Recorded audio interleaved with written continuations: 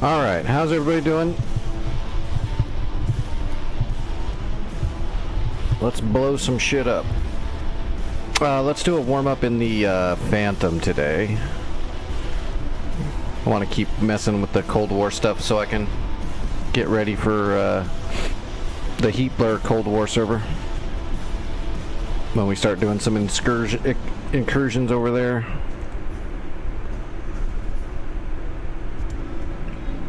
I actually need to see, I need to mess with the E2 Sparrows. The dogfight Sparrows.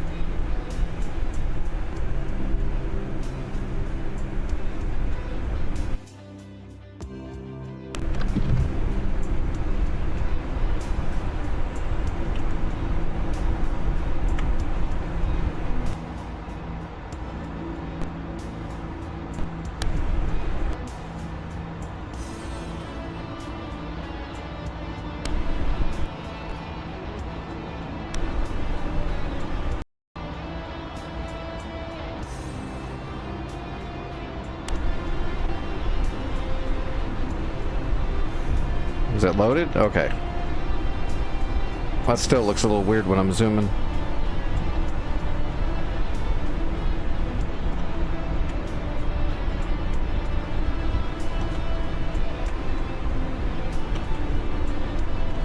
Well, that's weird.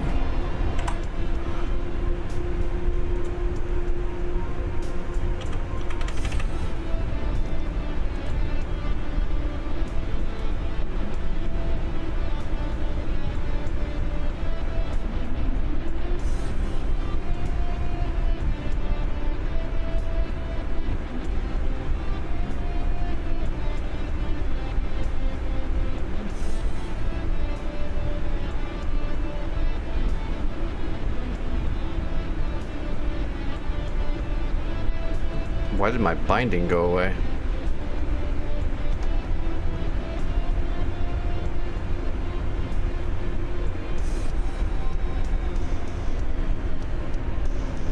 Oh, that's weird. It doesn't even show it anymore.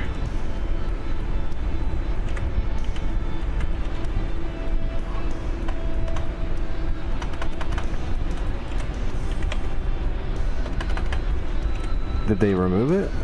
I don't even remember what it was called now. My binding for it is gone. Should have been under general, where it shows the visor. You can put your visor up and down, but it used to be able to toggle the sunglasses.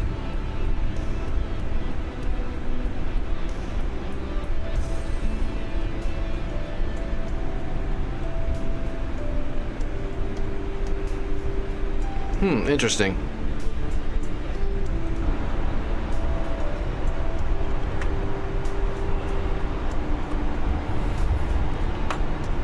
Okay, that doesn't really matter, but something must have happened. Ground crew, rearm. Alright, what do we got? AIM 7 mics. Let's grab the E2s.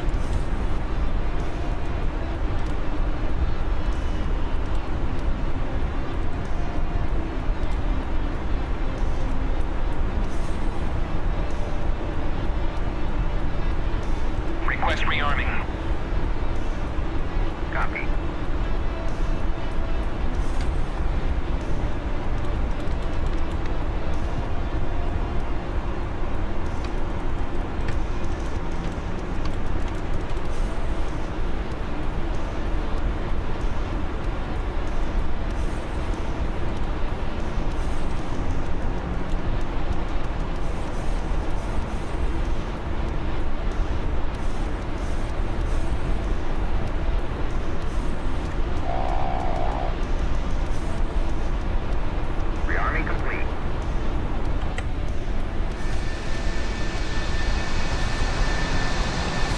Yep, those are E2s. We'll give those a whirl. Hey, Jock, what's going on, buddy?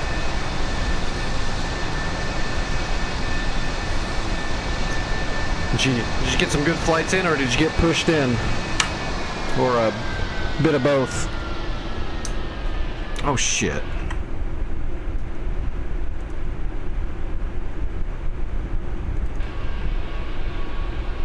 I forgot to reset my hoe test before I did a hot start in. Oops. Maybe my binding will come back now.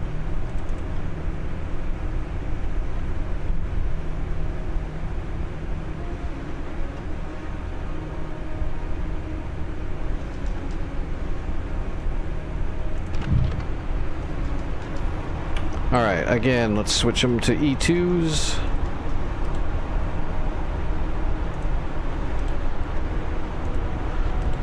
Supposed to be shorter range, but more maneuverable. Request rearming. Faster acquisition. Copy.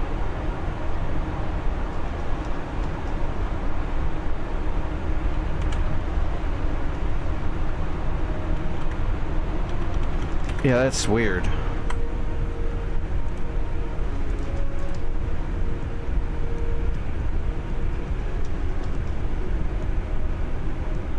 Yeah, it looks like it's gone. I'll have to look that up later. It's not really super important. It just drives me nuts that it's all of a sudden gone.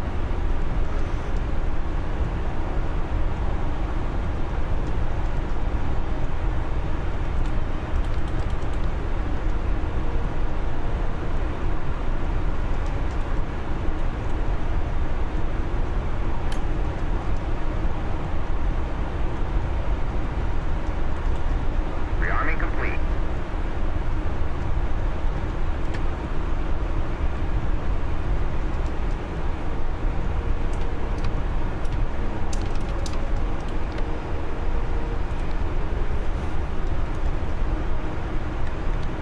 Okay.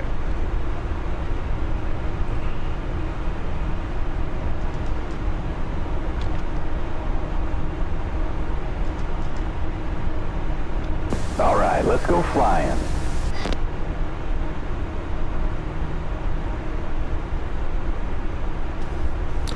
Wags here. I'm gonna be your Rio today. You're fucked.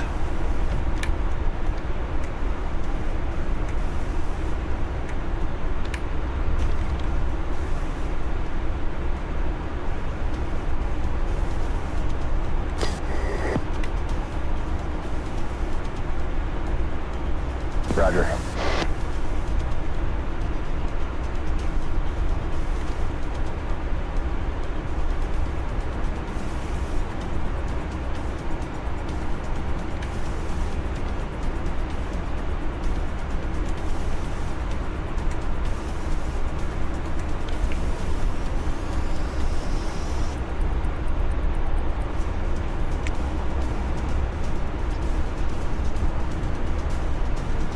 Oh, I wish I had an info sheet on those different Sparrows, because I'm not familiar with the E's and the E2s besides generally. I need to look up the actual specs on them.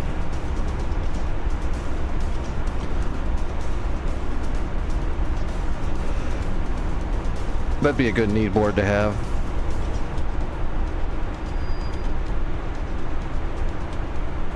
Just all the different AIM 7 specifications.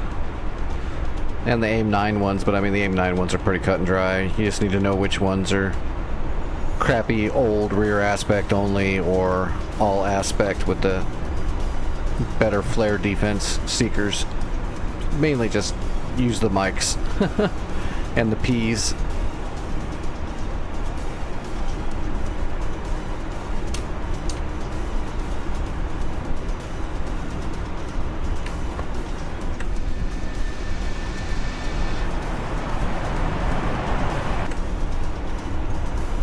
Oh, let's spawn just 2.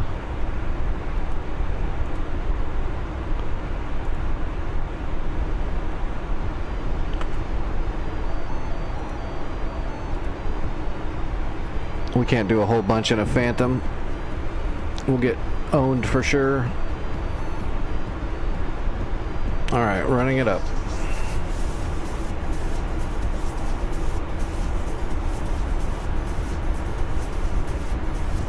Alright, 80%, everything's good. Here we go. Engine's good, airspeed off the peg. 80 knots. 100 knots. Another day at work. Heads up, nails. 6 o'clock. Gears moving. Wow, what's with the... That's some weird... That's some weird Heads stutter. up, new bogey. Right, 20 degrees. 43 miles. 1,000. Flaps up. Negative IFF.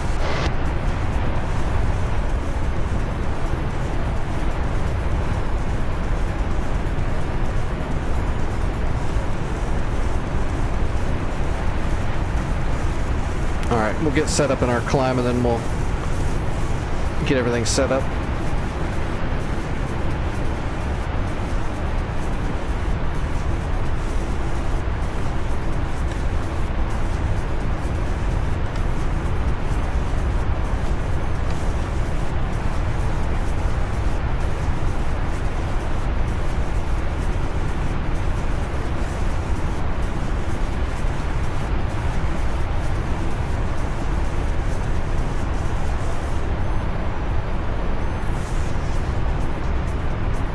Roger.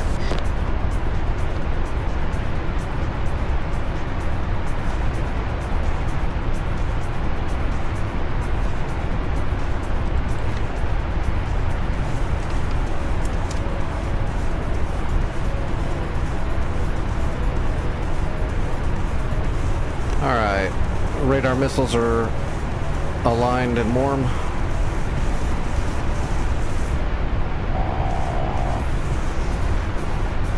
Heaters are ready.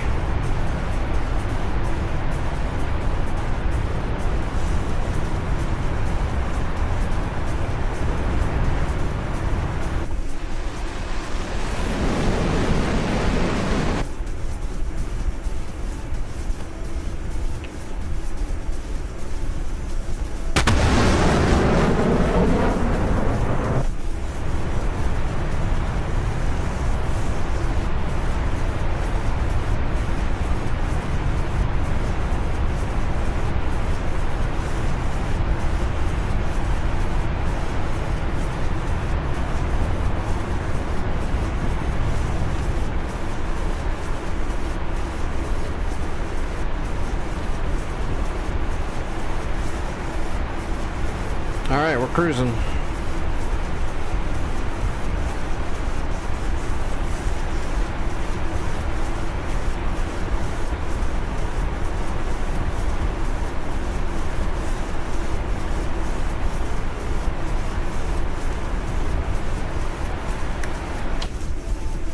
Verify we're going roughly in the right direction. Should be. Yeah. We can head straight east now. And we'll let... We have a friendly sentry. 3 o'clock. 5 miles. We'll let Jester do his job in the back and see how he does.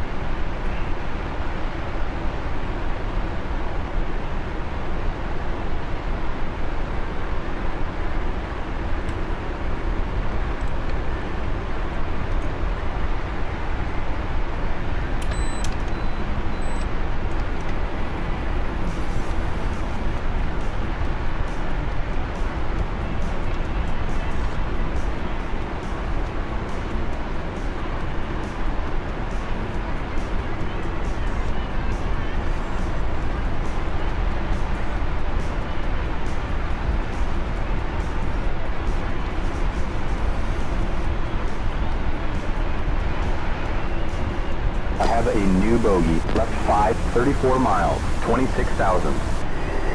Okay. No IFF on this one. Target is hostile. Copy. Got a contact. Left 5, 32 miles, 24,500. Roger. No friendly return. Bogey is hostile. You got it.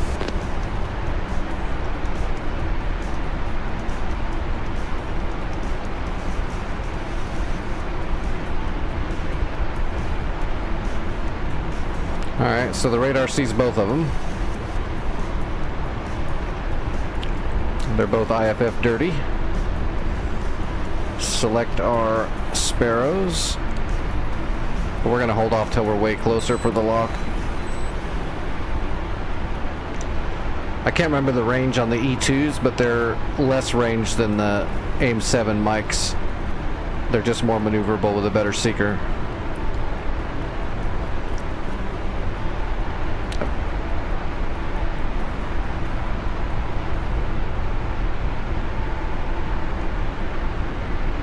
Oh, we're getting pretty close. Let's go ahead and spike them. Locking bandit left 5, 24 miles. All right, we got him. Good luck.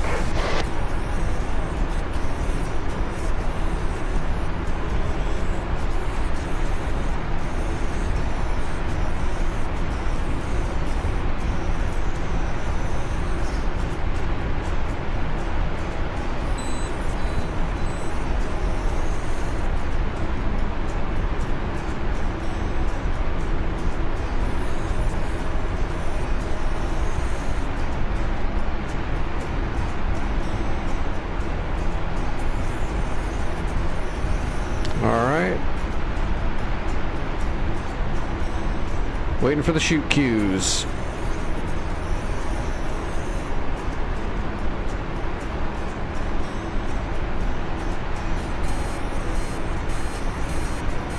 And mud. Mud, 7 o'clock. 7 o'clock. Hawk.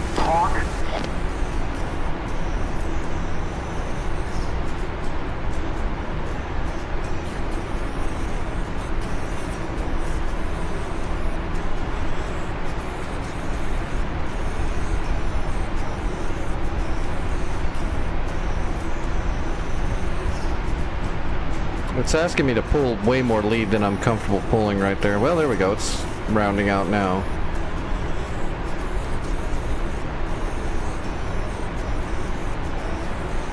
These old radars are rough. Okay, we're getting close.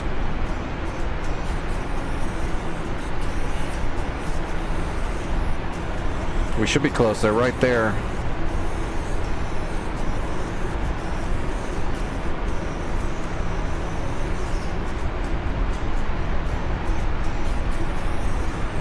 In range. Fox 1. We have a bandit. Pull back. 12 o'clock. 5 miles. We have a bandit. Pull back. 11 o'clock. 7 miles.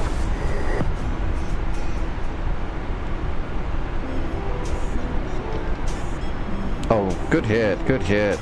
Boom. Got him. Back to standard scan pattern.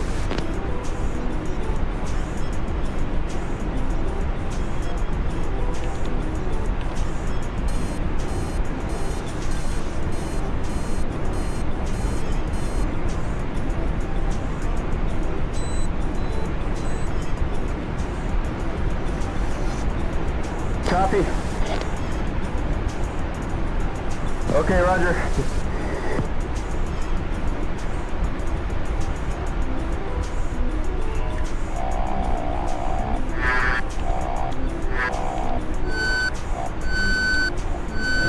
Fox 2. Oh, nice. Hey, California, how's it going, buddy? Bandit is going down. Well, that was a good engagement. Contact dropped. Back to standard scan. Okay, sanitizing the sky again.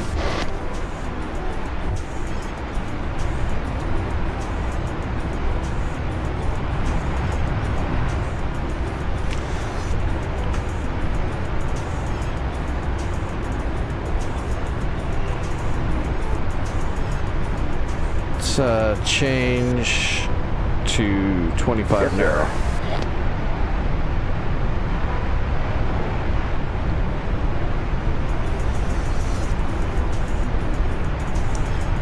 See if we can find the other one over the mountain.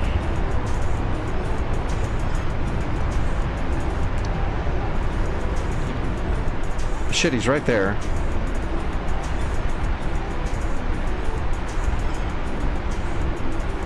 New bogey, left 5, 8 miles, 24,000.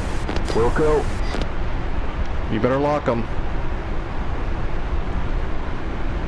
There we go. Chester got him. 1 Mississippi, 2 Mississippi, 3 Mississippi, 4 Mississippi, shoot. I shot too early. I don't know if that seeker's active. We have a bandit. Pull back. 12 o'clock. 4 miles. No, it's not active. We got him now, though. Fox 1.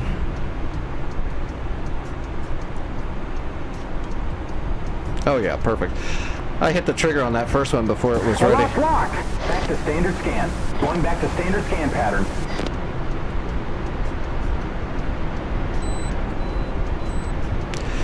Hell yeah, it's a beast. It definitely feels like a beast when you're flying it. Just a giant friggin' chunk of metal with shit all over it. Thing's huge. Yeah, I fly not every jet, but most of them. There's still a few I don't have yet.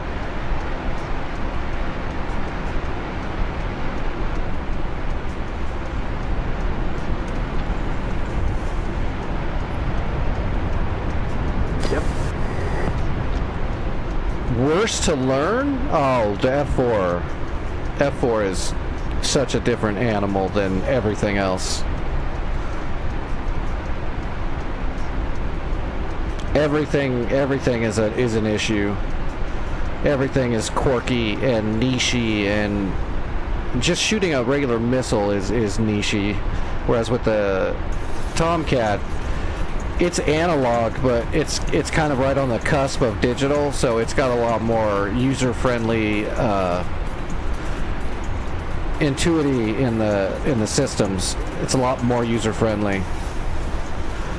The flight models are both equally difficult, but the Tomcat's systems are a lot easier to navigate and utilize.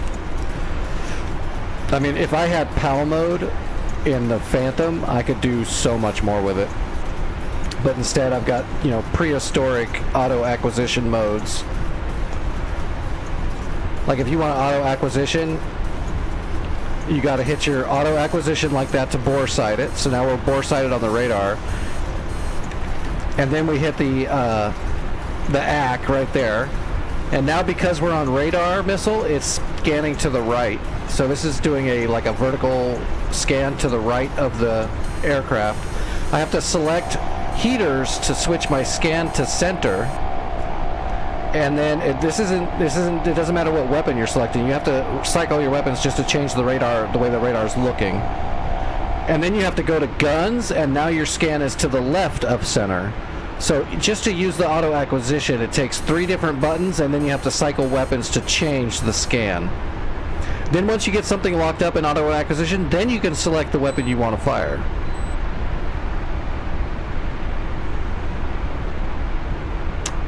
Just like the cage button, when you say cage button in the F4, it doesn't do what every other jet does. The cage button in the F4 actually switches it to bore sight. So let me back to standard scan pattern. No can do. From here to get into auto acquisition, you have to hit the cage button. It has nothing to do with the seeker head. You're not caging or uncaging a seeker head. You're caging the radar to the bore sight when you hit cage. So that's the cage button. It bore sights the radar. And then to start the auto acquisition, you hit the auto acquisition. And then you cycle the weapon for that. But if you have a heater... Okay, sanitizing the sky again. If you have a heater selected, you get the tone. You do not hit the cage button to uncage the seeker head of the friggin' heater. You have to hit the AARP refueling button and hold it down. So everything about the Phantom is very not intuitive.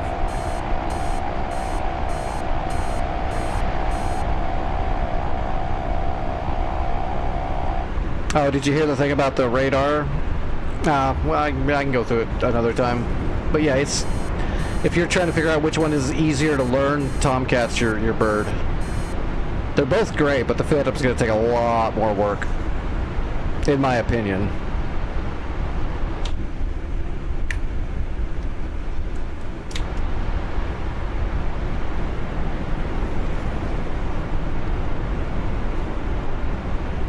Back to standard scan pattern.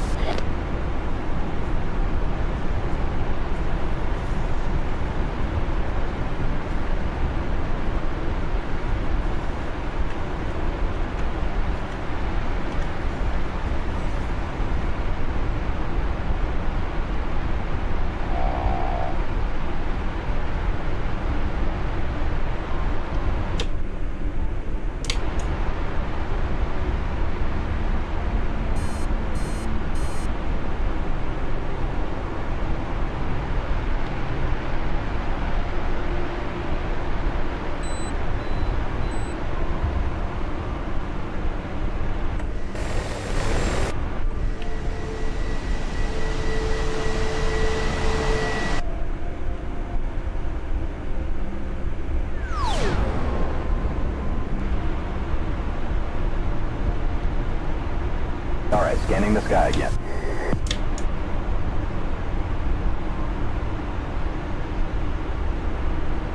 Okay.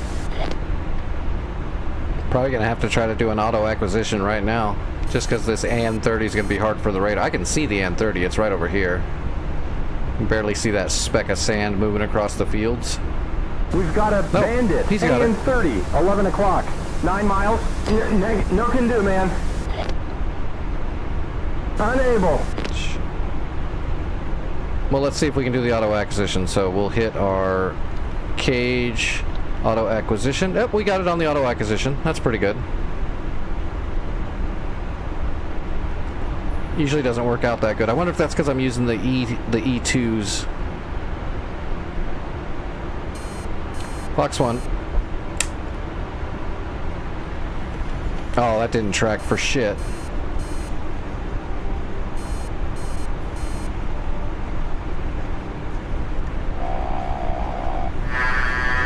Back to standard sand pattern.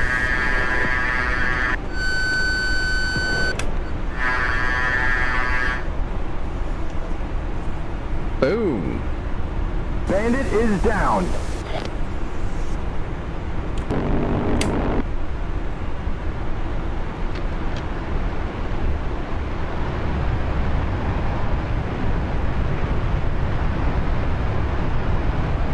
That auto, I don't know what that thing auto acquired, but it wasn't that plane.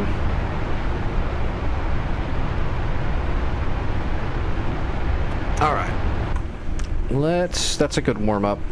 I want to jump out though. Does it have the missile specs in the encyclopedia of DCS? Or do I need to look that in? It's probably better if I look up the actual information on the actual missile, because it's usually a little bit cleaner and better than what DCS tries to say.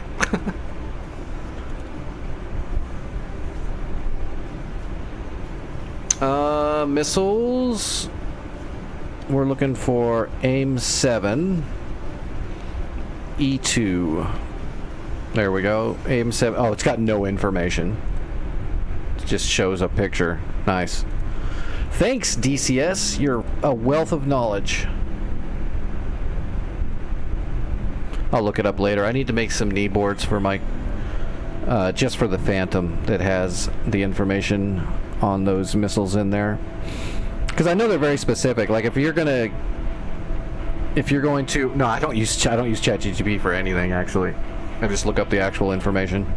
You can look up the actual military information, like the actual manuals and stuff for declassified equipment, so you can actually get the actual stuff from the real people. You can even find the actual military briefings that they would use for classroom when you're learning this stuff. You can actually find the original briefing videos and stuff from the Air Force and Navy if you want to. Alright, let me do a helicopter warm-up really quick, and then we're going to check and see if the Iraq map is going to work. I think last night we kept trying to spawn in and we kept giving us bugged aircraft. I think it just needed a reset. We'll jump in and see if it's running. Oh, let's see. I'm feeling Gazelle with an autocannon and large warhead rocket.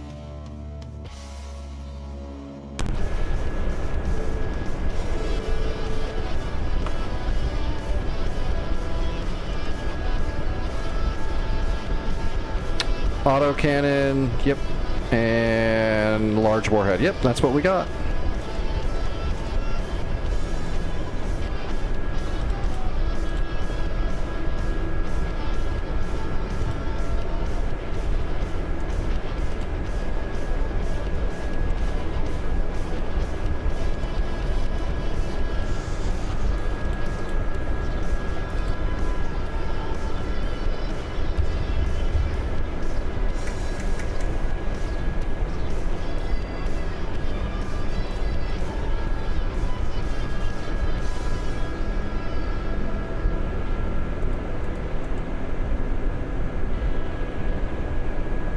Okay, yeah, there's targets to shoot right here. There should be some patrols around here, and I think there's some over here too.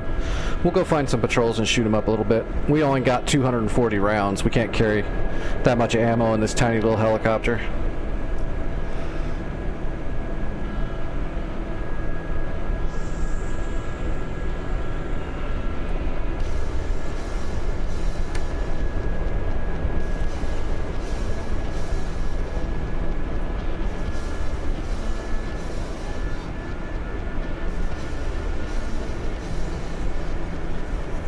Away we go.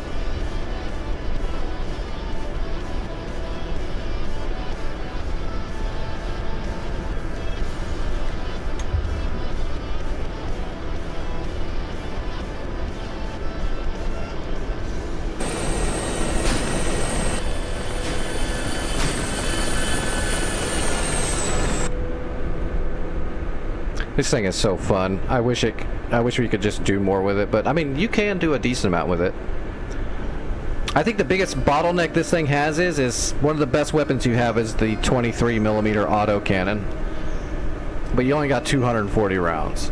But if you equip the autocannon, you can only put so many systems on this helicopter that require computing, because all you've got is this little space right here. So you can't put multiple computing systems. So you can't put stingers on this thing and then like other stuff. You can't mix and match your large systems. Because I would love to have just 2 stingers and the autocannon, but if I have the stingers, I can't use the autocannon. If I use ATGMs, I can't use stingers. It's just very restrictive. So that's the biggest downfall, is you can't equip stingers with, or I should say Mistrals. Mistrals are this, but it's just a stinger. It's a SHORAD. Seeker specific SHORAD. It's basically just a stinger.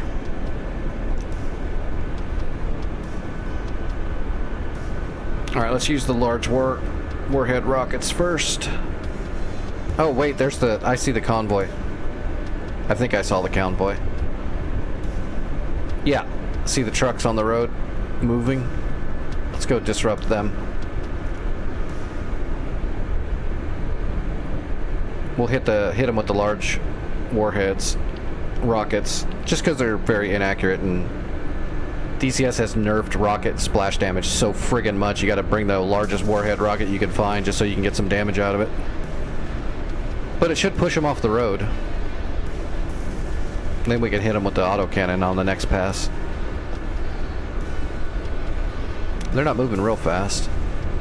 Well, they're moving along.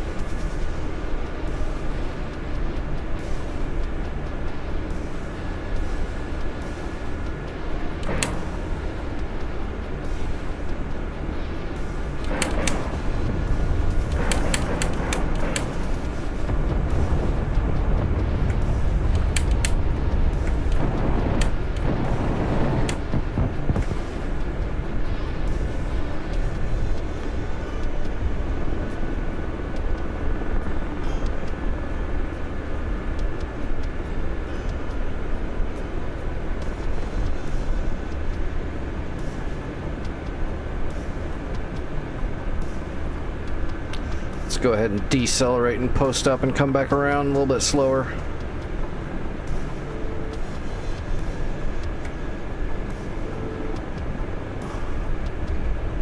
There's one.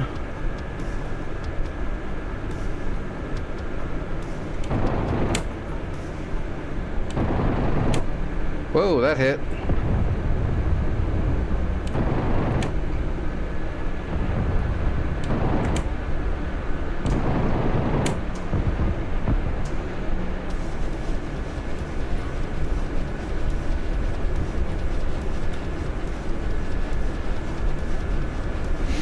That autocannon hits hard.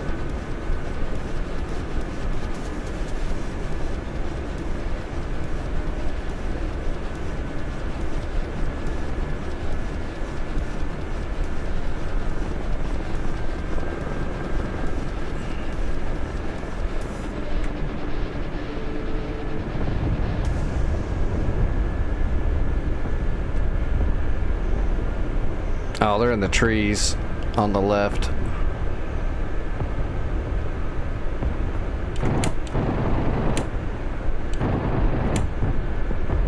There's one.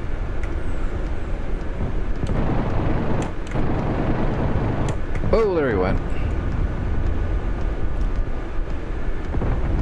Yeah, if you can get the rounds on target, man, the combat mix on the 23 auto cannon slaps. It slaps hard. But you've only got so many rounds.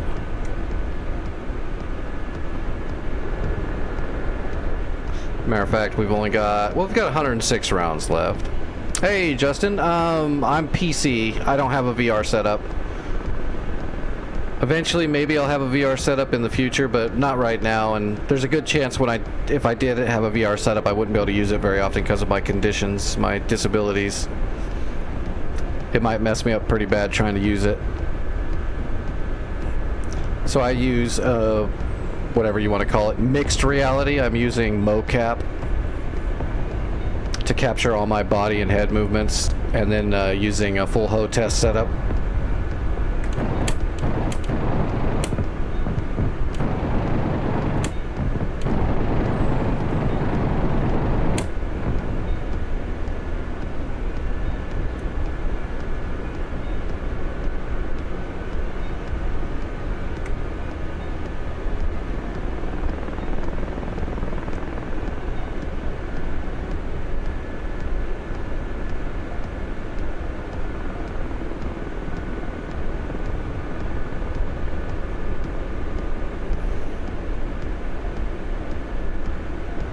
Good old Gazelle. Such a cool helicopter. I love how the torque rotor is internal too. It's just cool.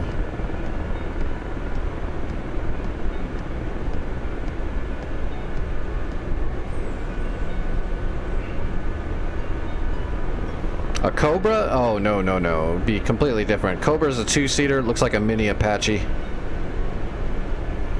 This is a two-seater, but it's just side-by-side, bubble canopy, standard helicopter cockpit.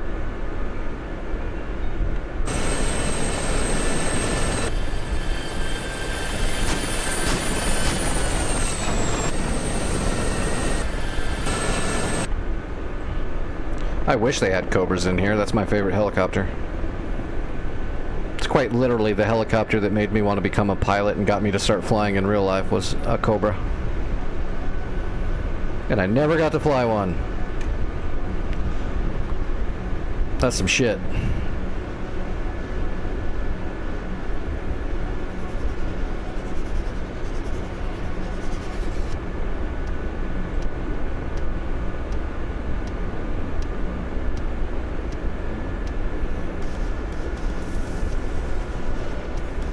Apaches are cool, but I mean, even right now today, the AH-1Z Zulu is our best assault helicopter, not the Apache. The Apache's really good, but the original Cobras are the originals.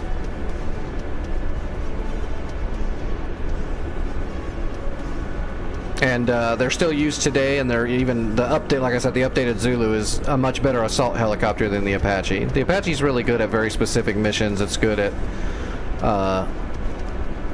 pre-briefed missions, night missions. That's its bread and butter. When there's air superiority already and there's no real threats. But if you need helicopters for close air support and assaulting places, the Zulu is the big dog. That's why it's the helicopter of the Marine Corps.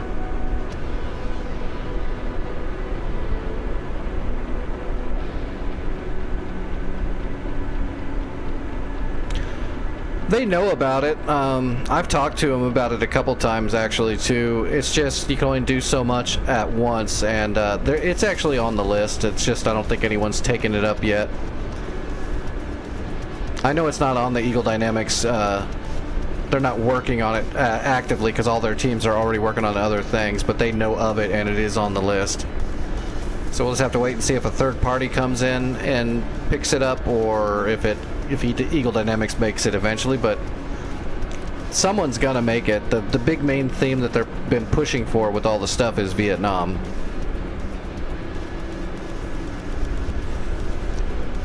Well, right, but I mean the Zulu has changed. It always worked, and it's just gotten better. So the upgraded Zulu that we use right now today it's just like an Apache except a little bit better.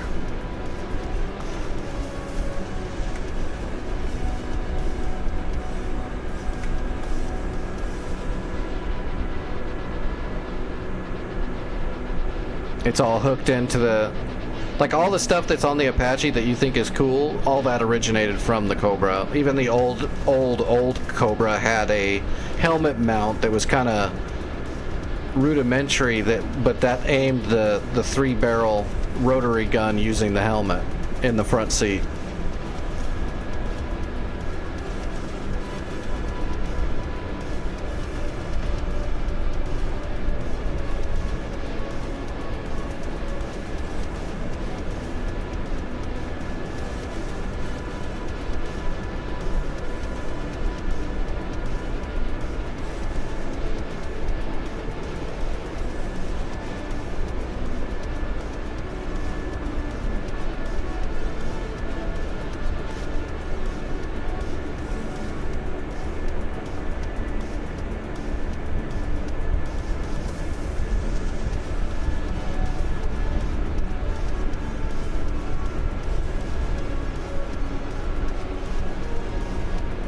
Yeah, I already fired my rockets. I had some large warheads. I just already used them.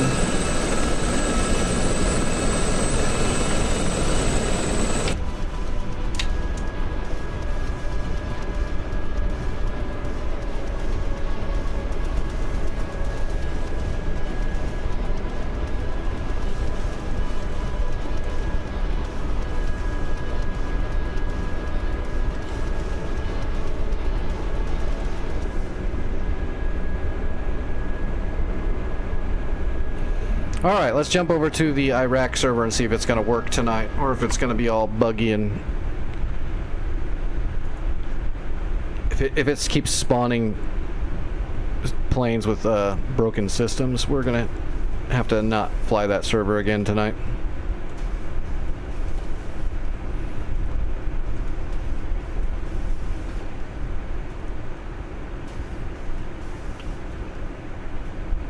Three planes in a row with no working HUD, symbology, or INS. Can't really do much with that. Let's see. Iraq. Nobody's on the server. That doesn't bode well. Hello, Alexander. How are you doing?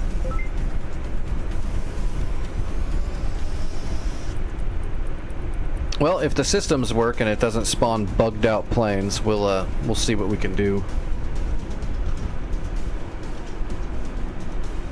I mean, we're so near to the end of the war. It's weird that it was bugging out so hard.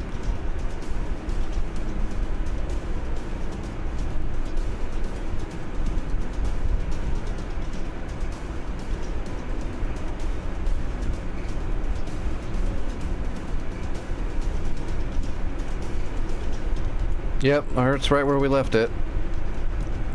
We've still got Balad and everything else, Fallujah, and we're pushing on Baghdad. Alright, so we got to do exactly what we were doing before. We have to black out these SAM sites before we can try to get Baghdad. SA3, SA11. I don't see any M2 Tor gauntlets yet. There's a man pad. SA10, there's a grumble. That's dangerous. SA11, yeah, I still don't see like a chapped SA15, so at least we're good with that. There's a Panzer and a Tor M2, so there's the biggest threats right there, but they're outside of Baghdad, so we don't have to worry about it. So let's just pick one, east or west. Let's go,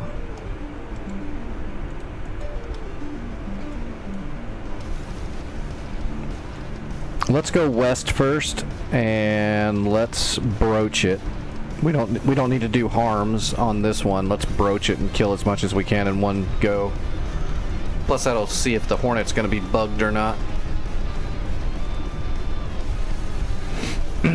Oh, let's fly a Christian Eagle over the top. We don't have any weapons, but we can do some acrobatics and just stun lock them. They'll just be looking up at us while we're doing that. And someone else fly by and drop a bomb. It'd be great.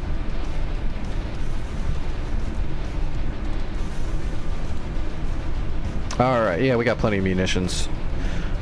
Of course we do. Nobody's been using any munitions on this server for like a day and a half now because it kept breaking.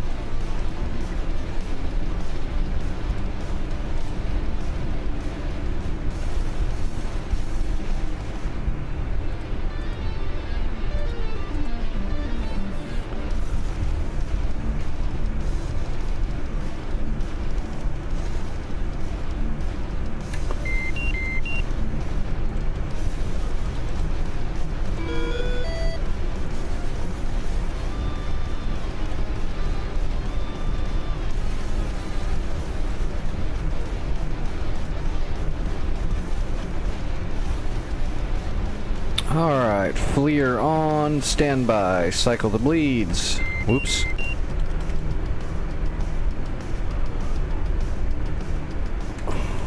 Alright, no faults. We're good to go there.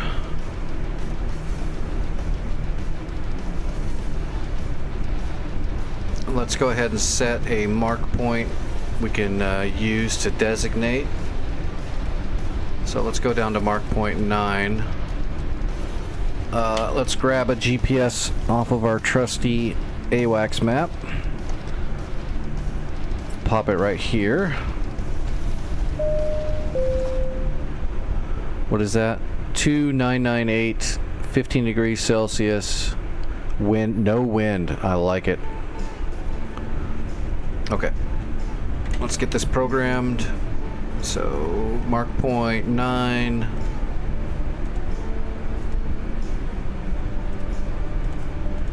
Alright, north, we want 3319 and 2030.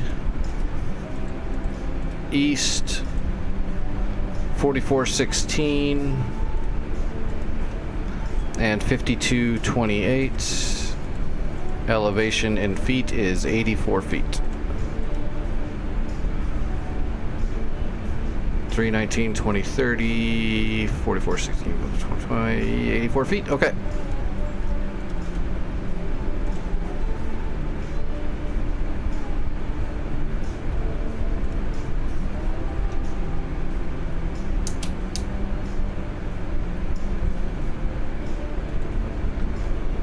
Turn off the external lights.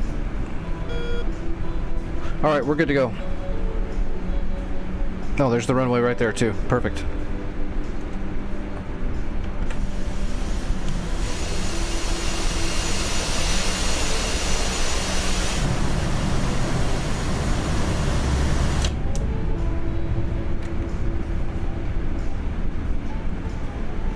Yeah, they definitely need the Cobra, and they still need to do a 105 Thunder Chief, a Thud. That would be a really important Vietnam-era bomber. The Thud probably dropped more bombs in Vietnam than any other plane. Thuds were what they used for all the Misty runs too on the Ho Chi Minh Trail. It's a very historic plane, so we definitely need a Thud. We need a Cobra. We've already got the Skyhawk. We've already got the Phantom. It'd be good if we had some Sandys. It wouldn't hurt to have some Sky Raiders. They were used quite a bit in Vietnam. But we have most of the important ones. I know we could use an A7. That would be cool. A Crusader would be cool, but it's not necessary. Just because we've already got most of the ones.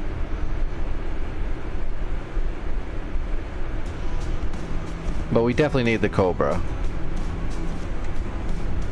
And the Thud. Gotta have the Thud.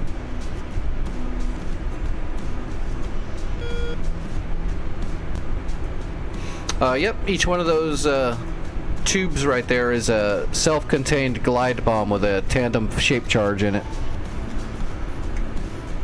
Uses GPS guidance to get over the target area.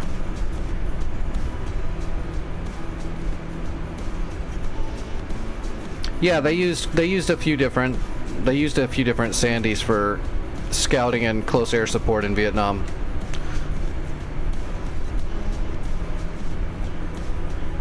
But it was mainly the Sky Raiders.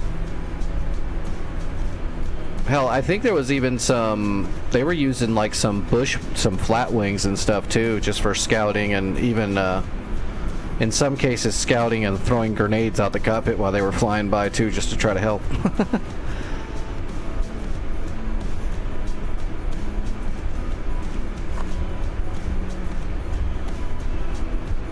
Alright, here we go. Mill power.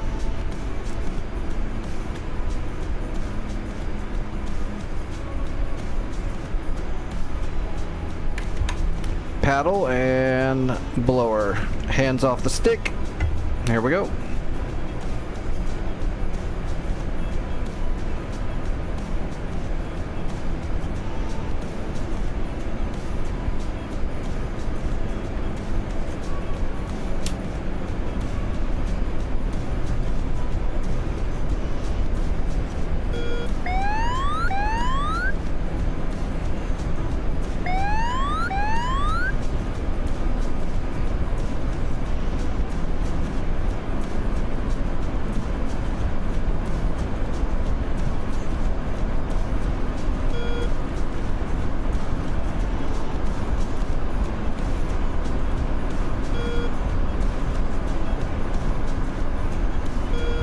Let's designate that mark point we created.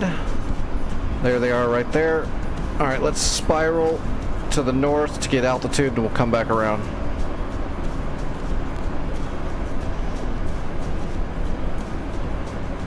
Well, so far my symbology's working at least. We'll see how good the INS is after we get the FLIR over there looking at the target point.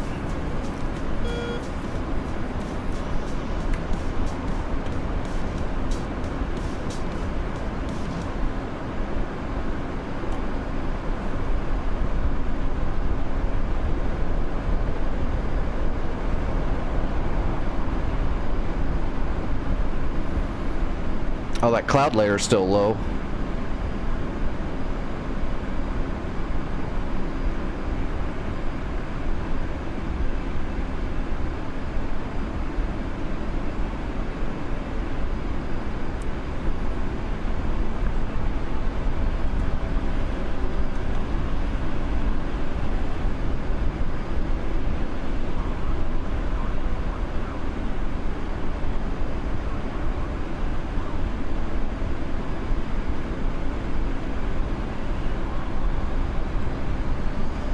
Oh, that's cool. They had like the actual pilot that flew that actual plane at the museum.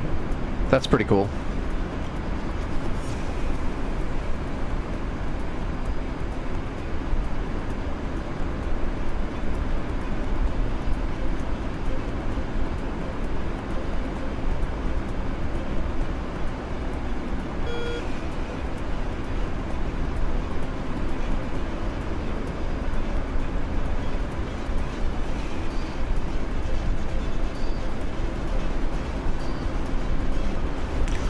Get the AP up and ready.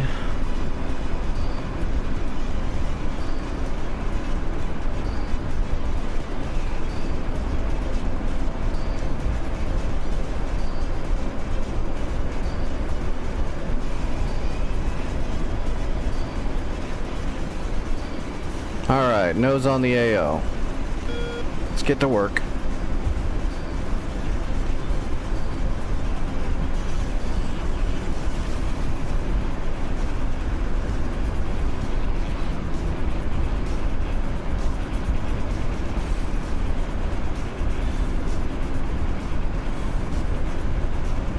There they are. There's the SA-3 parts right there. There's the radar, the first one right there. That's the low blow. Sorry, that's a straight flush.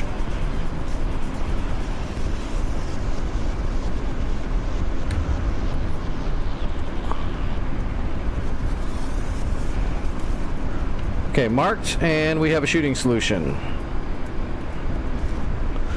We're gonna see if we can get most of these off in a single pass and then land and rearm quickly. The trick is, on this map, we have to kill everything on the SAM site to black it out. Once it's blacked out, the enemy cannot repair or rebuild on that location. So, there's 3 of them around Baghdad. We gotta black them out before we can really get a good chance at getting into Baghdad very easily. So we need to pummel one of these places till it's done. That way, oh, there's the other radar right there. Alright, we're ready to shoot at that one too.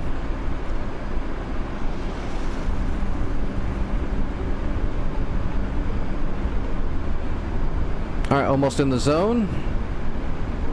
And we are in the zone. We're going to overfly it just a little bit as normal.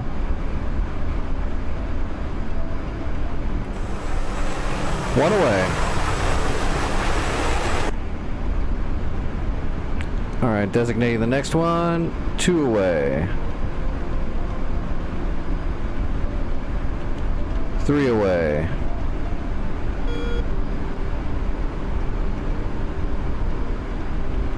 4 away.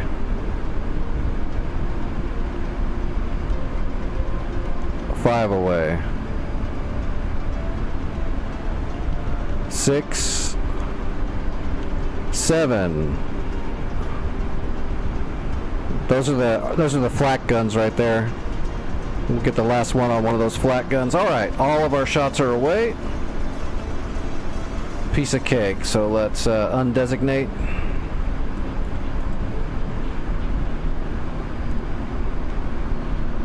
Put our FLIR in standby. All right.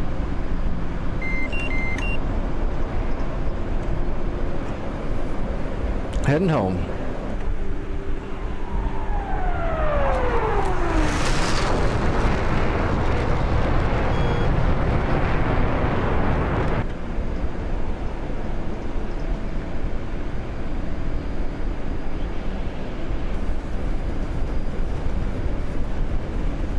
Bag is empty. Let's go ahead and drop the bag. That way it doesn't bug out when we try to rearm.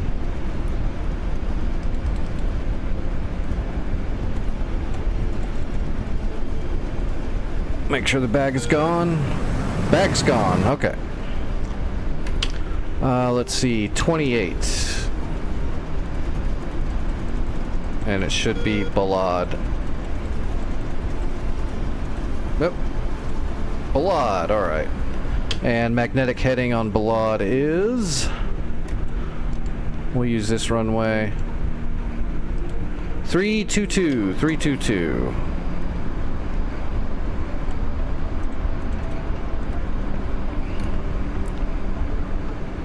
Oh yeah, I can actually see it right there. Alright, let's drop in.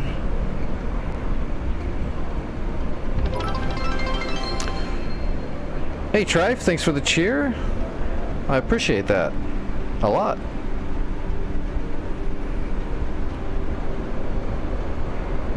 Alright, let's get the board out.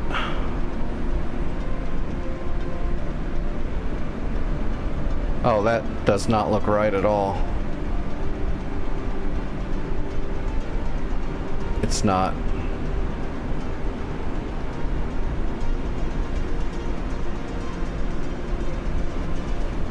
Oh, it's not bad. Okay, it's not too bad. I thought it was a little off. It's not bad. Thought I had misread my magnetic. Shit, we're still coming in too hard.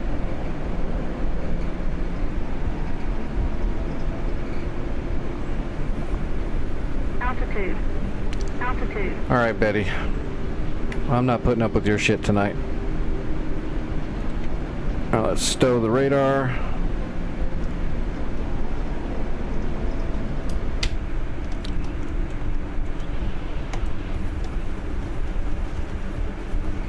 Here they come. They're coming in right now. So let's, we'll come back around.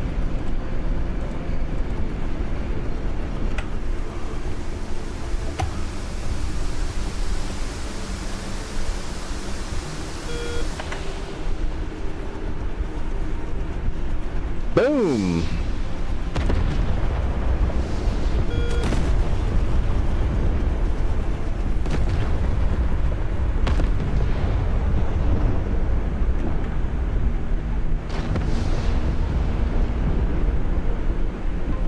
2 radars. The first 2 we shot were at the radars, so. Oh, did we miss the one search radar? Nope, there we go. Never mind. We got it. We got it.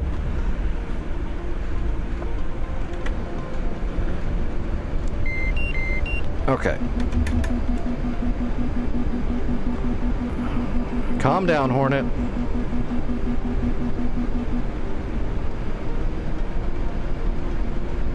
We're coming back around.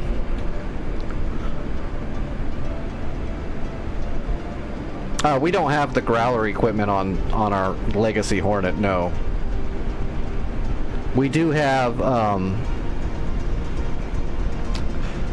the ALR-67, and we do have I don't even remember what the name of the ECM system is in the Legacy Hornet, but we do have, that's what this jammer is down here, the one where I'm receiving, where if we started getting locked up, we would switch it over to transmitting to try to bump and jam the system that is trying to currently mess with us. But no, we don't have the Growler equipment. You'd have to actually have the Growler for that.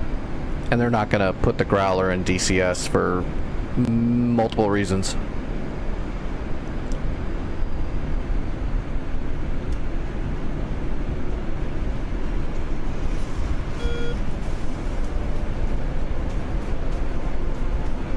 Alright, popping the gear, popping the flaps.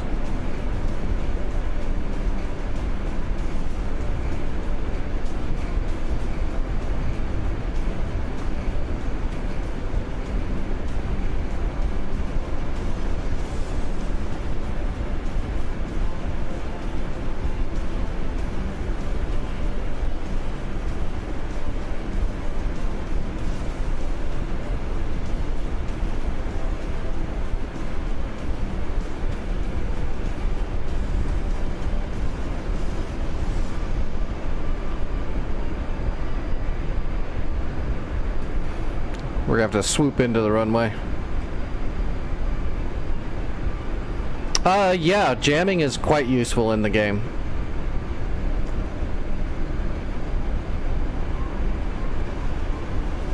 It just depends on what you're going up against and what they're using against you as to how successful or how useful your jamming would be. If I was getting tracked by enemy like flankers or something like that, I'll absolutely jam them back if I remember to. Sometimes I don't, but for the most part, I'm going to always be doing that. You just have to be up. You just have to be on top of it.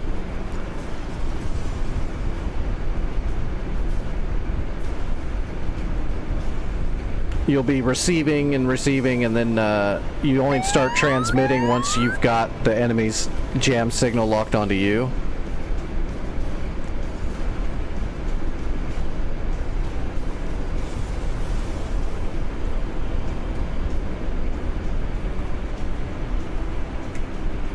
A lot of people just leave it on, and that's not really doing anything. As a matter of fact, it's turning you into a giant beacon. So if you use it correctly, it's very useful. Like if you're gonna do like some Wild Weasel CAD using an F-16, I will put the long pod on the center line so that I can actively target jam the SAMs, so I can actively bump their lock off of me so I can get closer to get my shots off. I've done that off and on, just depends on the situation. It doesn't work every time, but I mean, I can usually get a couple of locks bumped off myself until I get so close that their radar burns through the jam too quick. But it'll still give you an extra, few miles closer to the target.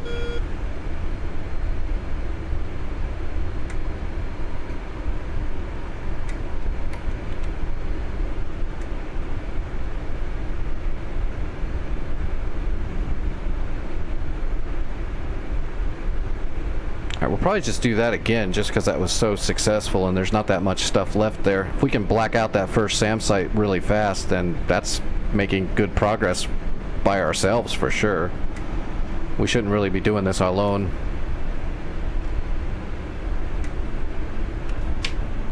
Oh yeah, look at that. There's almost nothing left. 2 technicals and 2 flak guns, so let's take those out. Let's rearm, reload, and take those out.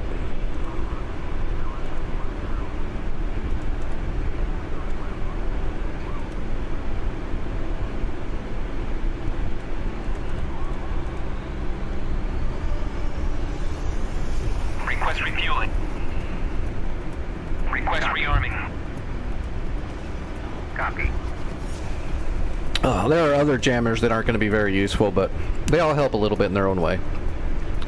Like some of the older, like the old ALQ, I think it's 87 maybe? It's the square short pod that's on like the A10 wing. That one's not going to do much for you. The upgraded version of it will do a little bit for you, but those are mainly passive jammers that are just kind of trying to help you by...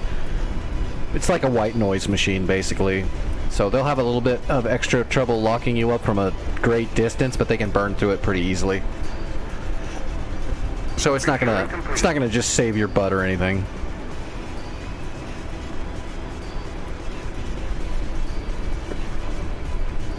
Flight controls. Flight controls.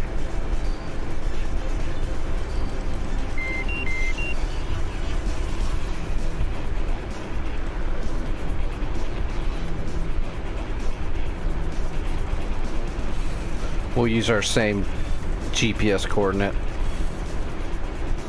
We already know where the 2 flak guns are. We just need to find the 2 technicals. Rearming complete. Alright. We're loaded up.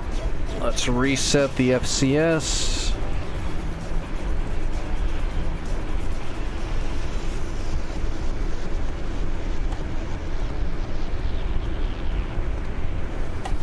Alright, flaps to half. Check faults. Make sure our stabs are at 12. We're good, and no faults. And we have the radar stowed for now. We'll activate it up in the air.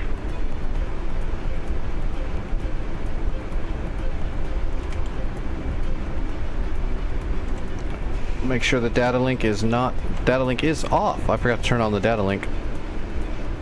Not that we need it, but we might need it. Okay, we're good to go.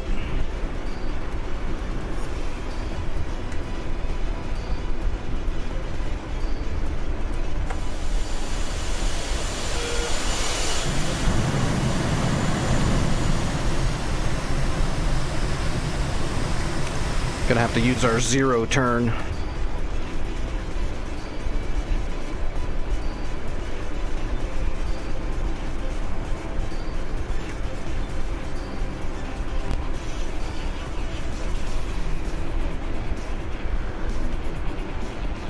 Alright, away we go.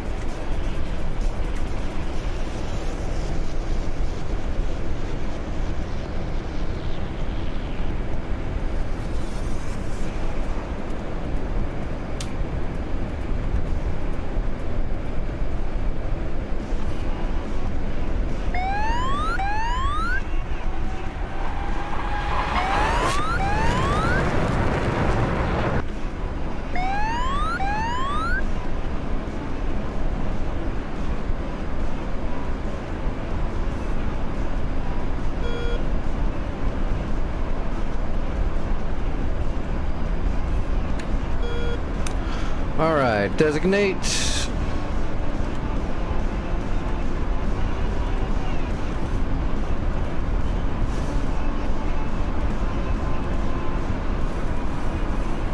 Other pylon. I was hoping they would have saved the pylon programming, but no luck.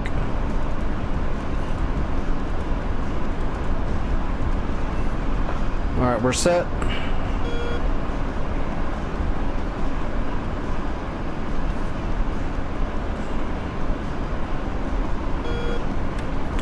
And radar on.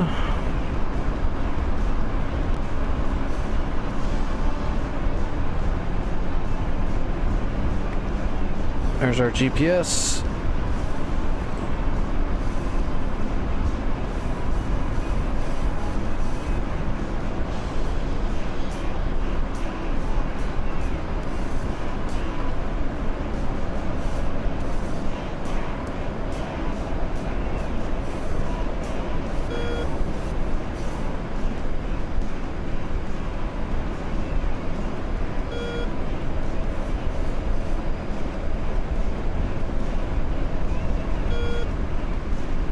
Alright, we're off blower and nose on.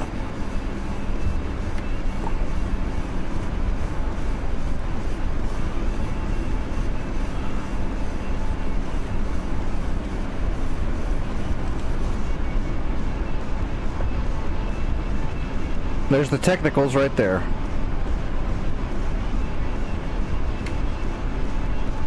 Yep, that's them. And we got our first shot, shooting solution, we're good to go.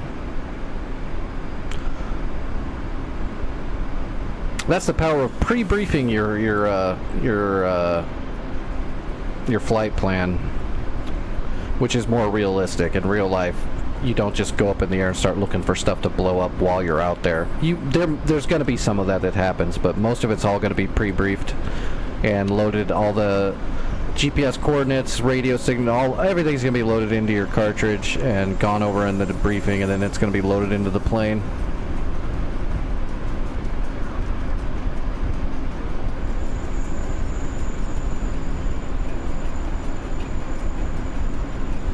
You're picking winners and targets that you're going to be aggressing way before you're going to drop it. Most of the time. Alright, we are in the zone. We're going to fly a little bit farther, like always, because it's a GPS bomb. Alright. One away.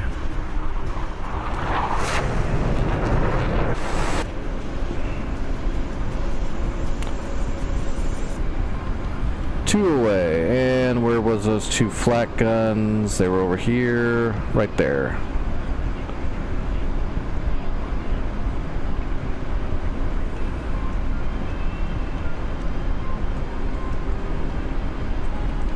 Alright, 4 are away. Now we're going to maintain an orbit and wait for BDA on those shots, and then we'll go from there. We'll hold on to our last 4 broaches in case one of those misses. We can refire, and if they all hit and it blacks out the zone, then we can move on to the next zone and fire our first 4 broaches in.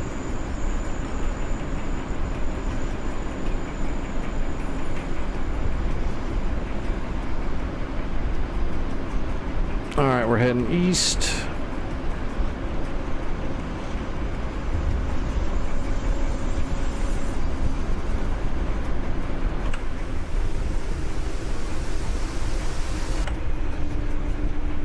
Oh, we fired those from really far away. Oh yeah, we were at almost max range, so you can fire those babies at about 40 miles roughly.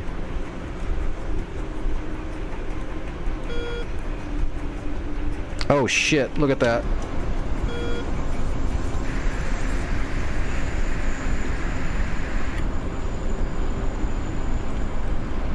Gotcha. Okay, we're gonna go kill this flogger so that he doesn't attack us.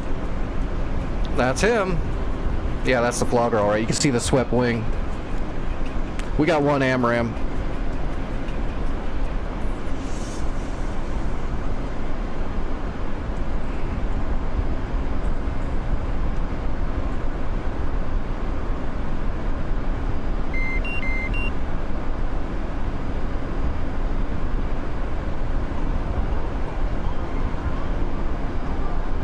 Oh, he knows we're coming for him now.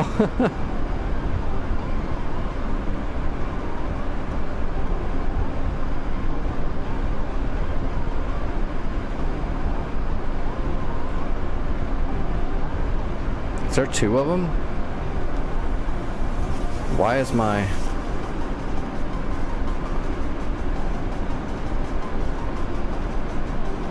There we go, gotcha.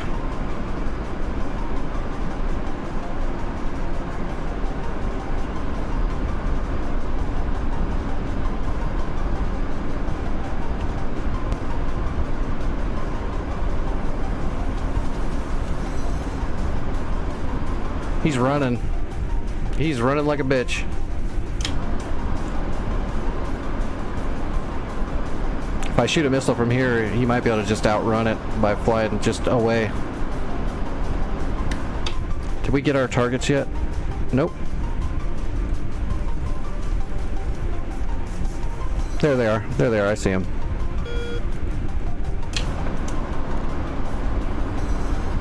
We fired our last 4 broaches. They haven't hit yet, and we're chasing down an enemy flogger that was trying to attack one of our bases. But he's running away. So we're burning a lot of fuel trying to get to him.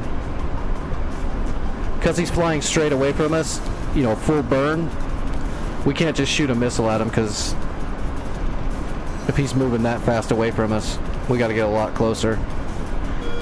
But we're starting to catch up to him, so he's probably going to start turning soon, which he is. Floggers are fast, but they can't turn for crap. Here he goes. Yeah, he's flanking now. You can actually see him on the targeting pod.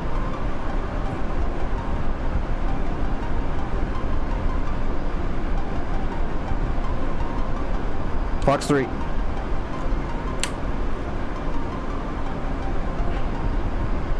Switching to 9X.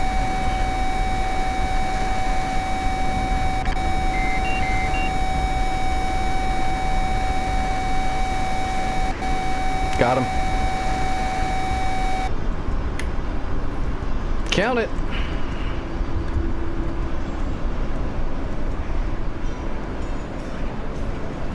This is a dynamic war server, so the red side is AI of varying degrees of difficulty. The North Pole servers are pretty hardcore, so most of them are going to be aces.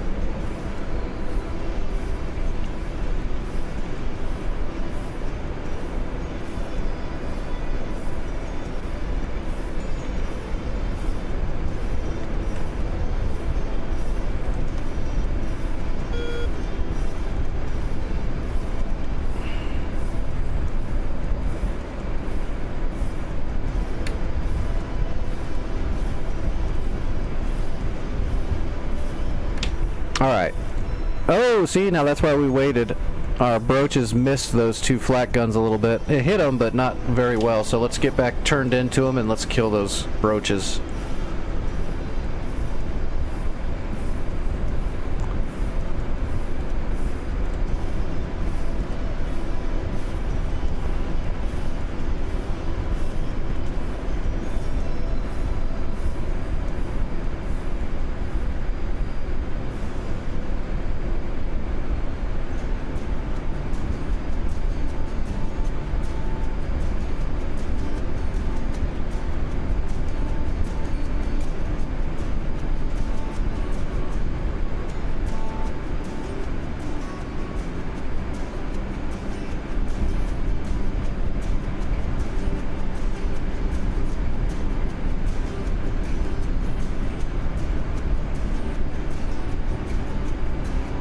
Alright, there's the first one, and we have a solution. We're going to get a lot closer this time, though. I think I shot him a little bit from too far. Well, I mean, we were in range, but the farther you are away from the target with a glide blum, a GPS, it stretches out their distance, so that might come in a little too flat.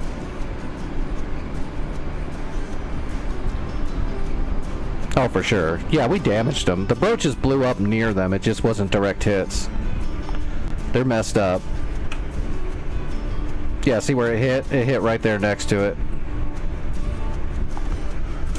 We'll finish it off.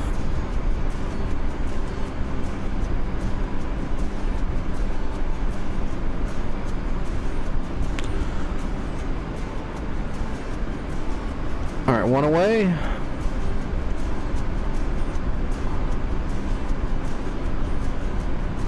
Actually, let's give them each 2.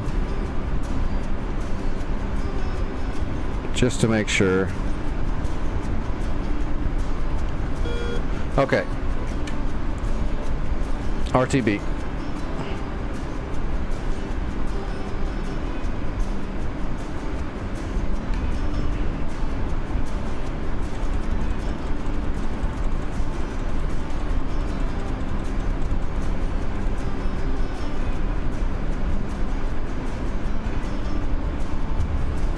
There you go, our targeting pod's looking at our runway.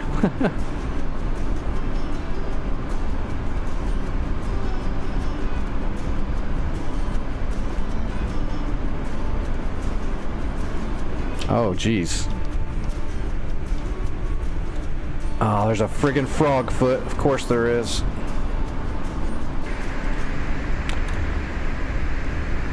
All we have is heaters.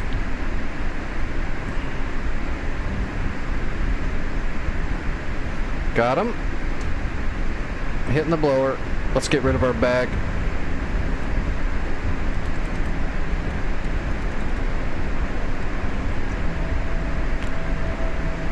Frogfoot's actually attacking our airfield that we're using right now. Which means our SAMs will probably kill him before I get there, but... we got plenty of fuel, let's spend it. Better to burn it than dump it. See, he's jamming. He's jamming us. That's why it says he's 99 miles away, because he's actively jamming us, so... he's probably using 410 pods.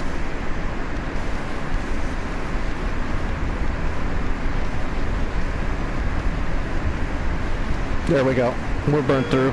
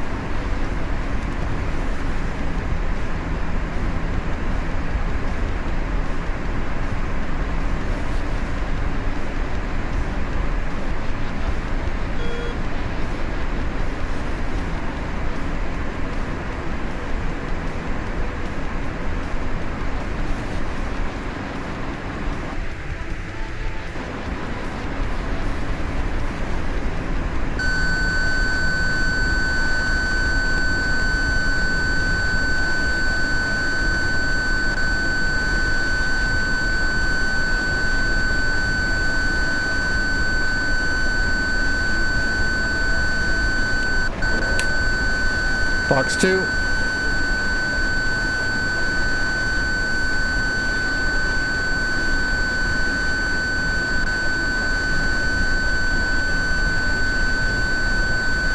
Oh, we just got the two flak guns.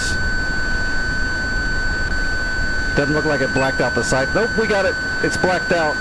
Hell yes.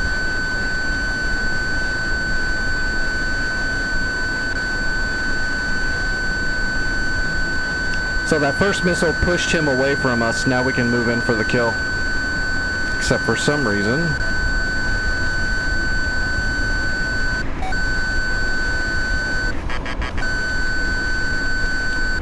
Fox 2. Oh, I went right for the friggin' flare. I think I shot him.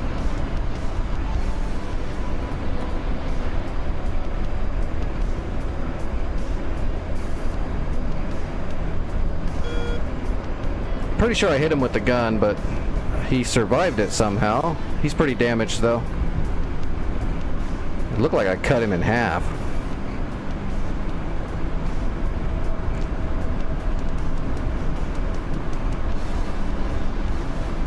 Oh, you poor, poor man. You're not gonna make it home.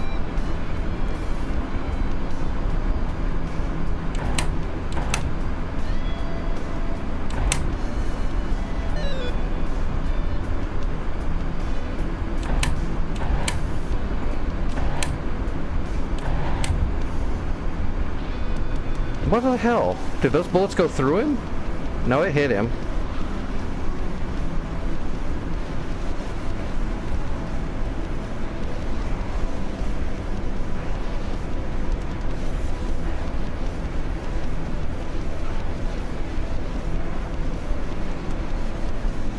No, he's in the ground. Okay, we got him.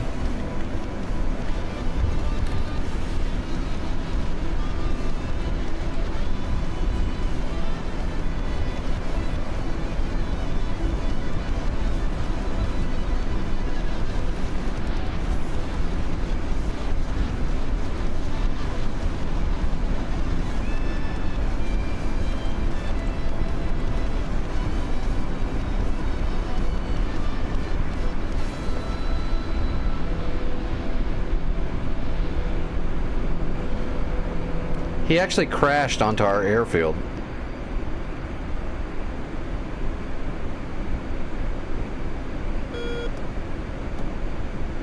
Well, that was a hell of a run. We blacked out the SAM site and we took out a fish bed, or not a fish bed, a flogger and a frogfoot.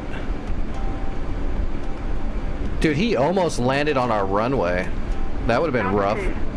Actually, we got another runway right there, but it's pretty rude.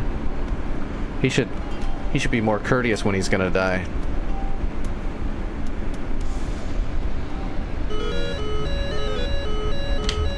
Oh, you're kidding me.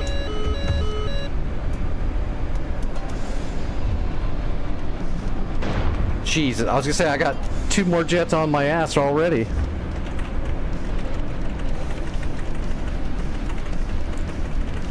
That was cheap. I don't know if I'm gonna be able to eject. I think I blacked out completely from the spinning.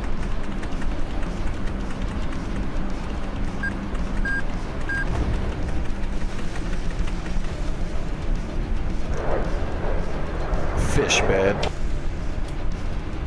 Oh, that was weird. He killed me with a radar missile, but I never got fully locked. How did that happen? That's interesting. I figured it was an R70 or an R60. That's very interesting. I would have known he's locked. He had me locked and fired a missile. I would have known that. That's weird. I wonder if the server's still bugging out. I don't care. I've got symbology. It's working done well enough. Alright, now we gotta hit the SA-11. That's gonna be a lot harder to do. Maybe, actually? They don't have a GBI here, so not necessarily.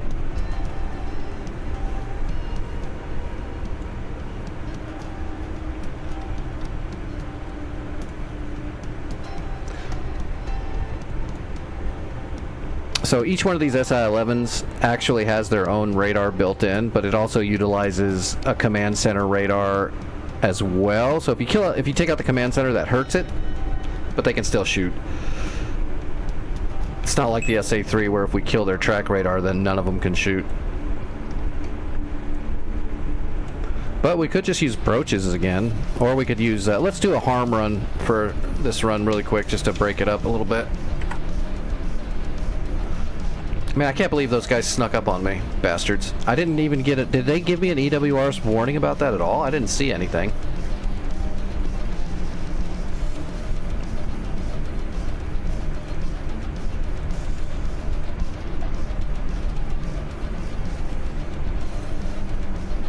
Oh my god, let me choose the friggin' fuel tank. Thank you.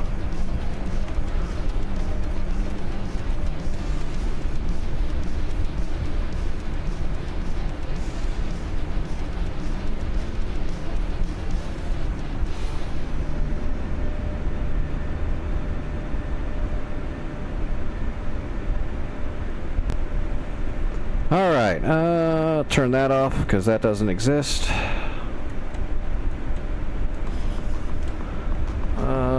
Don't need this.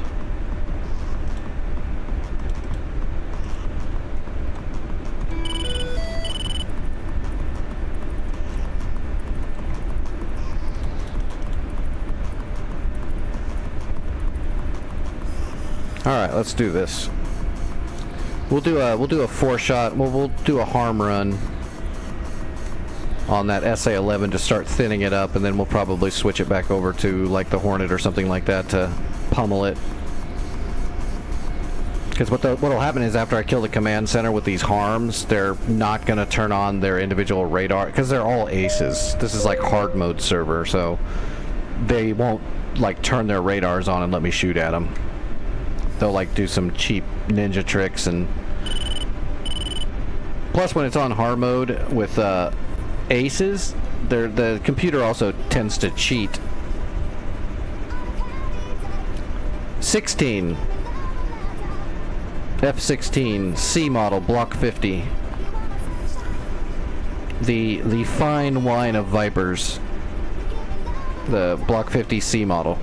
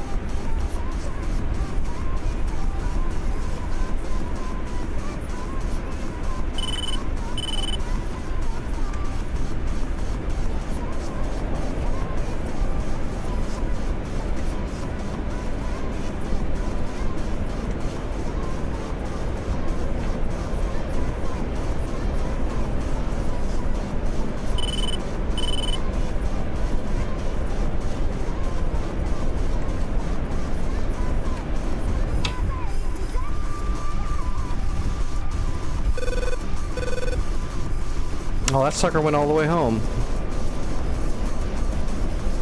Alright, well, let's fence in for our harm shots. And we're gonna spiral because we gotta get way up in the sky before we do this. Oh, actually, no, we don't. We don't. We do not have to go to Angels 30 for this. There's no GBIs at play. We just have to worry about this fish bed sniffing around.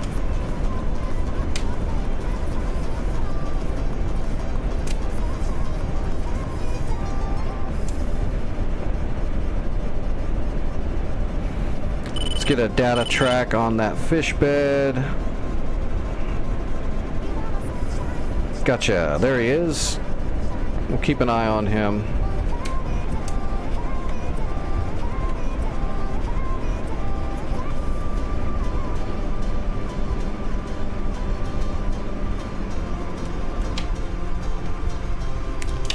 Or 29.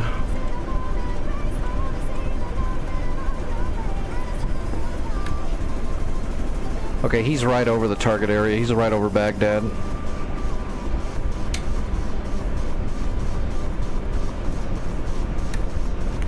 Switch this up to 2 bars. Alright, Mr. Fishbed. That's your ass.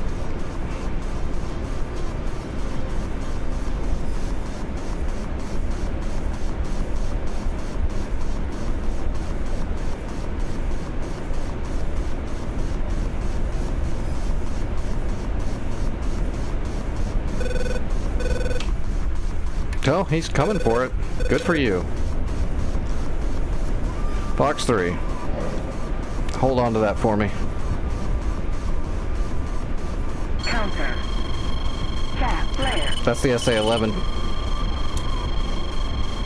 Switching to Magnum. Magnum. Magnum. Magnum. Switching back to air.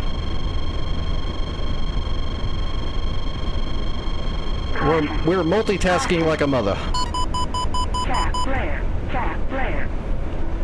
Fox 3. And we've got SAMs coming on us. Cat flare. Cat flare. Splash the MiG. Cat flare. Cat flare. Well, that'll be nice if we pull this off. That was a lot at once. Cat flare. Cat flare. We're burning.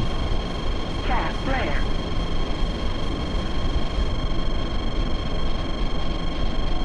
Switch into Cat 1.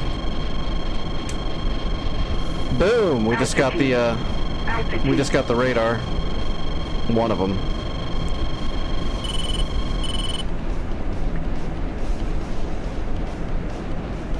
And that's why it's now silent. It is no longer alive. All right. Look at that. And we got some splash damage too. We killed the one radar that was right here. We got some splash damage. And we killed the fish bed. Oh, there we go. We just got the other one, the search radar. I didn't get to join the military because of my health conditions, so I flew civilian stuff. I just grew up on military bases. My biological dad was on the Ranger aircraft carrier. My stepdad was a A-10 wing guy. So I grew up around all of it, and I've been flying since I was a little kid. I just never got to join the military, unfortunately. Shit happens. It's what I wanted to do, but I was not able.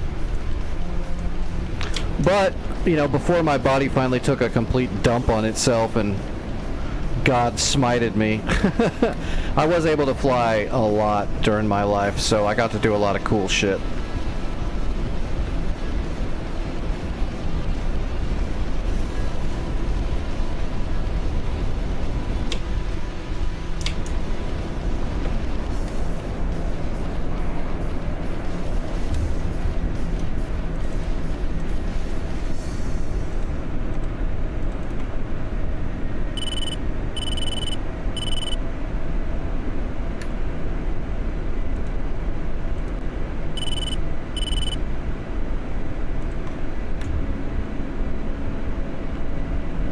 There it is. Okay.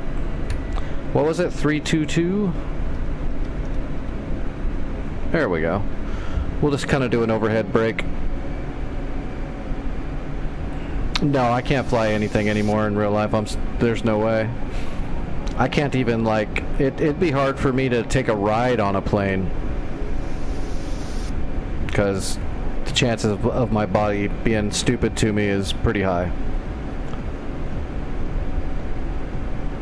So no, the last time I flew was 12 years ago, I think. Was the last time I actually got to fly. 12 or 13 years ago. Then I got to live in a hospital for a while. And then I got to live in a bed for a while. I can move around a lot more now, but it just hurts real bad.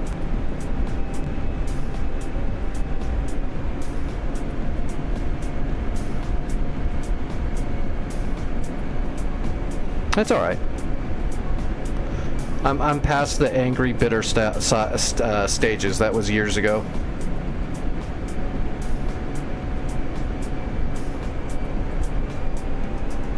Now I'm just in the mad at the government stage because I'm still waiting on disability. So that's probably not going to change. So I'll be forever angry at the government. We do have we have one great flight sim now for sure. This kind of gave me new life, being able to do this again. And Watch your 6. shit, they just launched more fighters on me. I gotta land. I can't stay up here with like what, 1 AMRAM? I got 2 AMRAMs, but that's not smart. All right, pop in the gear.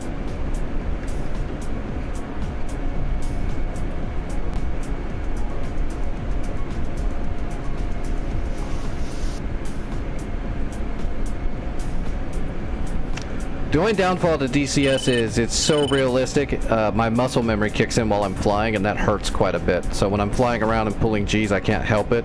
My body flexes, and that causes me a lot of lower body pain. Luckily, I'm heavily medicated. But that's also why I'm not really trying to push to get VR. Because I think my body would get wrecked trying to do VR.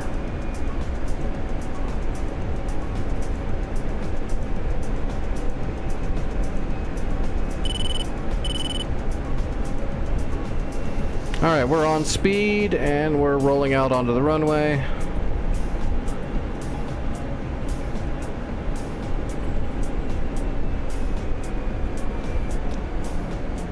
That's not a highway, that's a shit creek.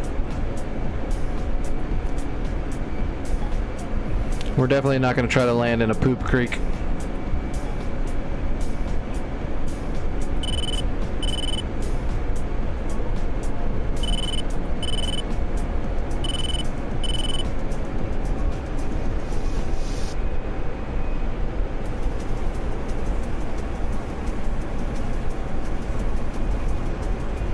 No, I don't fly in any of those.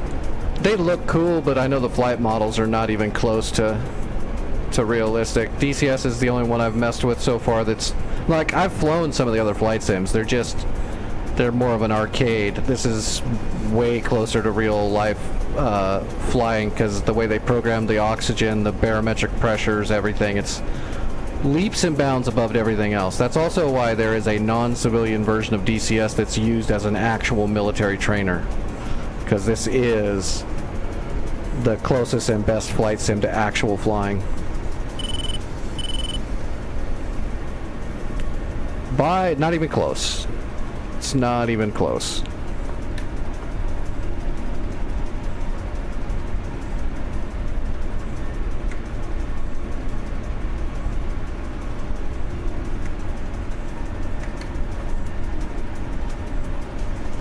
Alright, we're going to switch planes. We're not going to use the Viper again. Well, we might use the Viper again.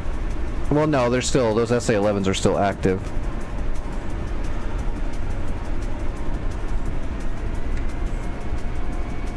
Yep, if you ever wanted to see what an actual military flight simulator trainer they would use for their pilots, you're looking at it.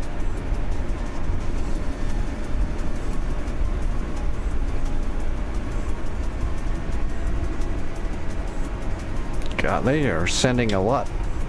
2 fulcrums and 2 fullbacks. They're getting sporty. They're mad at me. I destroyed an entire SAM site that they can't rebuild. They're all pissed now.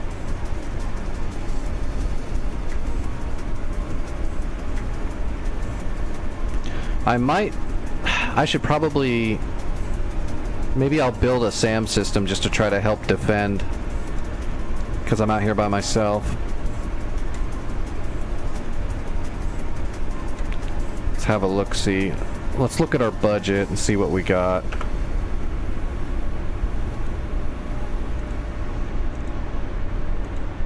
Alright, budget. Oh, we have so much money. I leveled up enough, I should be able to actually... Yeah, buddy, here we go. Let's deploy some extra air defenses to Baghdad.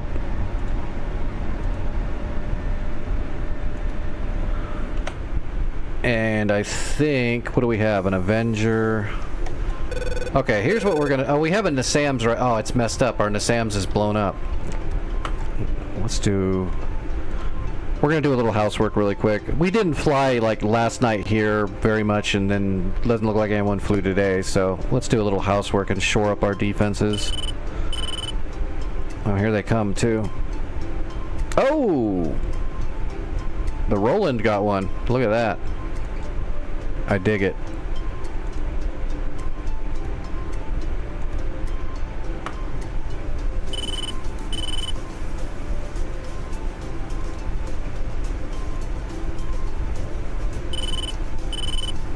Okay, we're gonna have to just build one.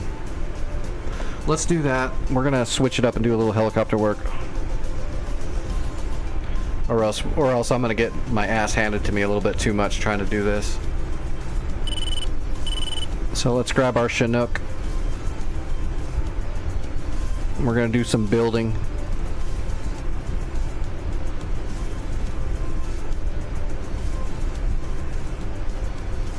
What's up, Bruce?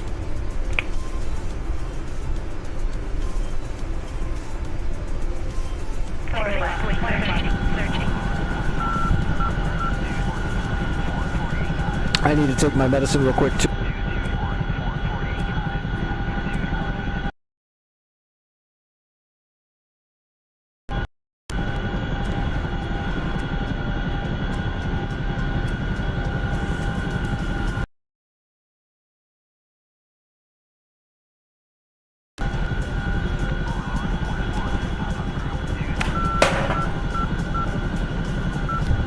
Okay.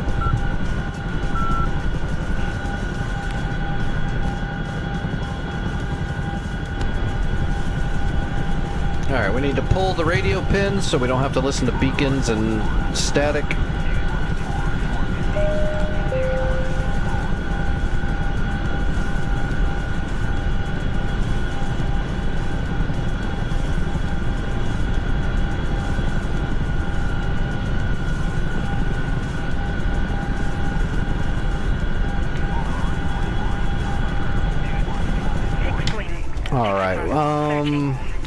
Let's build a NASAMS. We'll just fly out here somewhere and we'll just look for an open area and we'll just build a NASAMS. Then we'll come back and land, and then we're gonna build a Hawk.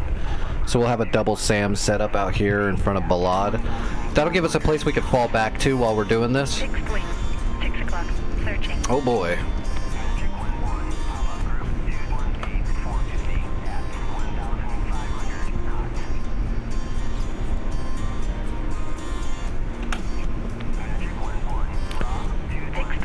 We need to fix Fallujah a little bit.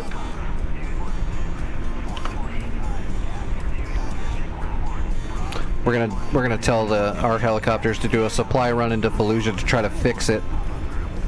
It's another reason why these enemies are encroaching back towards us, is because they've destroyed all of our air defenses at Fallujah.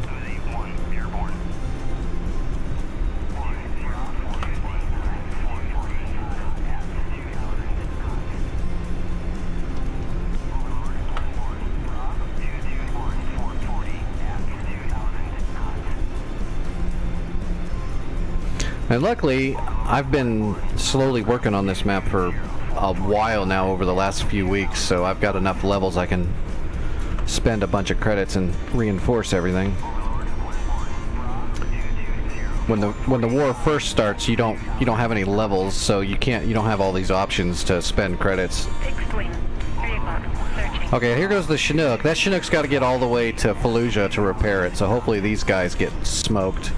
Which I'm building some Chappies and Rolands right now to try to knock them down. This sim is called DCS, Justin, Digital Combat Simulator. If you just type in Digital Combat Simulator or even DCS into Google, it'll be like the first website that pops probably. And you can play the Caucasus map, and you can use the T-model Frogfoot and a trainer P-51 Mustang for free. And eventually you'll be able to get the A-model Frogfoot for free too when they're done redoing it.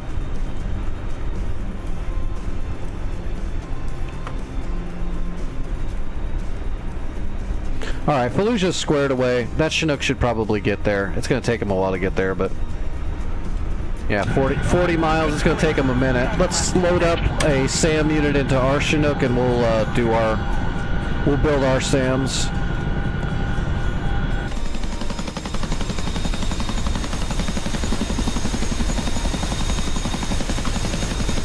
So, let's see. Other logistics, CTLD, crates. Nope. Crates. Get crates, SAM, and let's do in the SAM's crate first.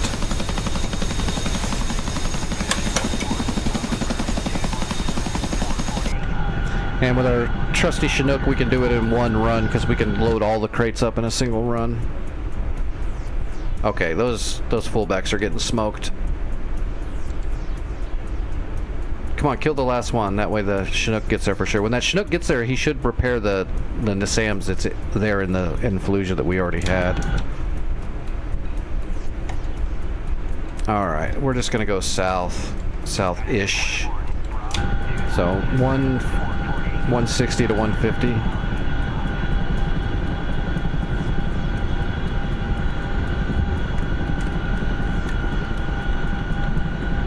Alright, here we go.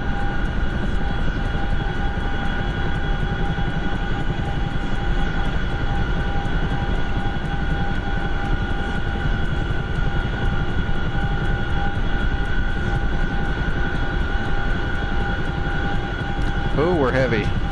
Very heavy.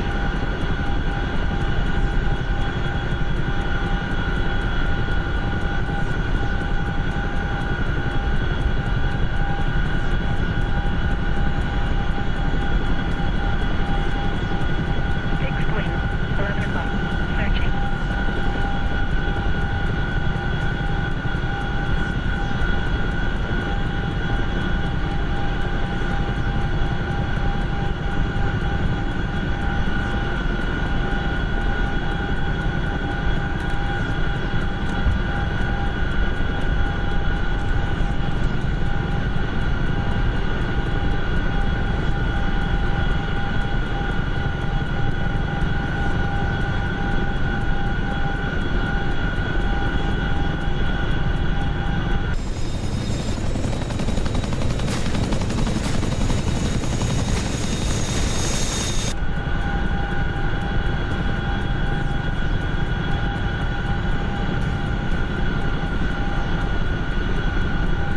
Alright, 150.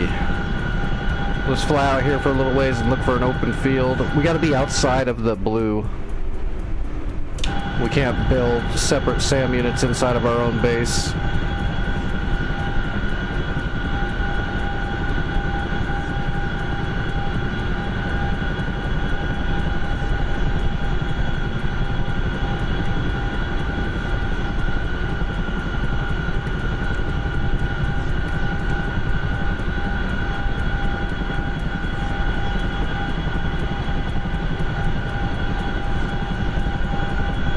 Because we're building some SAMs around our base to shore up our defenses for when they start sending a bunch of fulcrums and fullbacks and everything at us, which they just did a minute ago.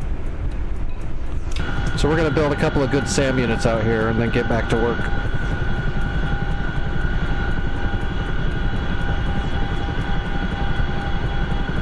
And I'm using the Chinook because the Chinook's big enough we can load up enough crates to build a SAM unit in a single flight, so we don't have to use like 3 or 4 different flights to build a single SAM unit, which is the way you used to have to do it until we had the Chinook.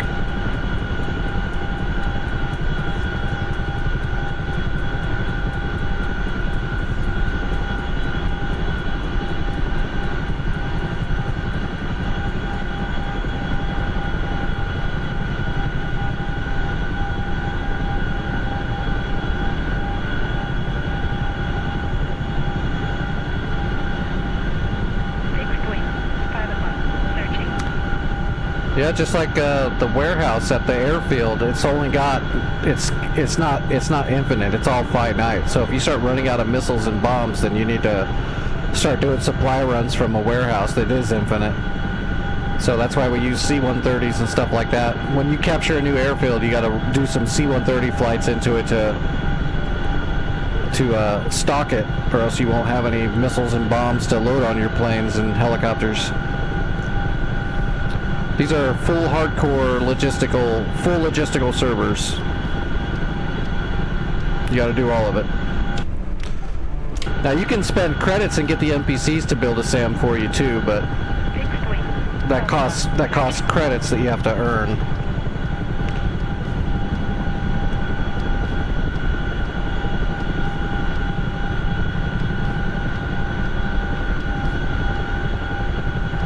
This spot looks good.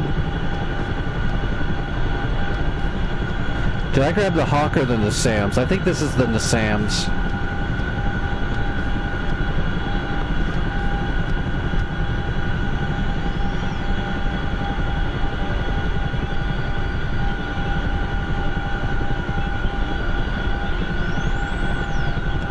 DCS, Digital Combat Simulator.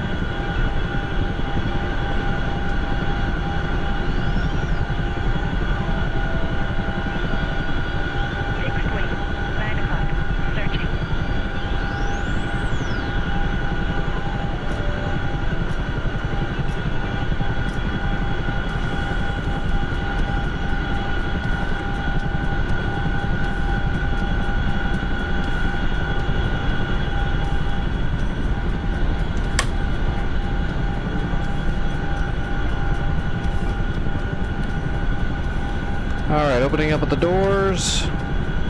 So the trick to building SAMs though is when you set it to build, you'll have 30 seconds to get the hell out of the way.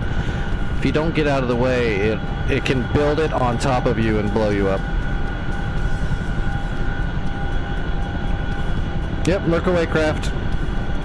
If you need any help or have a question about anything on the Hornet, you just ask. If I know, I'll help you.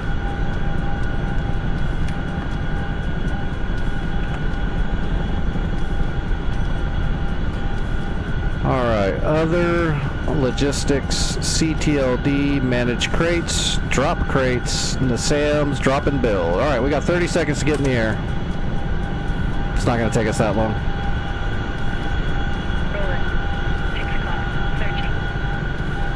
Alright, now we'll just hang out right about here until it's built, and then we'll head out. We'll go back home and we'll grab a Hawk, come back out here and build the Hawk. Whoa! Why is the wind so strong? I thought it was no wind.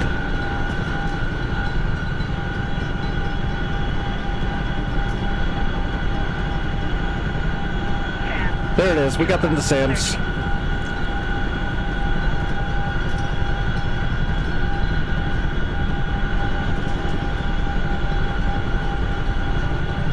Alright, let's head home and grab a Hawk, and we'll build the Hawk out here too.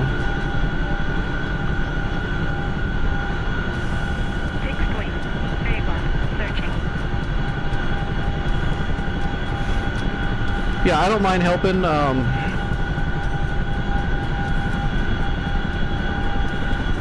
I don't always have time, but if there's something I can help with and you let me know, and if I've got time, I'll run through stuff on stream. I do it all the time.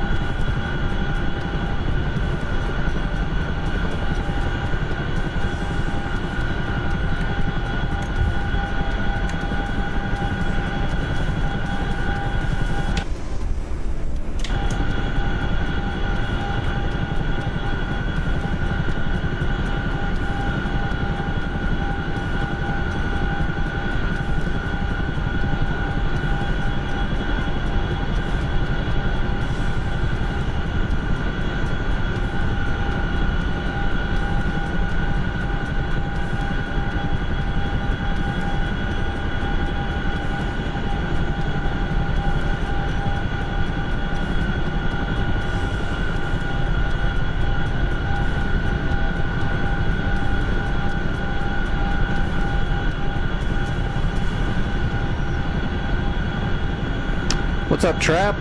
Right now I'm just in a Chinook, building some SAM units to defend our main base at Balad, north of Baghdad. Just doing some house cleaning, some prep work. No, this is a Chinook. This is definitely not a Gazelle. You could fit like 2 Gazelles inside of this. 10 o'clock. Searching.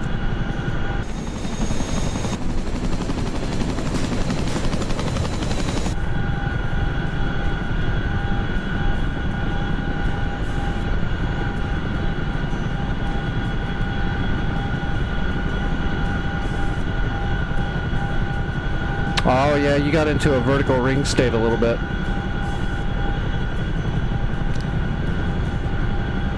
Gotta fly through that shit.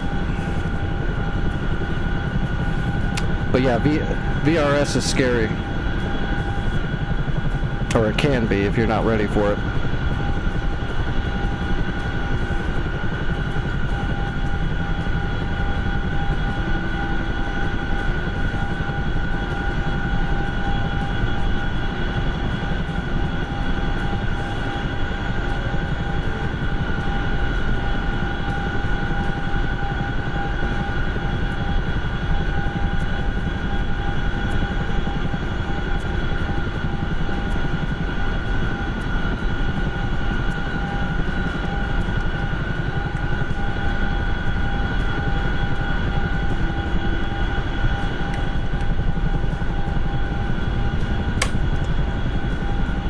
Alright, we're inside the blue, right? Oh yeah, we're well inside the blue. Alright, let's grab, that's not bad. I guess I flew a little farther than I needed to, but... 5 o'clock. We'll put the Hawk over here in almost the same field area, just a little bit closer to the base. And then we'll get back to work on killing this SA-11 and all this stuff. Once we black out SAM East, we already got SAM West, then we can actually start hitting Baghdad. And then we got to worry about this spot right here, because there's a Panzer and a Tor M2 chapped SA-15 that's way overtuned.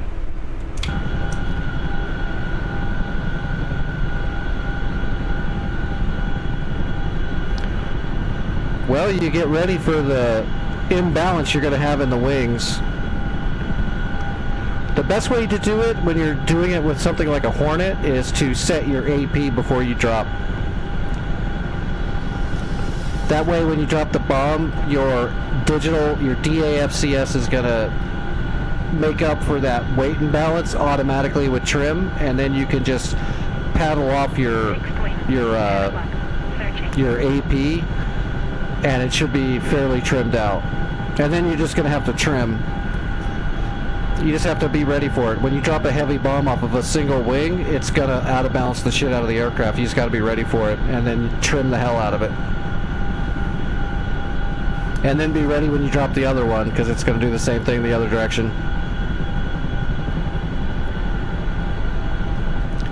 Well, if it's going to be like a laser guided or a GPS bomb, I'll just turn on the AP when I'm all lined up, and then when I drop the bomb, I'll paddle the AP back off, so I've got control again. Although you can pitch the plane with the AP on in the Hornet. It's just you won't have drastic control, but you can pitch the plane and slowly turn away with the AP on. Just roll it.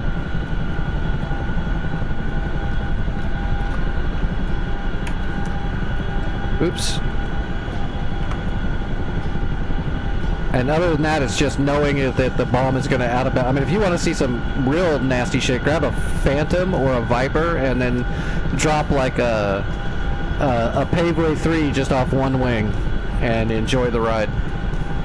Or on the Phantom, if you drop a hobo off like one wing, because you drop them one at a time. When you drop a hobo, if you're not ready for that, you'll literally rip your wings off, because you'll roll so hard you'll break the wings off. 1 o'clock. So yeah, you got to be ready for it.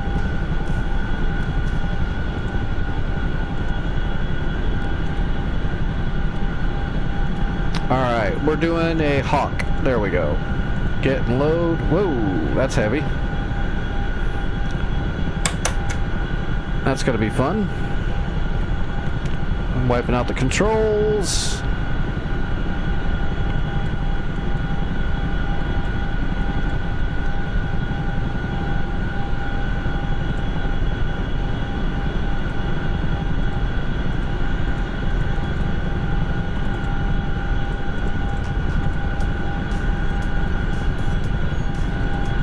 Alright, here we go.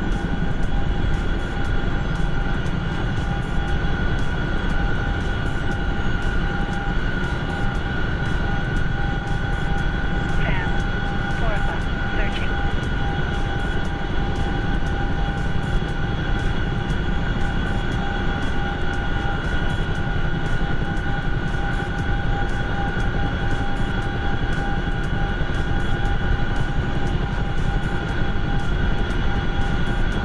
It was like straight south, right? Yeah.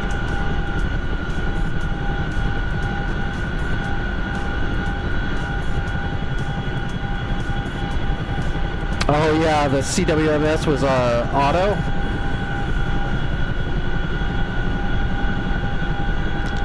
It's better than not knowing you're getting shot at and not flaring at all, but in DCS I actually almost always turn my CWMS onto bypass so that it doesn't waste all my flares on a friendly missile being fired. Just because, you know, in DCS there's a lot of action going on all the time.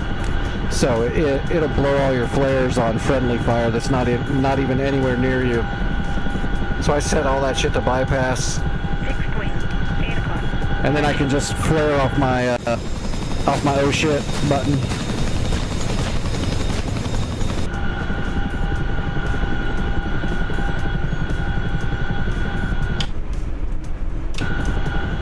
Alright, there's the SAMs right there that we built, so let's slow up.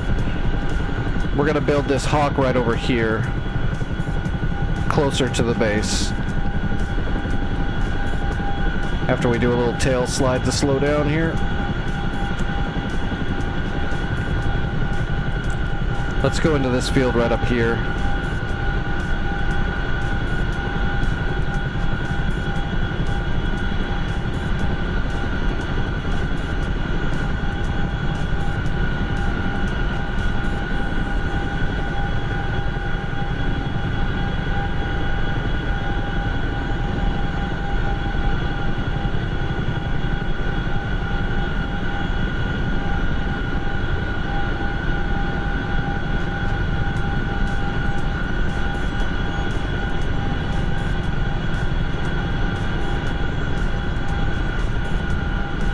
Let's move a little farther over here so we don't accidentally put a Hawk launcher inside of a poop creek.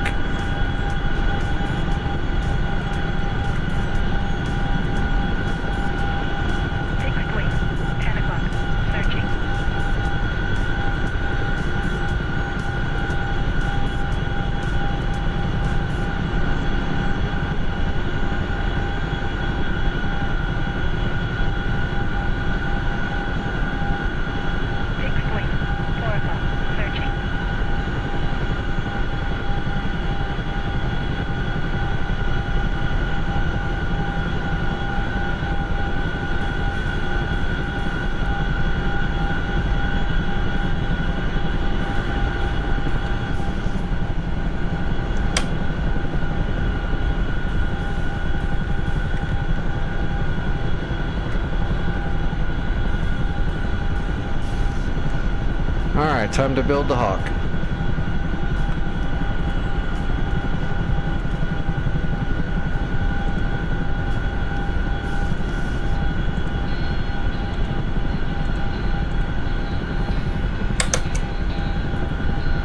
Alright, we gotta jump up real quick so we don't get blown up. SAM, 11 o'clock, searching.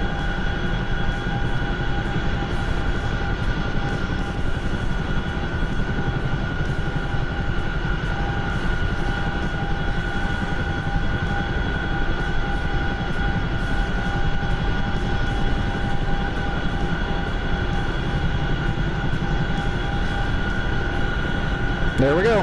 One Hawk system. 1 o'clock. Alright. Hawk. 2 o'clock. Searching. Hawk. 3 o'clock. Searching.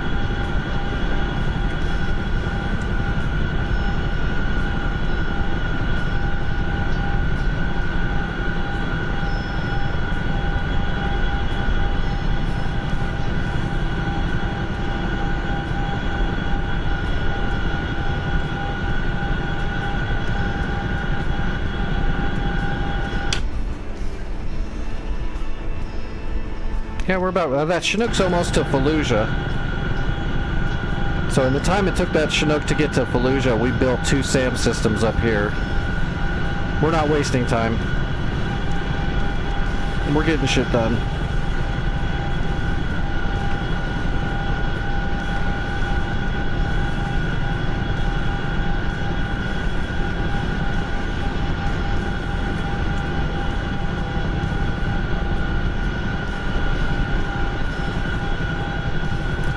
So let's land and we'll grab ourselves probably a Hornet and let's do a broach run onto what's left of the SA-11 on that site. Try to clean it up. If we can black out the other SAM place, we can actually start working on Baghdad. 10 o'clock. Searching. Even by ourselves. Just depends on how reactive they get. If they launch, you know, 2 or 3 fulcrums and 2 or 3 fish beds again and 2 or 3 friggin' fullbacks all at once, then there's not going to be a whole lot I can do. Besides fall back to our newly placed SAM units.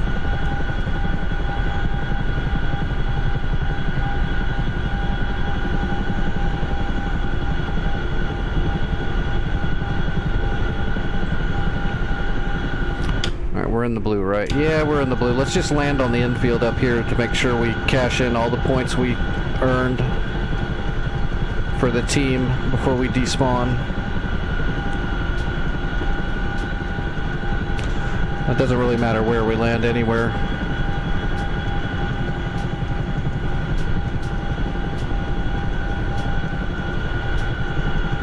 Yes, I do.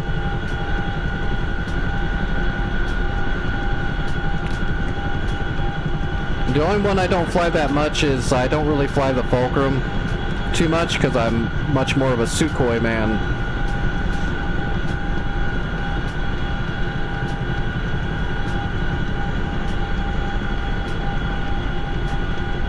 So I much prefer the flankers. I love my Frogfoots. I've also got the MiG-15, although I don't really fly the MiG-15 very often. It's fun, but it's not very useful.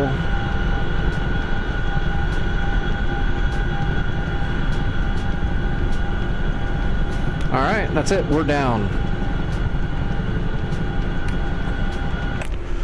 Alright, so we got the Hawk and then the SAMs.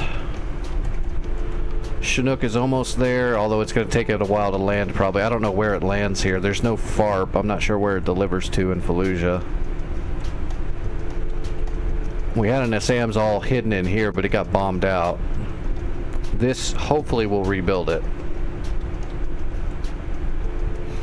But yeah, you can see if you click on this airfield and bring up the resources, you can see exactly what it has. Like if we're gonna drop, you know, or we're using missiles, air-to-air missiles, you know, we've got 1,170 AIM-7 mics.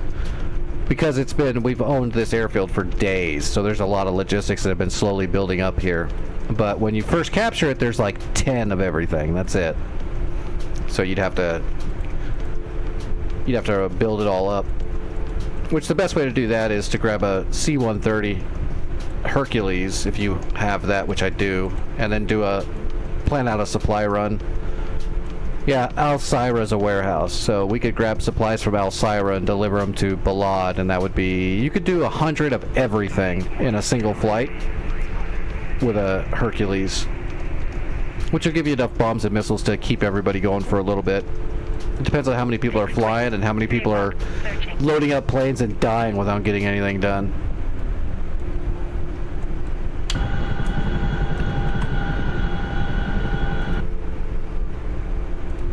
Most of the people on these hardcore servers are pretty good, but every now and then we've had some people that join up and really don't know what they're doing, and they'll just grab a plane, load it full of stuff, and then get blown up or wreck it immediately, and then they'll just grab another plane, and they're like, it's like, whoa, dude, you're destroying the warehouse a little bit.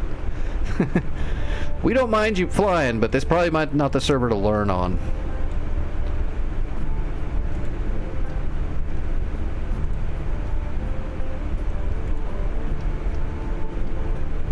Blue Angels. Get the Blue Angels paint job and drop bombs with it. Hell yeah. I'm not gonna do that, but it's funny.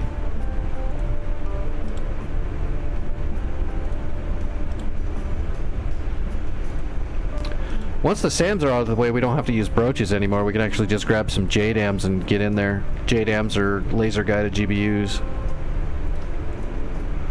But when we're dealing with all the SAMs, we're going to have to use the J-cell delivery method.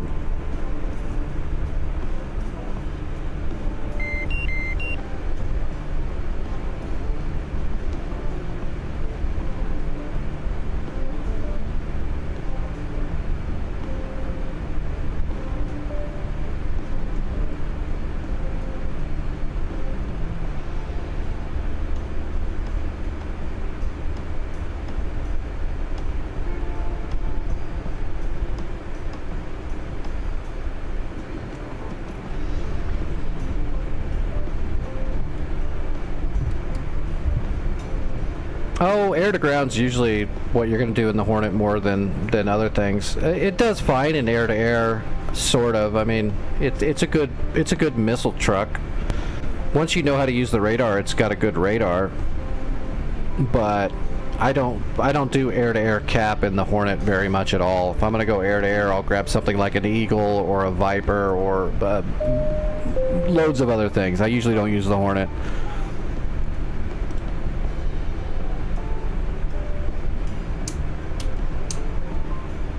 It's much better as a strike craft than an air-to-air.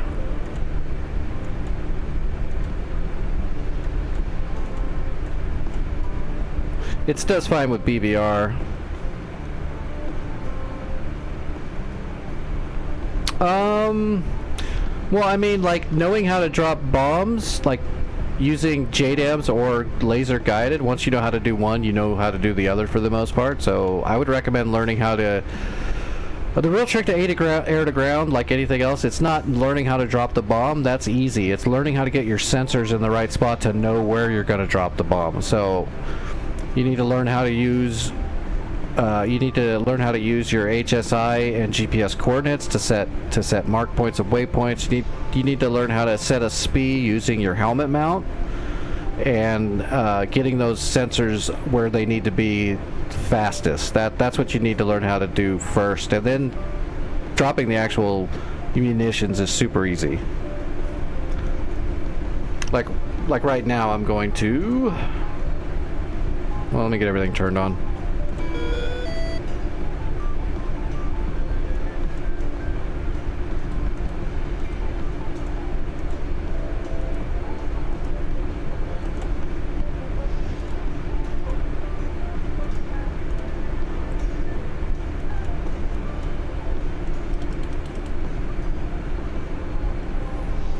Alright, so that way I'm not trying to dick around with sensors and all that stuff when I'm up in the air.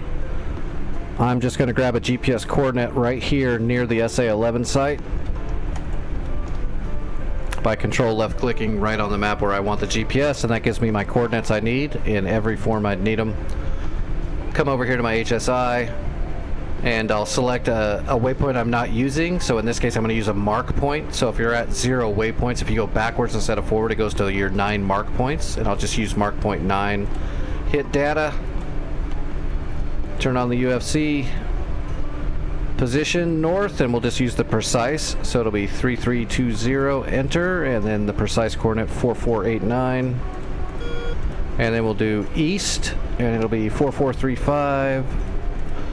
Enter, and 0875, and we'll want our elevation or else the targeting pod won't be set correctly, and it'll be 98 feet, and then we'll verify our information. 3320, 4489, blah blah blah blah, 98 feet, we're good. So that's half the battle right there. So we'll just leave the HSI on mark point 9 now. When we get up in the air, that little button down there below the waypoint rocker, WPDSG, that means weapon designate. So once you get up in the air, you hit weapon designate on that marker, and then when you turn on your FLIR, it'll be looking right there, which makes it a lot easier to find the targets you're looking for.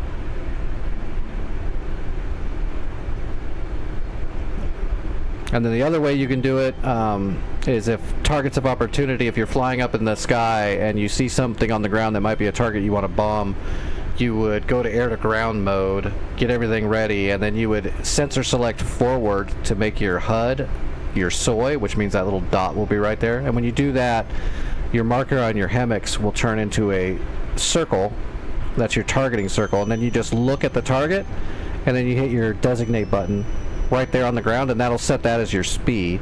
And then when you turn on your FLIR will be looking right at that spot.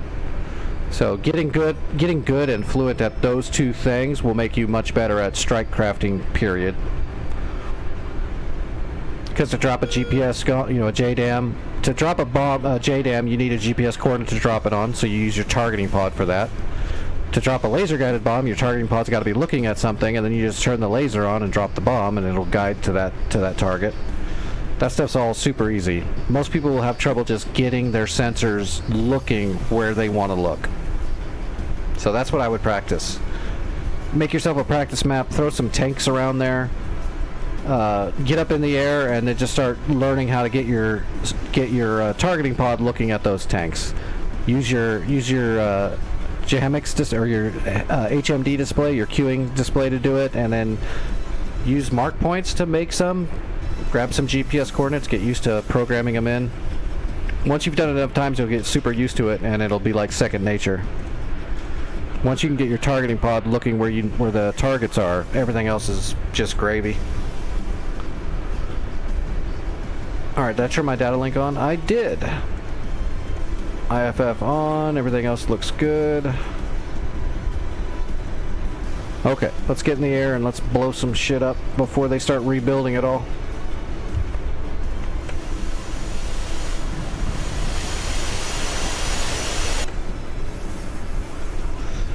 If we don't stay on it, then they can send MI8s from Baghdad, which is really close to that SAM site, so it doesn't take them long, and they can repair and rebuild everything that's there. So that's why I said we have to black it out. We have to destroy everything in the site at once so that it blacks out, because then they can't rebuild it. For moving targets, no, you would just get it would be the same thing. You would get your targeting pod in the area, and then you would rotate your targeting cursor on the targeting pod to point track. In which case, if something is moving, it'll if you get it to point tracked onto that moving vehicle or tank, it'll follow it. And then you just drop the laser guided munition, turn the laser on, the laser tracks the tank that's moving.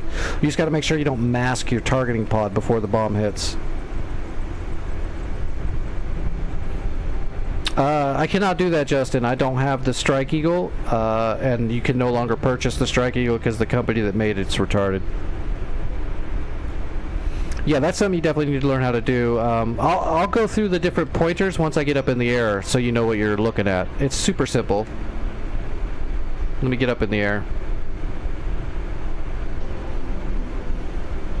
A lot of stuff moves, for sure. That's why JDAMs are great, but like on a hardcore server like this, I usually don't use JDAMs, because as soon as you drop a JDAM, the enemy is psychic and starts moving, which means your JDAM's gonna miss. So I use a lot of laser guided. And usually I'll put it into a point track when I drop it, just in case it starts moving.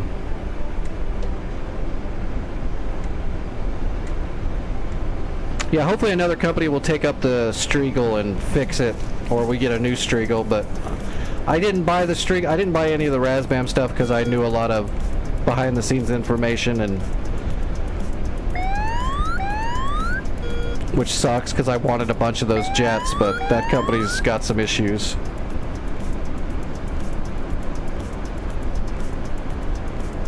Well, dropping a bomb on a moving target is the exact same as a non-moving target. There's just one extra step that might be a pain sometimes, but it's not like you're flying right over the top of it when you're trying to set up your targeter on it. You're flying at it from a distance.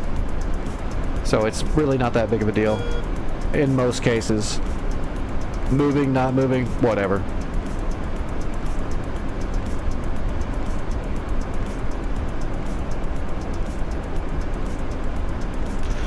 So up in the air, mark point 9 is that GPS I set up, so we're just going to arm up, air to ground. Let's bring up our FLIR, and then we're just going to weapon designate. And now we can see a diamond on the ground where I set that GPS coordinate, which is right where that SA-11 is. So now we know the SA-11 is right there on that diamond. Yeah, I really wanted the Strike Eagle, and I wanted the Harrier for sure, and I also wanted the Mirage 2000. The farmer, I could have had it or not that big of a deal, but those three I really wanted. But I can't make a company not do stupid shit, so it was kind of out of everybody's hands except for Razbam's, and they made a lot of bad decisions. They also broke some laws, which is a bad decision in itself. But yeah, it's sad. Hopefully when all the court stuff is done and everything's squared away, somebody can take up that mantle, because the fans and the pilots deserve those aircraft. But there's no telling. All right, so now we just turn on our FLIR and we're looking right at the SA-11s. Let me go ahead and set up my bombs. Whoops.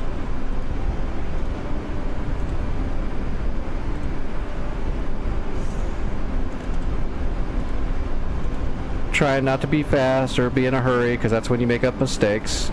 Slow is smooth, smooth is fast. Take your time, speed will come automatically once you get better at stuff. Alright, so we hit our sensor select to the right so that we have our diamond here, which means we can now manipulate this. We'll hit it again now, and that puts it to area track. So this is the area track cursor. And there's the SAMs right there. So now if we hit sensor select to the right yet again, it'll go to point track. So that's point track now. So if there was a target right there, it would latch onto it. And if it started moving, it would follow it.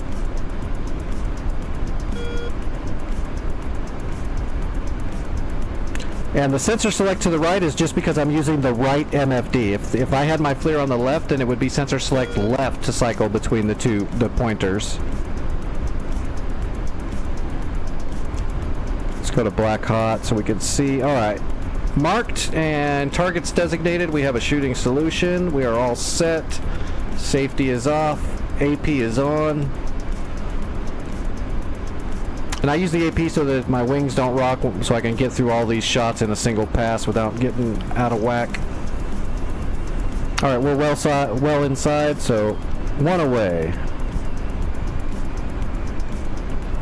2 away.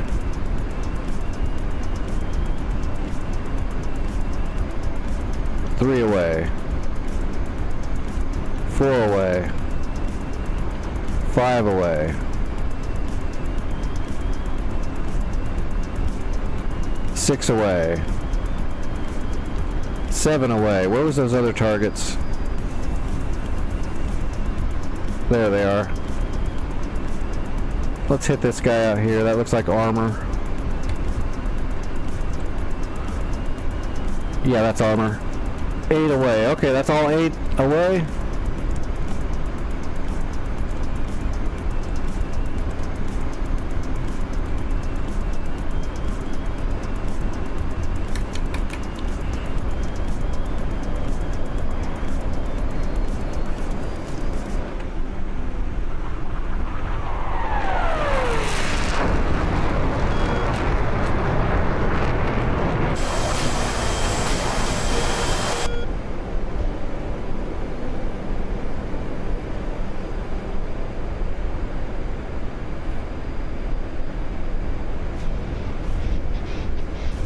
Alright, all the shots are away. Let's set up for our landing.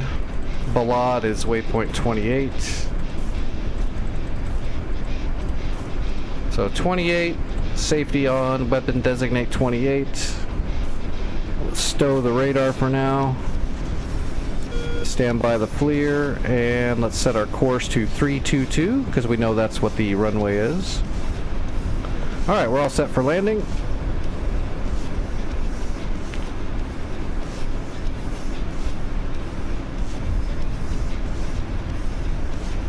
Yep, take it easy, Justin.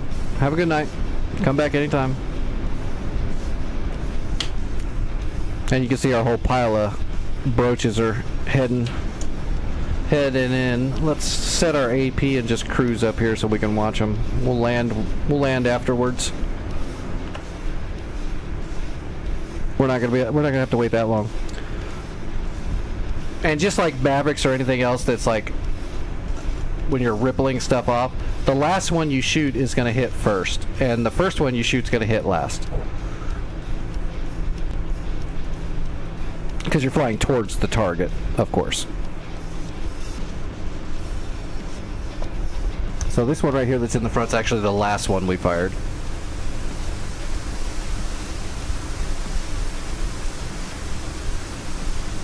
Yep, you just have to hit the you have to put it to point track right on the target. If it's moving, you'll definitely know it latched on.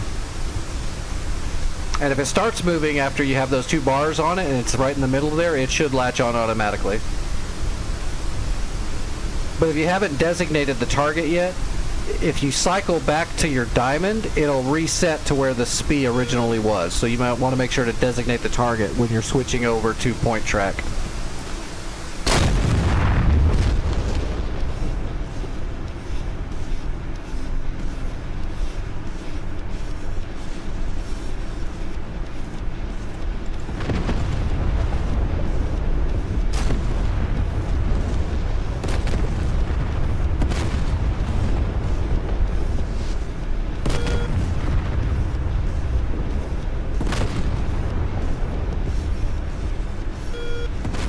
Booyah! Cleaning them up.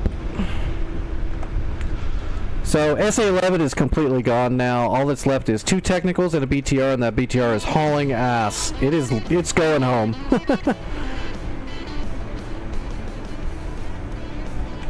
He's like, I'm getting the fuck out of here.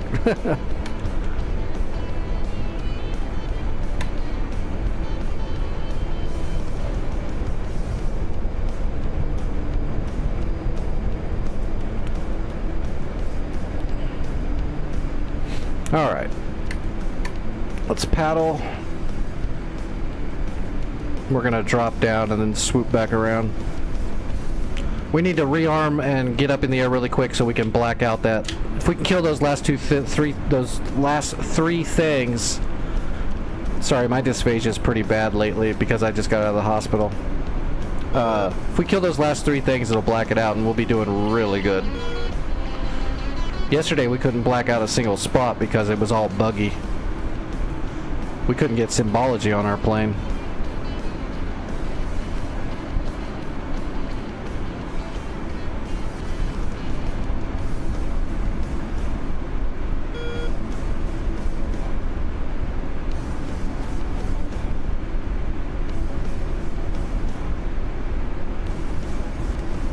Let's get the board out. How's our weight? Oh, we're heavy. Let's drop the bag. We're super heavy. And let's start we're gonna start aerosoling our fuel right now and try to get rid of as much of it as we can. We're so fat. All right, we're dumping. We're gonna take our time making this turn so we can aerosol as much fuel as we can.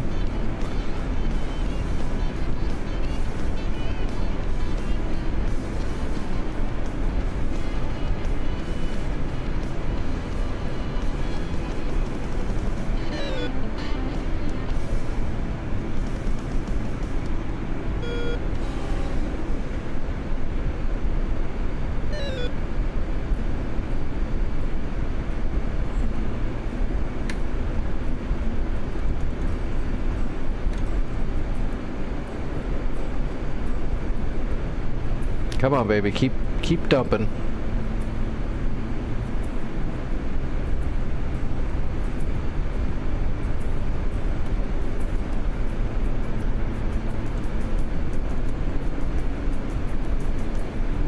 Two Mirages up in the air. Oh, there must be coming. Did it launch those on me? I didn't see it. It must be. Luckily, we have a SAMs and a Hawk over here. Alright, gear coming down, flaps. We're down to 7,400 pounds. So we've dumped about 2,000 pounds so far. Let's just leave it. We'll just leave it dumping.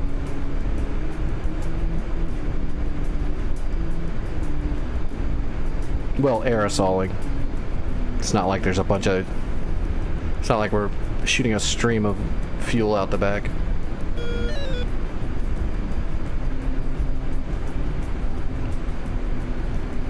6,900 pounds.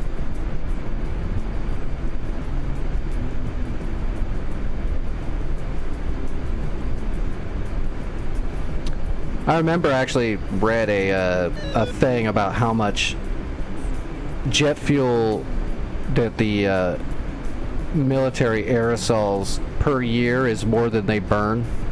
Makes sense. I don't think it's actually true, but it could be. There's a lot of fuel dumping going on a regular basis.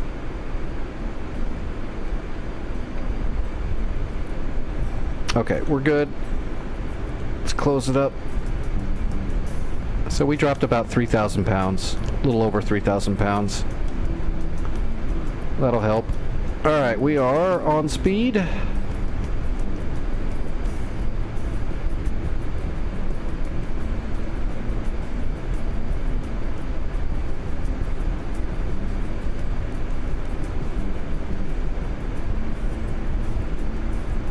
We'll do our best to black out this place, and that'll set us up for tomorrow, when I'm hoping to capture Baghdad tomorrow. If we could black out these two SAM sites tonight, that would make it way easier on me tomorrow. Although tomorrow we'll have a lot of people flying with us, usually.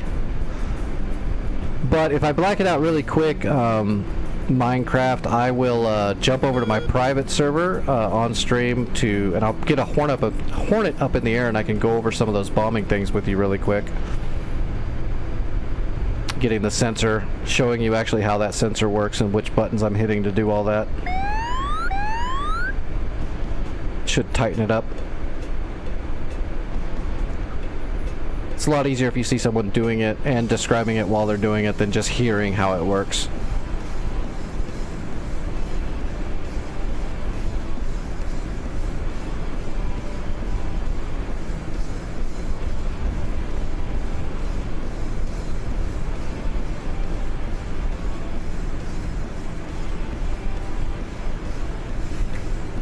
I'm gonna land and rearm, and I'm gonna get back up, and like I said, if everything works out, I should be able to black it out on this flight, and then I will have done more than I was expecting to get done tonight. So, and then we'll jump out and we'll do a Hornet air to ground workshop.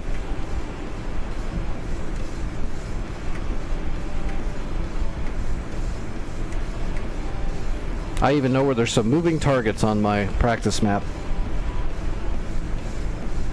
We'll load up a couple of JDAMs, and we'll load up a couple of GBU laser guided 12s.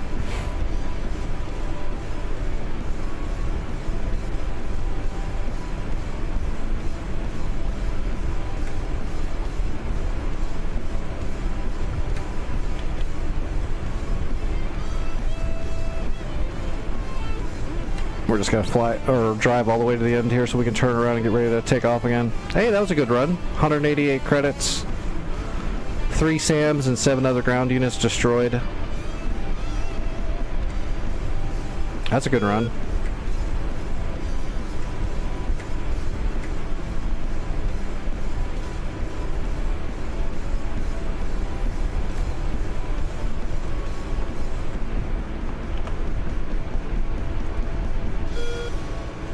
This is Iraq header.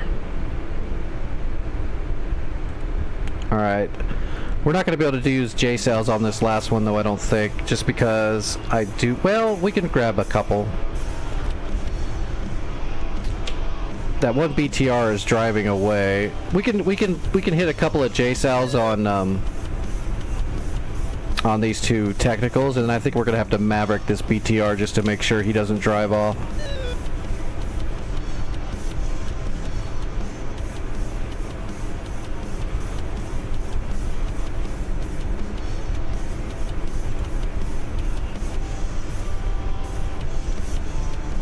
We're attacking SAM sites around Baghdad right now. We're taking off from Balad. We already captured Fallujah, so we're just north of Baghdad at Balad, and we're assaulting. There's multiple SAM sites on the outskirts of Baghdad. We're trying to clean those up before we can get into Baghdad.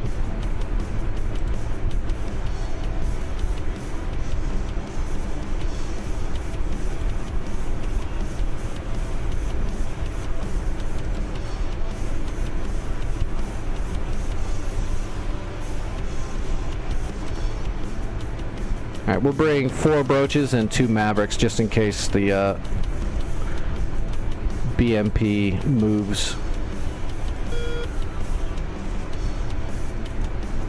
Request refueling. Request rearming. And we will use our mark point that we already have created. We'll just use that again.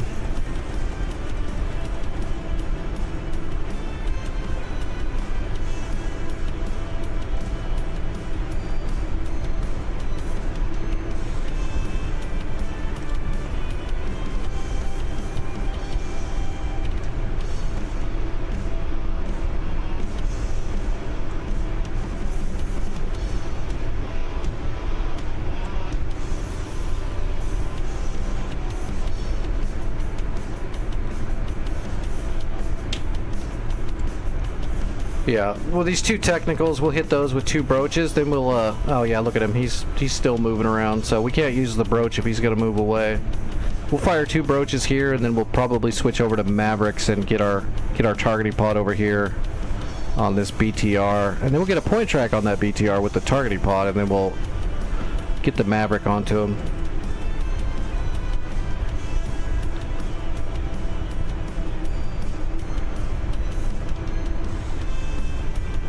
We're definitely going to take Baghdad tomorrow night, I believe. Oh, geez, we got JF-17s and fish beds up in the air, too. Surprised they're not trying to attack the SAMs and my Hawk system yet. Actually, they probably were trying to, and they got smoked. Hey, there's their AWACS.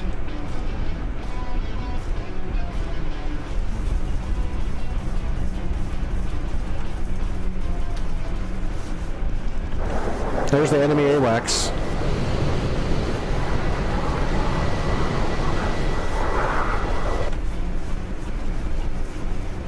I didn't make this mission. This is North Pole hardcore dynamic war server hard mode. But it's based on it's a mixture of foothold and pretense with a lot of extra scripting added to it. So it's got full logistics, full warehousing, fog of war, the whole bit. You gotta move resources so you have munitions. It's got everything. But this is a multiplayer server.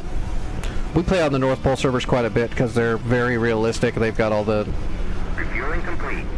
logistics and stuff. I like having to actually move your missiles around and stuff, so it's not just you capture an airfield and you have unlimited everything. I'd rather make it to where you have nothing and you have to move those munitions around, you know, because that's what would happen in real life. You actually have to move the munitions to the area before you can utilize them.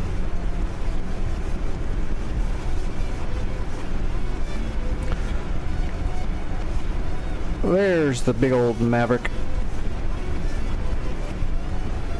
Rearming complete. Alright, let's do this. Alright, we need to reset our FCS.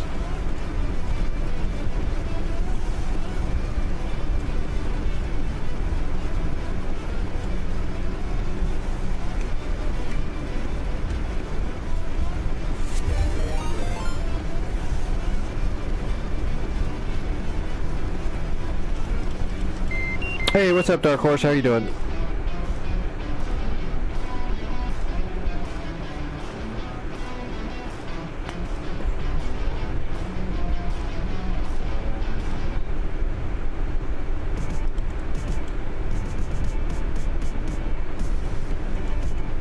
Alright, we're good to go. Let's finish this mission.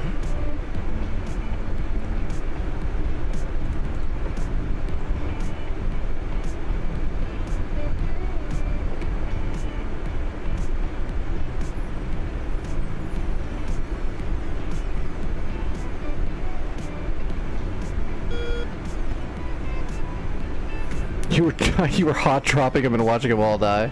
Okay. Gotta have goals.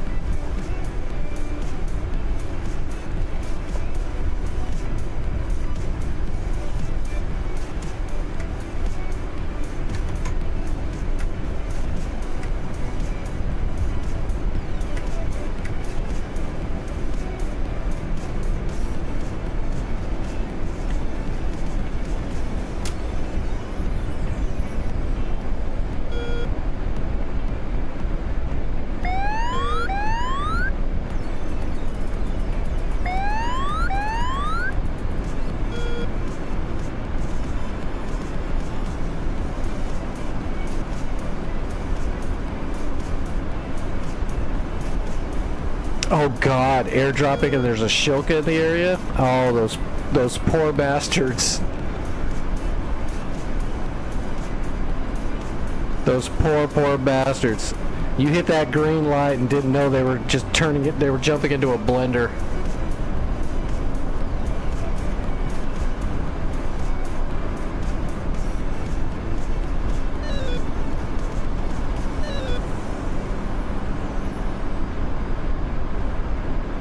What's up, THC? How you doing?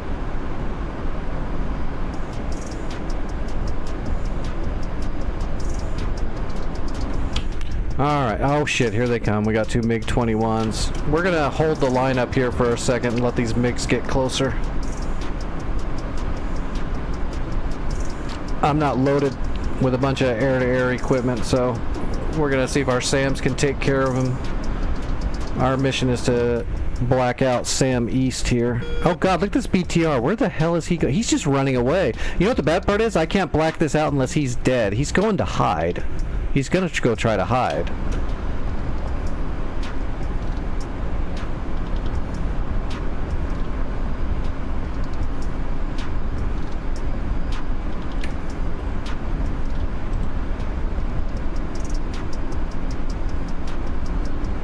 Let's set our AWACS on our data link here.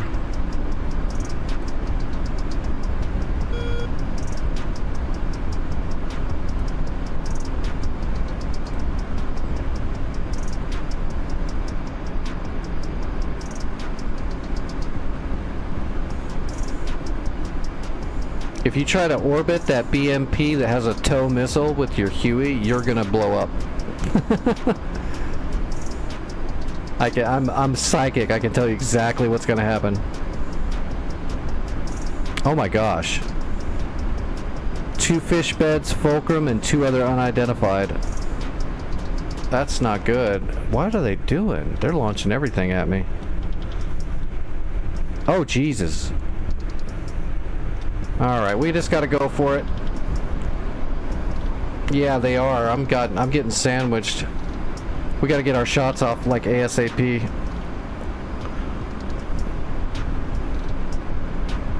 This is not good. I don't have a bunch of AMRAMs or anything. I've got 1.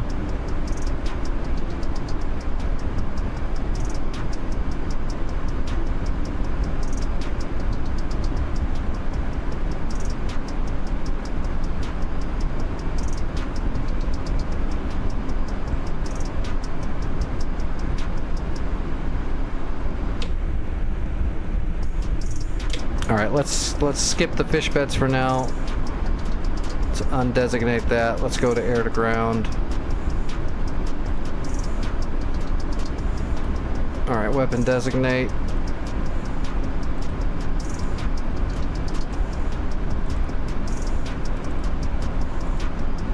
Let's get our broaches off on those 2 technicals, and then let's see if we can get a Maverick over there onto that BMP ASAP.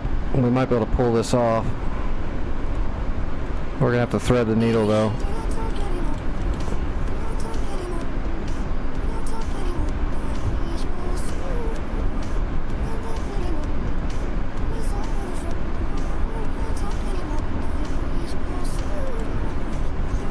Oh, come on, what are you doing?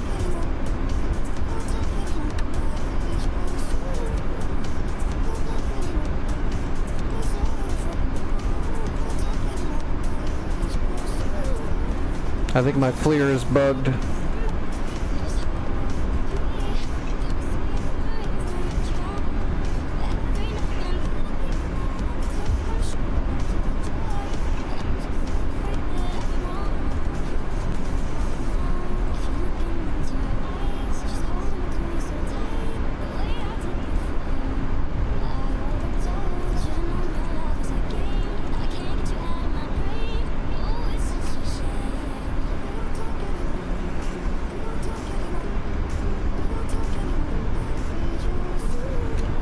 Alright, undesignating and redesignating.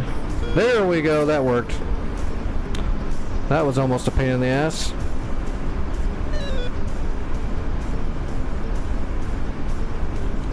Marked. We're good to go. In range.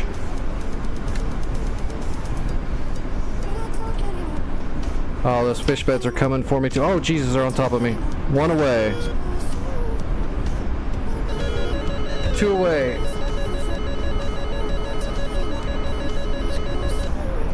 Flight control. We're paddling. Flight control.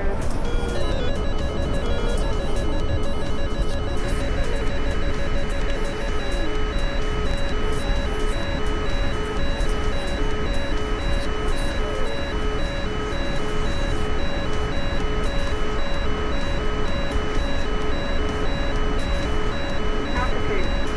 Altitude.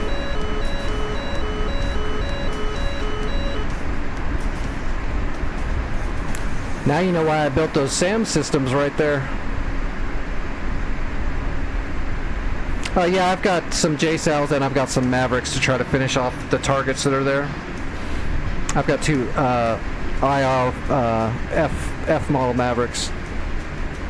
Because that one BMP is just like driving away. This is nuts.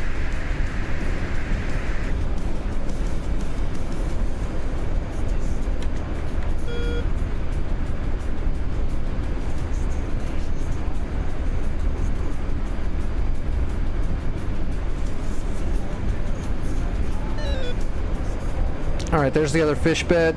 We've got him. I've got one AMRAM hitting the burner. I can't believe I survived that engagement. Those fish beds were all over me. Fox 1 or 3.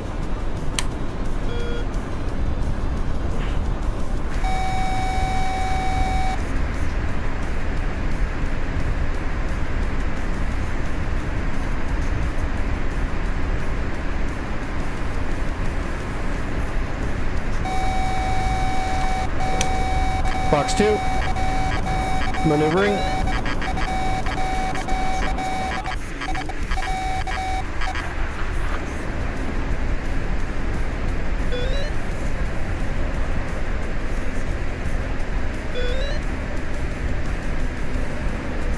Got him.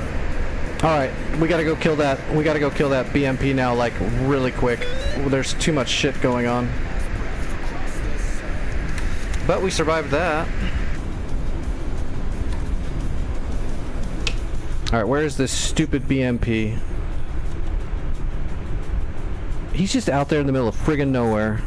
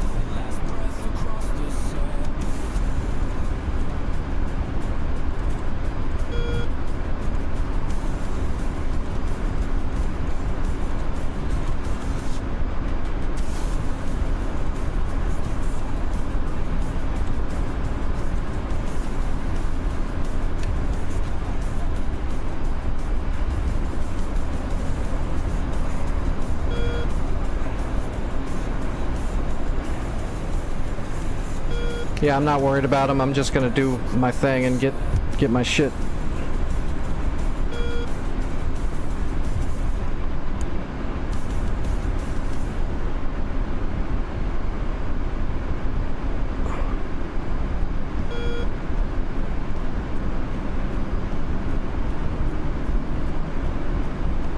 Oh, I just got the technical.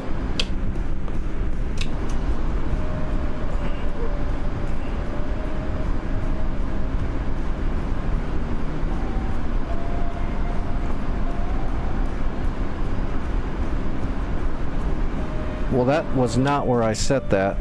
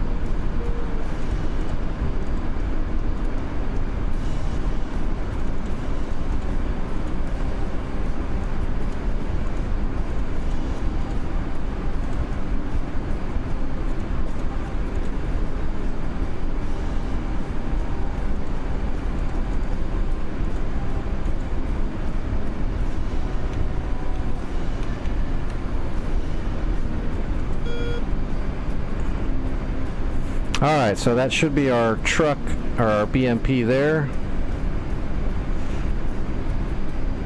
That does not look like the right spot. That's not the right spot.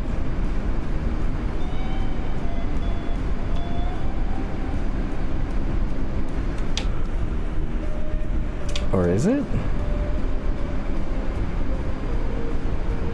Oh, that is it. There it is. I got it. So we'll do a point track on him now.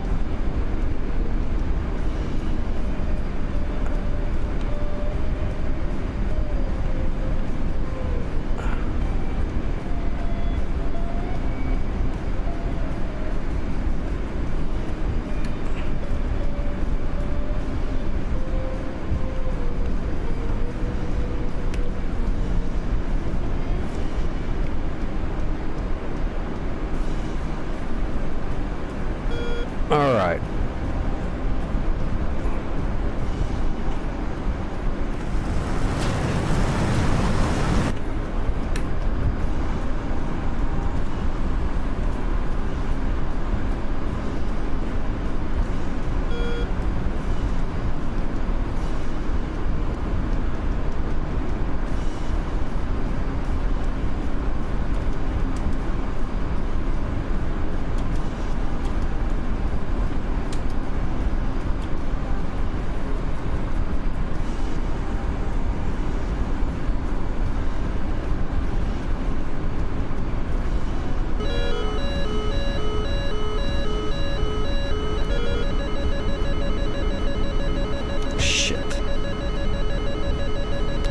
I hope my JSOWs get it done.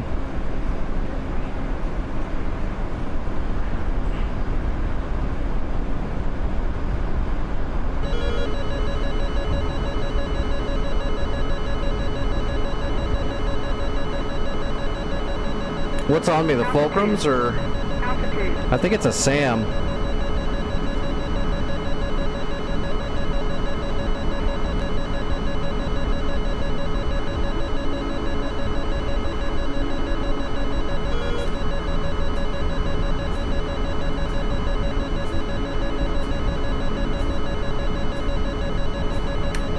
Need to get rid of the bag.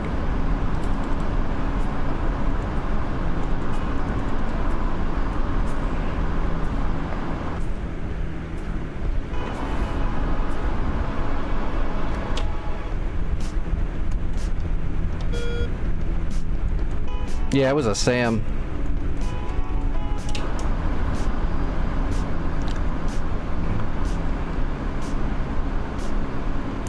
Well, let's hope our JSOWs hit this guy. Oh, that looks good. Okay, he's done. Black it out. Black it out.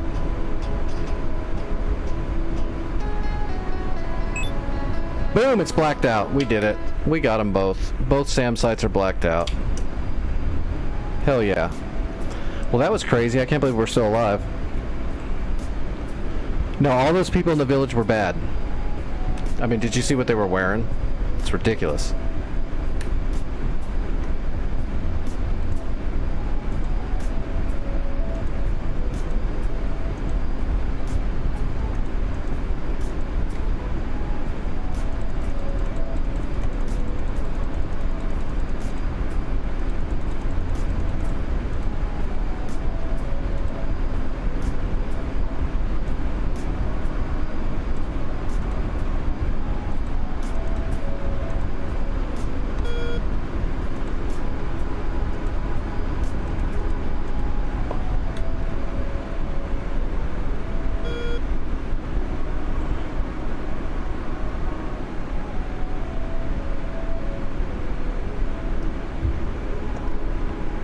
Alright, we need to definitely land, because that was that just completed a bunch of missions that'll give a bunch of credits to the team.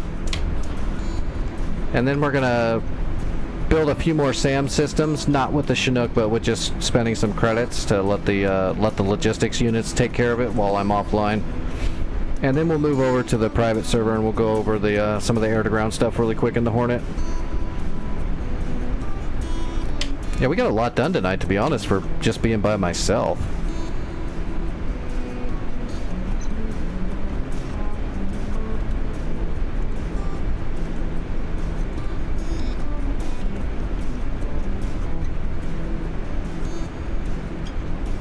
Depends on the server.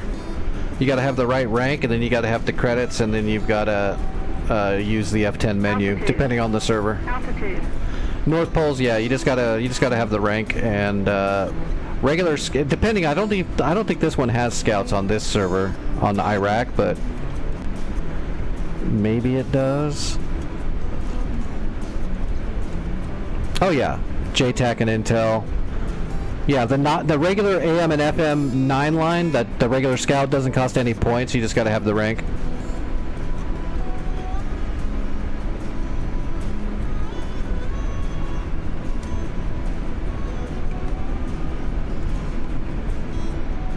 Alright, boards out, slowing down, gear coming down, flaps down.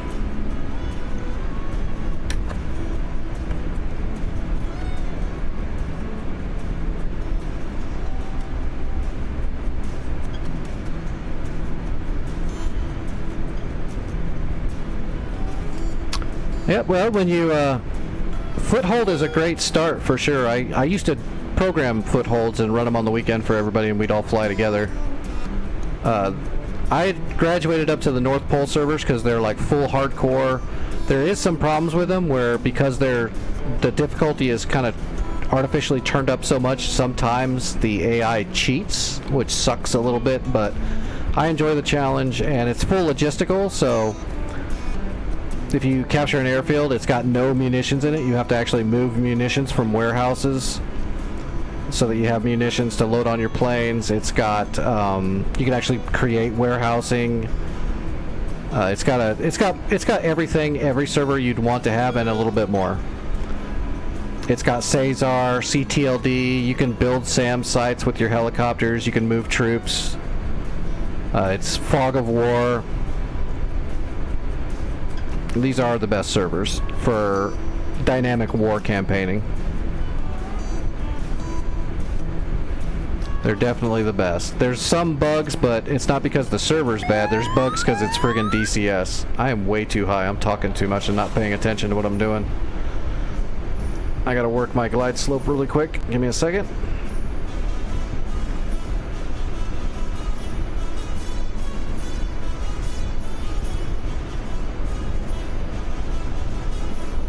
There we go. Nice and smooth. Okay. But I'll go back and fly some foothold, like on return to pre-contact, which is like an upgraded foothold. I'll fly on those just for a break every now and then. They're fun. But once you play on like the super hardcore servers, it's hard to go back to the other ones because they're so easy. But it's all fun to me. I enjoy all of it. But I like breaking it up too, so I like jumping into a helicopter to run logistics or to assault a point, or a bunch of people flying on the server so they start running out of missiles or bombs at our front line. So I like jumping into my C-130 and planning out a whole logistics run and loading up bombs and missiles and delivering them. I like all that.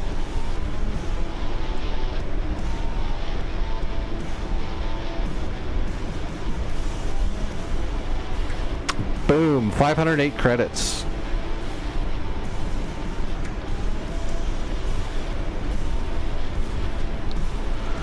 Like if you just go into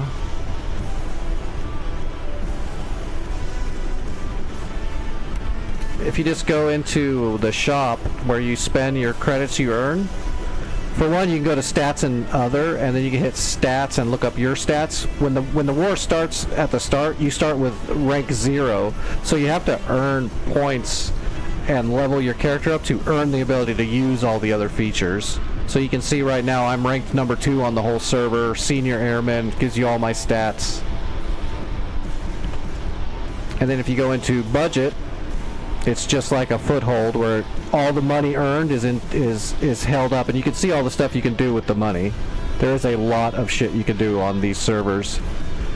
You can go to shop. You can get AIs. You can send AI squads out to help you attack, capture resources. Combined arms. You can spawn tanks and SAMs and then control them manually.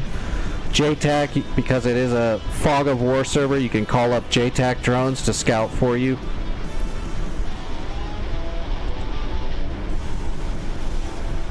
These are just the best servers. if you spend a shitload of credits, you can actually turn a airfield into a full warehouse. Warehouses have unlimited bombs and missiles, so you would grab missiles and bombs from a warehouse zone and then move them out to the other airfields that you need them at. Or you can spend a bunch of credits to convert a place to a warehouse, but I think you can only do that a few times. Like when we finally capture Baghdad, I'll probably turn Baghdad into a warehouse, because this is all that's left. Once we have Baghdad, we'll turn it to a warehouse and then we just go for broke. I fly the Apache all the time. Honestly, in a lot of cases, I fly helicopters more than fixed wings. Mainly because I flew fixed wing in real life, and I wanted to be a helicopter pilot. In real life, I've only flown a helicopter twice. Or wait, it might be 3 times, but I don't count that third time because it wasn't much.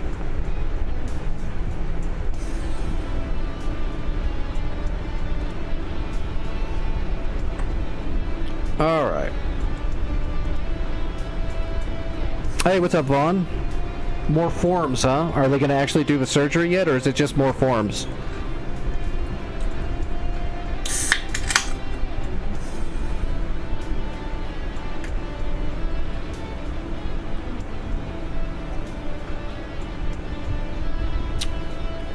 Yep, you gotta work that acquire sensor and the slave button a lot in the front seat. And if you want to make your pilot super happy, you should definitely learn how to create waypoints quickly on the fly and designate route points very quickly, because that'll help your pilot out 1,000%. Oh well, you just got to fill out a bunch of forms over and over again on the way there, huh? Like they're trying to talk you out of it. Oh, we're definitely going to do it, but here's another pile of paperwork. You can quit at any time.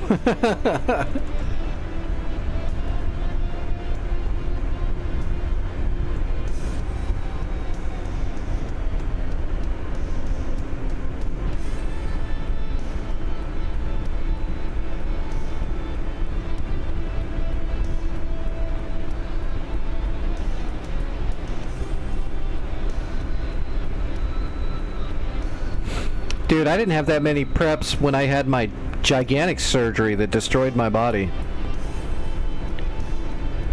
I had two major meetings before that one.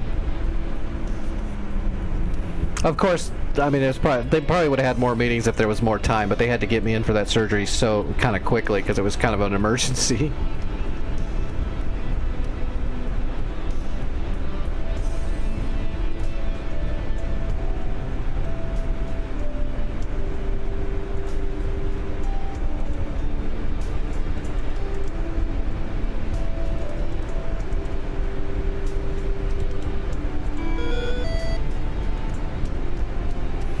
Alright, let's put some shit on here. So, let's get rid of everything we've got. Let's do at FLIR pod, because that's your targeting pod. And a Sparrow so that we're cool. Alright, let's do, well, let's mix it up. We'll do a couple of GPS guided bombs. Let's just do a couple of 38s. We don't need to be super heavy. Do I not? You can't, it won't let me put a single 38 on there? I'm pretty sure it does. There we go. I was gonna say, I'm pretty sure it will. Alright, 2 GBU 38s, and then we'll put a couple of lasers on here. We'll put a couple of 12s.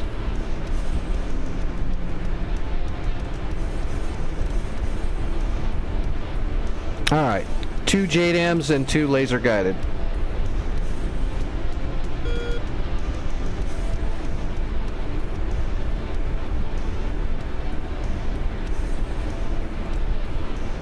Request rearming. Copy. So you already know how to create a waypoint with a GPS, right? Minecraft?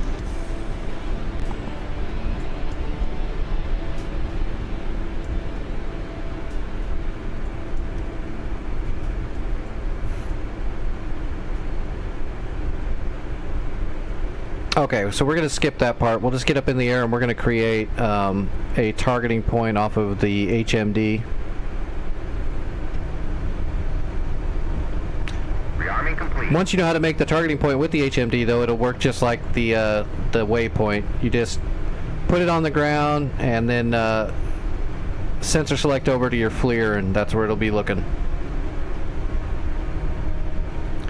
I have no idea, Vaughn. I'm gonna do a quick workshop here for Minecraft on using the HMD to get sensors on targets for dropping some bombs, and we're gonna go through a couple of targeting pod things for dropping bombs. But then I'm gonna be out of here. So I've got another, I don't know, however long it takes me to go through this. If you want to fly, you should fly, though.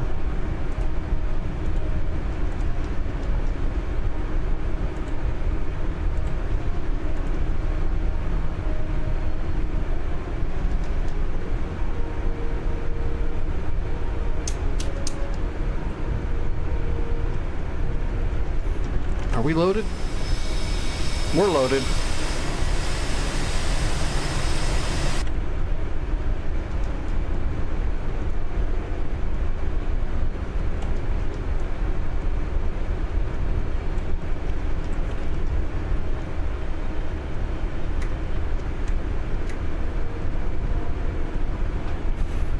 Yep, I will do it, and then I will show you the bind I'm using to do it.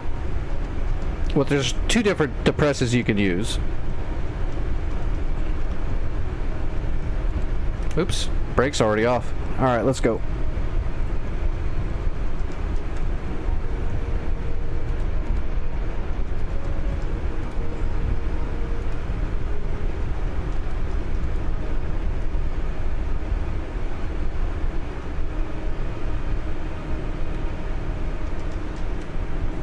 And like everything else with the Hornet, most of what you're using is your sensor select switch for just about everything.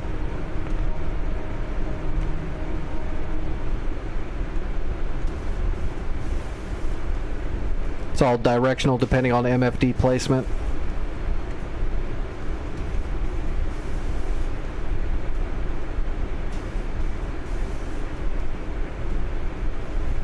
So we're going to fly out to, I got a spot out here that's got a nice moving T-90. We're going to fly out to here. There's a EWR site with enemy light armor and a T-90 patrolling in the area. No, I'm not wearing a hat at all.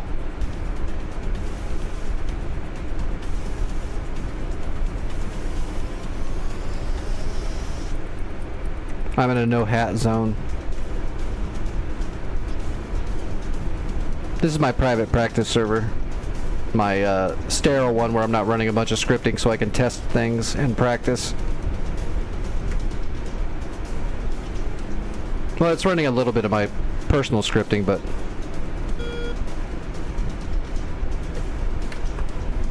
not a ton. Like, I'm running the scripting for the damage upgrade. That way bombs actually work a little bit better.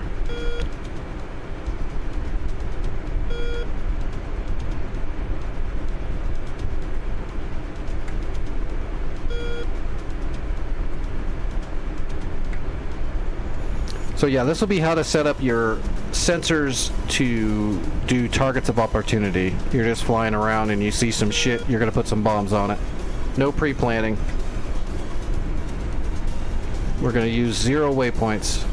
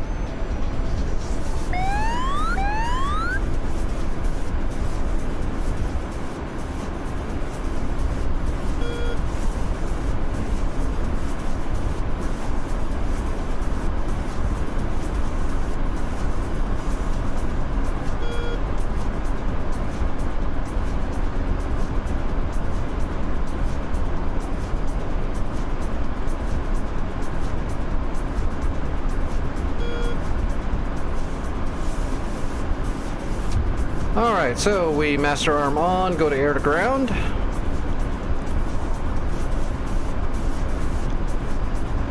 You notice we have nothing in our HMD. We'll go ahead and put our FLIR into standby. We'll go ahead and actually just turn it on. It'll warm up here shortly. So from here, what we'll do though is right now we have nothing soyed. So we're gonna hit our sensor select forward, which you can know your HUD is soyed when you do that because it puts that little dot right there in your flight vector. So sensor select anywhere else, it's gone. Hit it forward, it puts the dot on the HUD. When you're in air to ground mode and you have the HUD soyed, now you can see in your HMD you have this little targeter right here. So with that targeter, you can look somewhere and then hit your designate. So let's see here. We got a little ways to go before we get there, but let's just do it out here on nothing so you can see what it looks like. So all we did was armed up and went air to ground mode and then soyed the HUD. Now we've got our selector. I'm just going to look down there at that tree line. I'm going to hit my designator. Boom. So now that's on the ground there. And then my FLIR is right here. It's not timed in yet. But you can see the HUD is still controlling that. It's got the dot in the middle and the dots on the HUD. So if I use my slew from here, you can also move it around.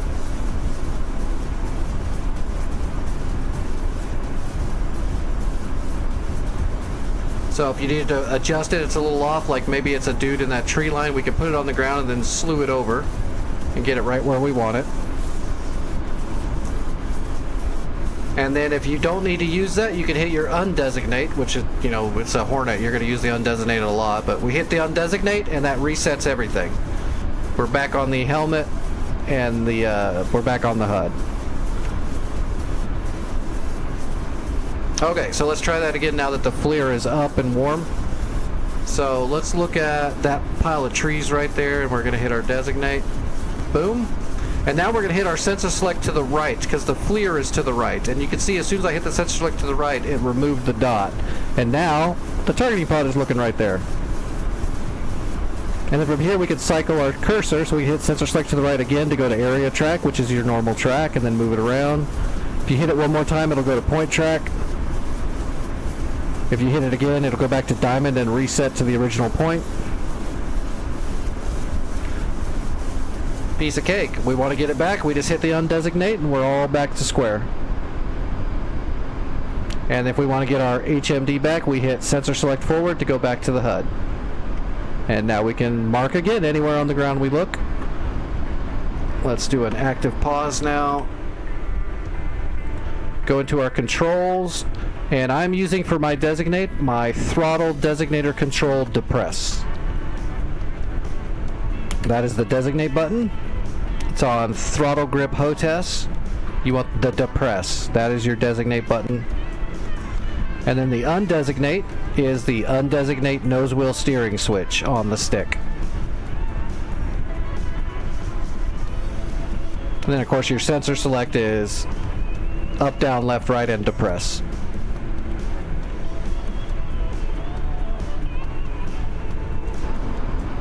So let's go find those tanks. Yeah, it's super simple once you get used to it. The hardest part is getting mixed up with undesignates and it getting locked up a little bit. You can get nerfed into a Hornet pretty easy if you're not used to it. Alright, let's find the smoke. There should be smoke out here somewhere that shows where the EWRS is. And we'll just use our helmet mount to get our sensor on the ground, and then we'll find some targets and blow them up. Okay, there's the fire right there. I see the smoke, so we'll look right at it and designate. Boom. And now we'll hit sensor select to the right where my FLIR is. And there we go. And then we'll go to area track. And there we can zoom in. There's all the bad guys. There's the EWRS. And there's the moving tank. Except he stopped moving. He's supposed to be moving, but... So what we can do first, we're going to assume he's moving. We're going to set up, now that we got our targeter on him. I don't know, I have to look at my... He should be still moving, but something might have happened. Sometimes the scripting gets bugged and you got to redo it. So let's get our bombs ready. We're going to use a GBU. So that's our laser guided bomb. So we have it set up now, and we're going to come down here and we're going to select LTDR arm. That's the laser arm. The other thing you can do is, once you have your laser armed, you see this trigger right here, I'm going to box that. So what that does is in case the laser doesn't laze when you want it to, or quick enough, when you have the trigger boxed, you can also automatically start lasing by holding down the trigger once you have trigger boxed. And that's to make sure, because sometimes the auto laze don't work right, or sometimes you want to laze a little bit early. It's always good to have the trigger box just to make sure.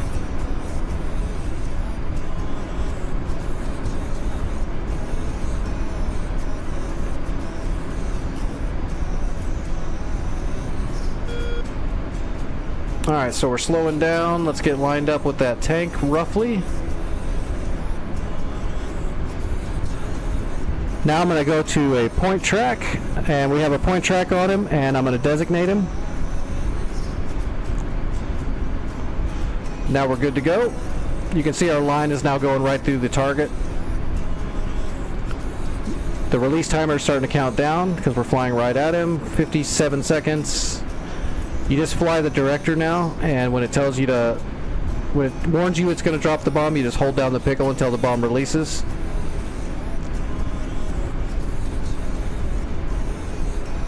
And because we're point tracked, if he does start moving, it'll follow him. Or it should, hopefully. Sometimes the point track gets a little iffy, but for the most part it's going to be pretty responsive.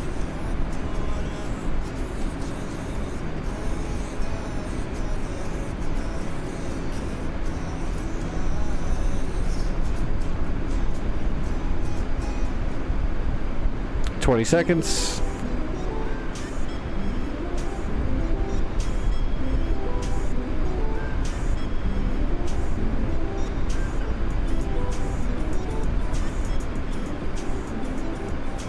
Now the line's coming down. I'm going to hold down the pickle, and the bomb is away. Now it's going to say it's going to laze in 20 seconds. I usually don't like waiting, so I'm going to hold down the trigger now, and you can see now it's blinking and saying LTDR. That means the laser is firing. And I'm just going to make sure I don't mask my targeting pod now. So I'm going to make a slow down and make a slow turn, keeping my targeting pod angled onto the target.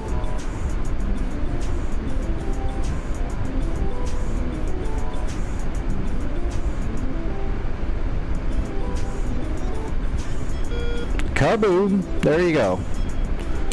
Laser guided. Now, another thing, after you've dropped your laser bomb, if you're gonna do another one, you want to come down here just to make sure, cycle the laser.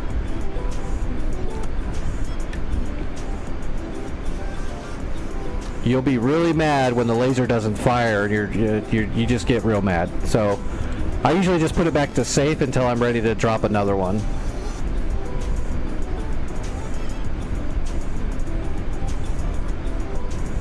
Now for the JDAM is even easier. So let's just look over here and let's move the targeting pod using our slew.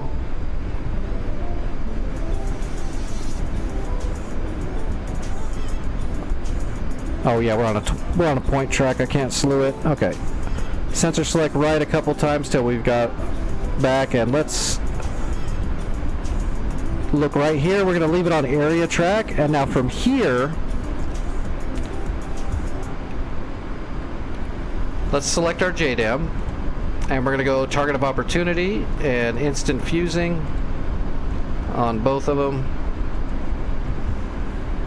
Now that we have our JDAM selected, we don't want to designate targets till we're ready and we have our weapon set up and selected, or else you might mess up the memory on the JDAM, and then you have to go through a bunch of steps to erase the memory of the JDAM. So get the bomb ready before you start designating targets to drop the bomb on, just so you don't get stuck in that loophole people get stuck in that loop a lot, and they're like, my JDAMs don't work, and it's because they had a designated target on the pylon, and then they started switching weapons, and it scrambled it, and you've got to go through, and you got to go through all the steps to erase the pylon through this interface.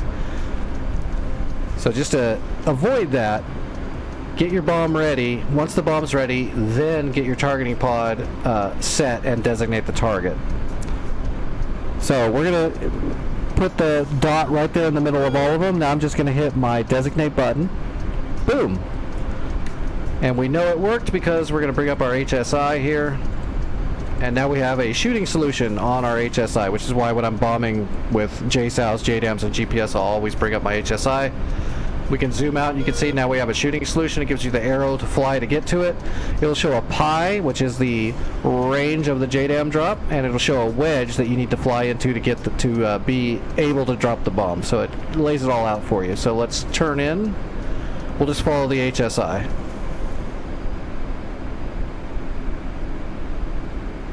No, the wedge will get bigger when I'm turned in. See how big the wedge is now?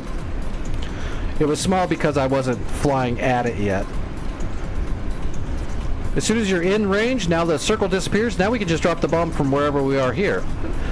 Now, I'm going to active... Well, no, let's drop the bomb. I'll go through this stuff in a second. And... Pickle! Bomb is away.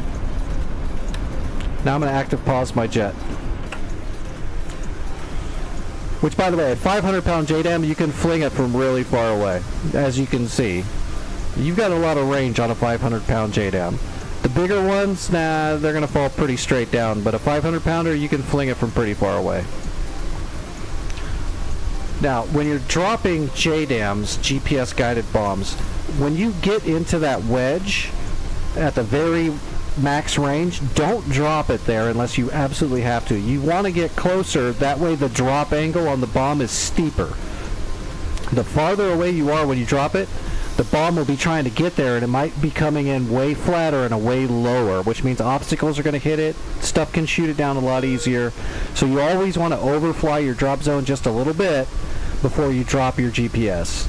So anywhere between like 75% or closer, you want to at least get the first 20 to 25% inside that wedge. Because now you see how steep that bomb's coming in? Perfect.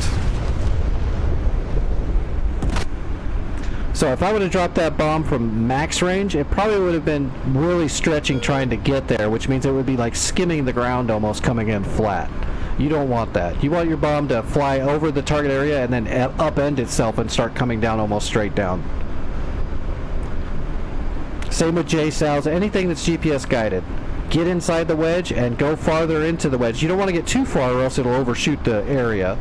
So don't get like right up on it and then drop the bomb. But you want to not be at max range. Anywhere between 75 and 50%, you're in the sweet spot for your bomb trajectory. Then of course in area track you can just move your sensor around.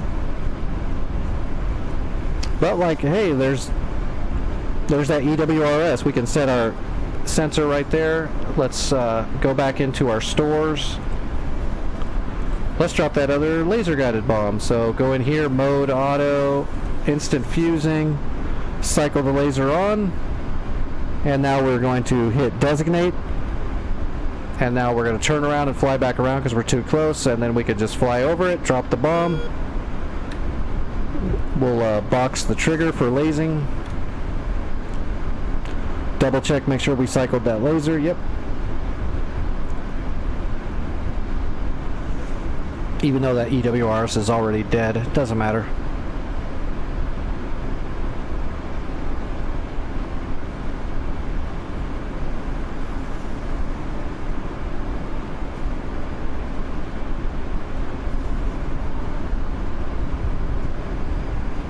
Alright, we are 5.5 miles away. Let's slow down now.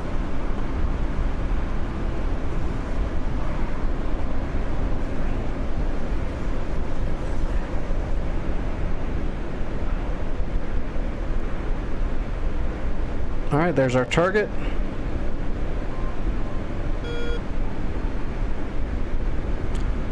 Get lined up with our drop line. Throttle back up a bit. Usually mil power, or even a little less. If you need to fling it farther, you're going to want to go faster, of course. That'll give you more range on your drop. Oh god, what is that? That moved on me. Redesignating. Bomb is away. I don't know if it's going to get there. I had to redesignate. We're lasing. We're going to laze a little early. Hopefully it'll make the turn.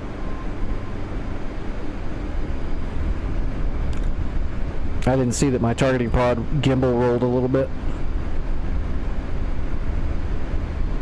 You can also, when the bomb is dropping, you can also adjust where it's going to land by just moving the laser, by moving the cursor. If you're in area track, you can just move it, and wherever you put the cursor is where the laser is going to spot, which is where the bomb's going to try to hit.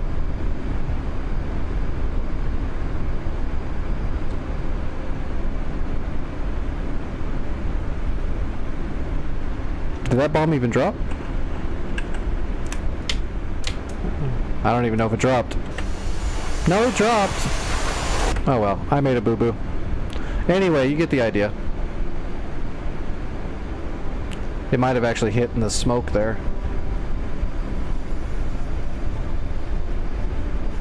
I don't see anything. It might have hit in the smoke already.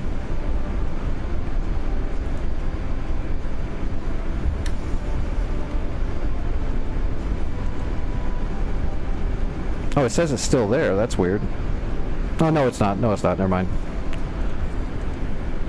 Alright, JDAM, me too. Me too. Target of opportunity mode. We're going to me too it with a JDAM.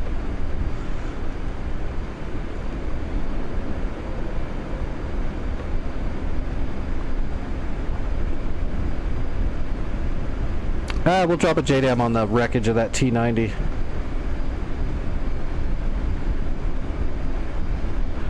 And if it's GPS, so we can just give the target cursor on it and designate. And we've got a shooting solution.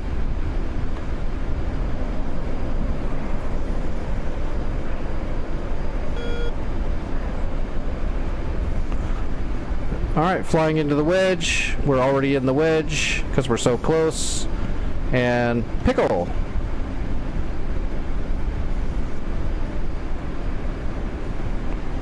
No, the altitude doesn't matter so much. It depends on what you're trying to do. 15K is fine, 18K, 20K, 8K, 10K, just whatever's needed at the time. You know, if there's AAA down there that has a 12,000 foot range, you're going to want to be at above 12,000 feet, right? So that's all situational. If there's a SHORAD down there that can hit you at 15,000 feet, you're going to want to go up to 18,000.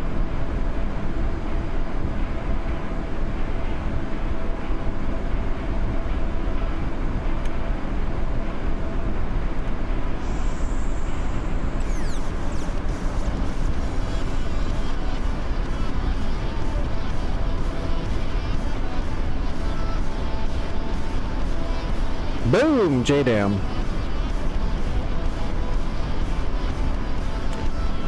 Well, there you go. There is getting your sensors on the target. And again, if you...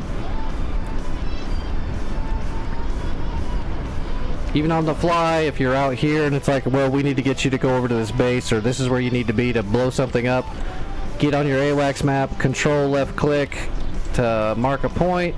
That'll give you all the GPS coordinate information, and however you're more comfortable of putting in to whatever aircraft you're in. I go to the HSI, we'll just go to mark point 9, data, precise, UFC, and then we'll put in our precise, so north 4447, enter 5398, and east 4053, and then 0419. Elevation. The elevation is really important, or else your targeting pod will be looking straight up into space, or it won't be right. So boom, verify that's all good.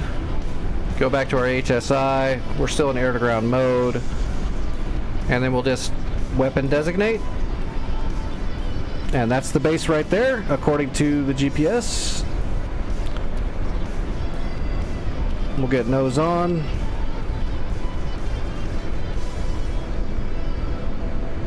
It's also a way to get a diamond on the ground for just a normal waypoint. If you're having trouble finding a runway, choose the waypoint that the runway's at, weapon designate it. That'll give you a nice diamond. Bring up the FLIR, and there you go. It's looking right there. Look at that. That's where the base is, and there's the base. Piece of cake.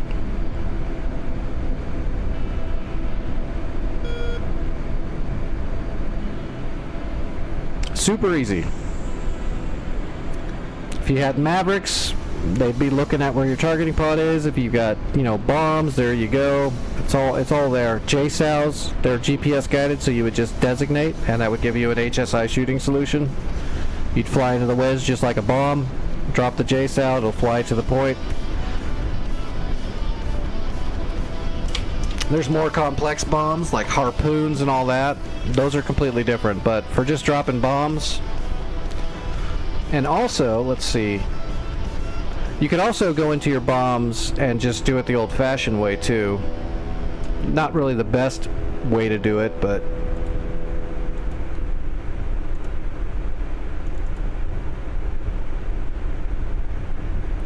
let's throw a Hornet up in the air really quick. If DCS doesn't just vomit all over itself. Come on, load.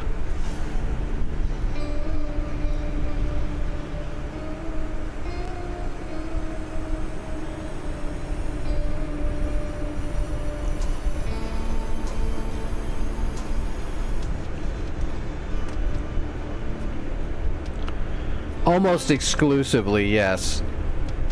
If it's a target that's not going to move for sure, the JDAM is the best bomb you got. If it might move, then you're going to want to laser guide it just so you can guide to it. If you're going to drop bombs, that's what you're going to use. But you can load up like slick iron bombs and just drop them CCIP off the HUD. Like anything else, it'll give you standard HUD symbology for a CCIP drop. Nose down, angle down. As soon as the shooting computer's got a solution, it'll start showing you the cross on the ground where the bombs are going to impact.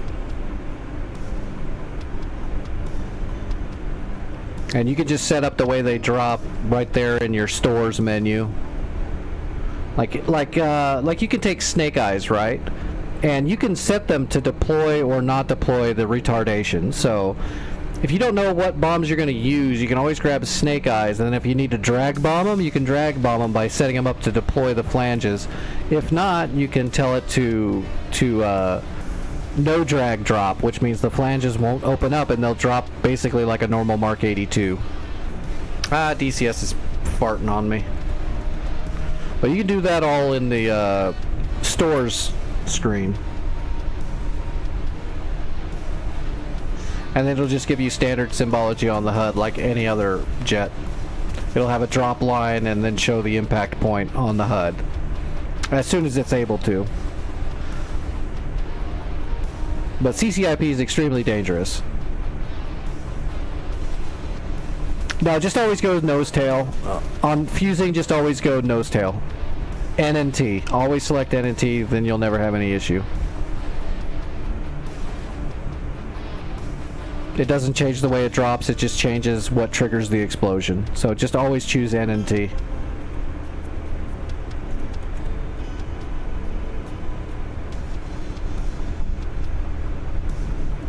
Oh wow, yeah, it just freaking crapped out. Give me a second.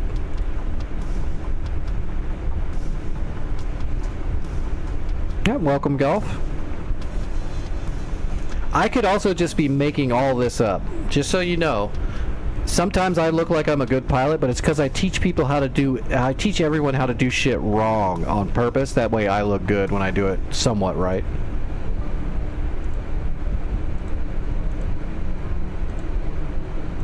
Instead of becoming a good pilot, I just try to make everyone else worse. It works for me so far.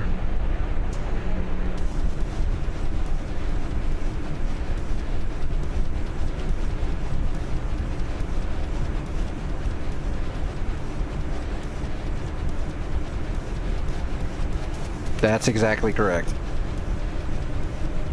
You just have to sound like you know what you're talking about. That's all.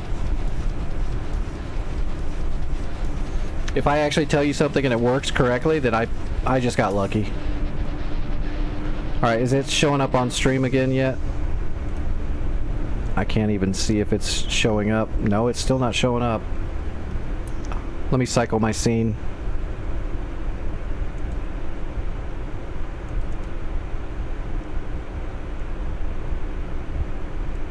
Okay, there you go. It shows it now. Alright, mission editor.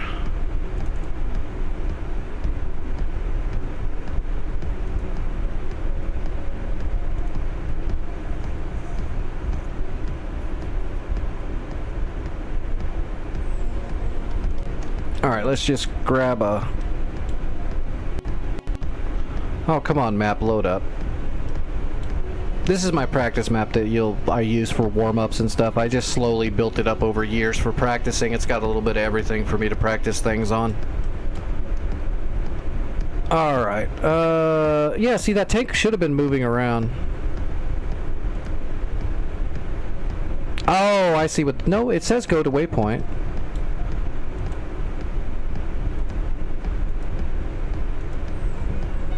Yeah, it should have kept going. Something's wrong with it. It bugged out. It should have. It should just keep going around this area.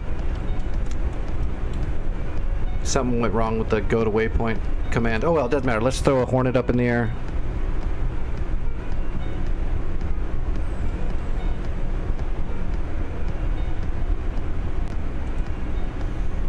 So let's put it right here. Client. Aerial 3, whatever, that's fine.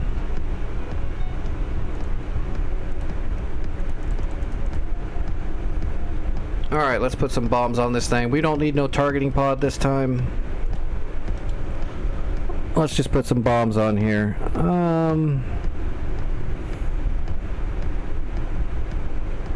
Should be able to put more than that. Oh, that's weird. Mark 84. We'll put a fatty on there. I could have sworn you could put a triple rack, but I guess not. It is a Hornet. It's not like you're going to put slick irons on a Hornet very often. Do a couple of snake eyes on those pylons. You can put like a rock eye on here too, right? Yeah, they've got Mark 20 rock eyes. That's such a garbage bomb. That's funny. Let's put some rock eyes on here. Oops, it didn't work. There we go. Some Cold War rock eyes. What's our elevation? Let's put us up to 10,000 feet. 1, 2, 3.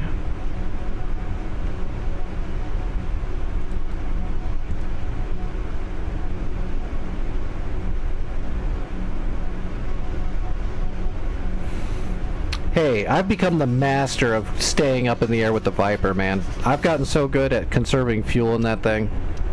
But I'm not gonna lie, I've definitely landed at the airfield with like 200 pounds of reserve, and I've landed on hydrazine a couple of times as well.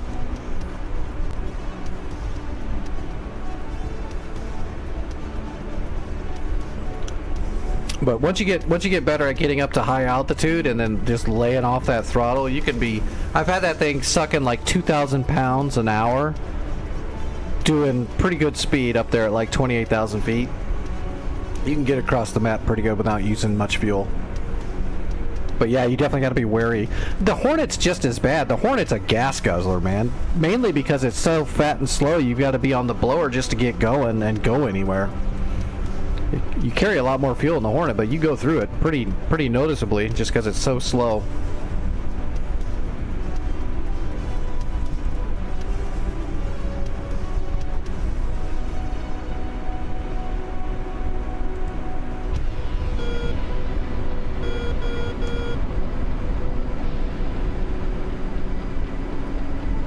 Well, I mean, kind of. You'll be friggin' doing a wheelie, but sure.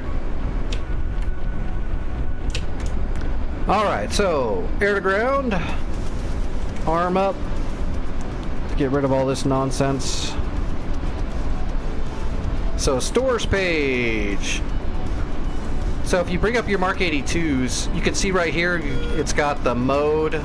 So you could just go CCIP, fusing, nose to tail. That's just going to be your standard right there. And then you can go to drag, and you can go F or retard. So if you put it on just standard FF, you'll just drop them as regular bombs.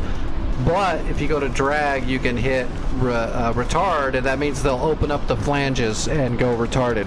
So if you're going to take Mark 82s, you might as well just take the snake eyes, because then you can use them whichever way you need to use them. Just so you know. We're not going to drop them snake eye, but you could if you wanted to. And then of course you can change the way you're going to drop. Right now it's set up, but it's quantity 1 and 1, so we can bring up the UFC and change the quantity. We can drop all 4. So there's 4. Initial, let's make them 15 feet apart.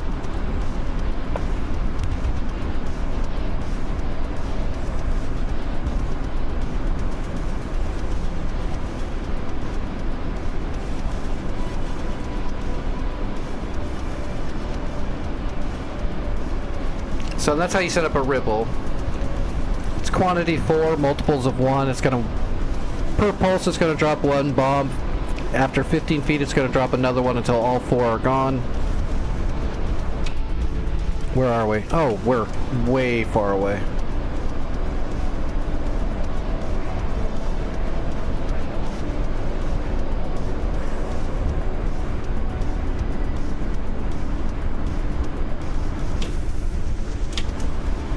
I need to find that smoke. Okay, there's the fire. That's where they are. So there's the drop line. We're just going to roll in and get the nose down. And then the symbology will be just exactly what you expect it to be. And we're going to do a ripple. So as soon as we get the targeter where we want the first bomb to drop, we're just going to hold down the pickle and slowly pull back on the stick. Or you could just do 1 and 1 and hit the button every time you want to drop a bomb and just pulse them across however you want. However you want to drop them.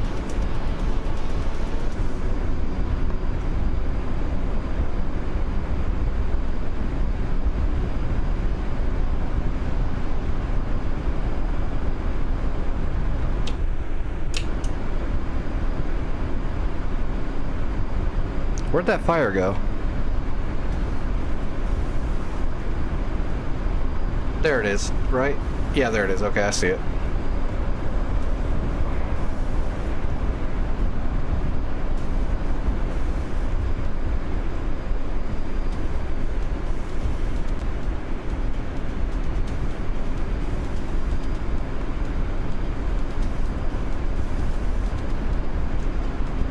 So we're going to wait till we get a little bit closer, then we'll nose down more because we're only at 20 degrees. You see that X coming down now? That's going to be the impact point as soon as it gets low enough. You'll see it come down to the bottom, then it's going to come back up. There you go. That's your drop point, and I'm going to hold down the button right now. All bombs are away. 15 feet, they're going to drop real close together, though. Boom, boom, boom.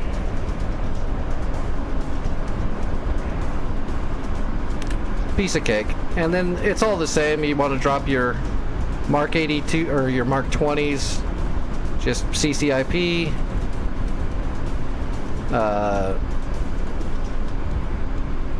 And then if you wanted to change the way they're going to ripple, you would just open up your UFC, and that gives you your quantity and your multi.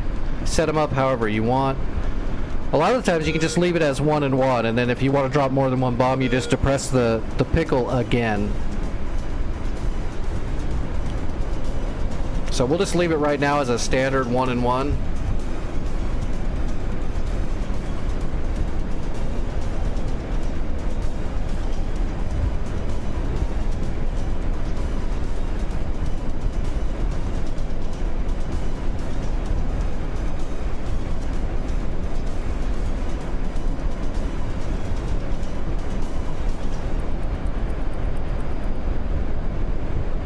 All right, rolling in.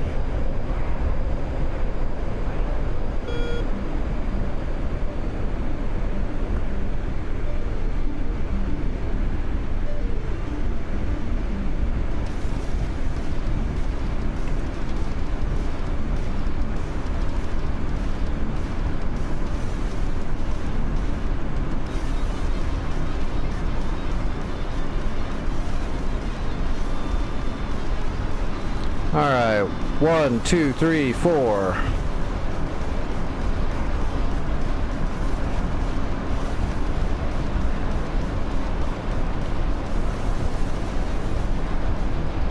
Boom, boom, boom, boom.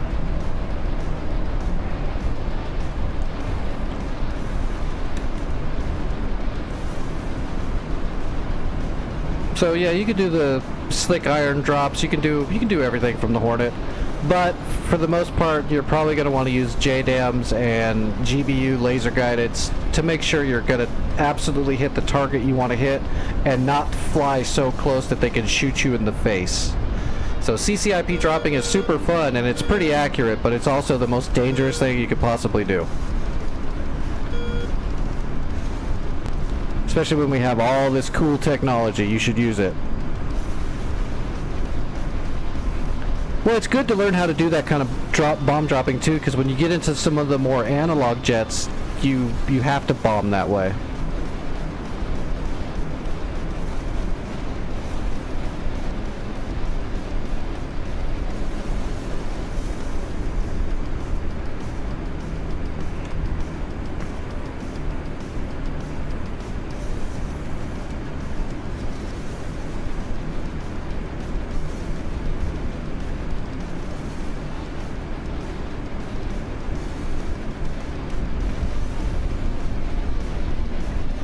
Oh, you should still learn how to. You should still learn how to use the CCIP feature. You should, but yeah, you're not going to use it that much. You won't.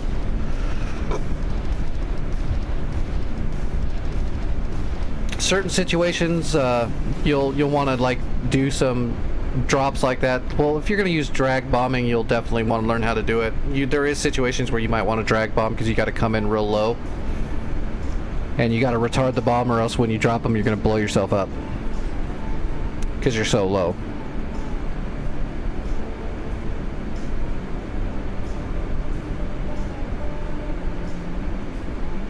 Yep, you most certainly can. If you're in air-to-ground mode, you can hit sensor select forward to soy your HUD, and you can tell you're soyed on the HUD because it puts a dot in the circle. Oh, there's ads? Shit.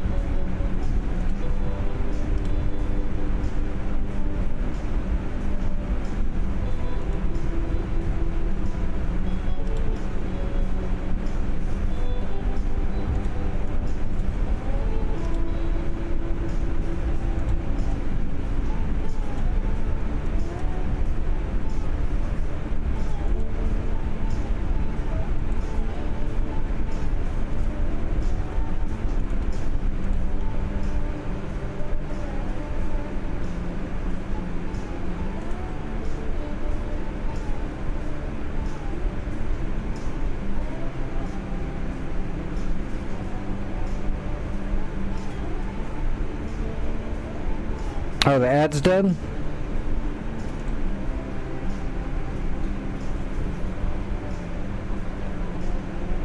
Okay. So, yes, Golf, you can absolutely do that, and I will do it right now. We've got our app clear pod on here. So, if you're not using a waypoint or you don't have something pre-briefed and you see that there's a bad guy over here, and we're going to use a bad guy so we have a good reference. So first what you would do is you would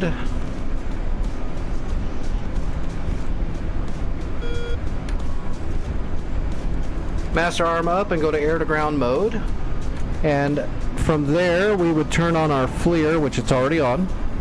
We're going to bring our FLIR up. We're going to turn on our HMD because for some reason it defaults off.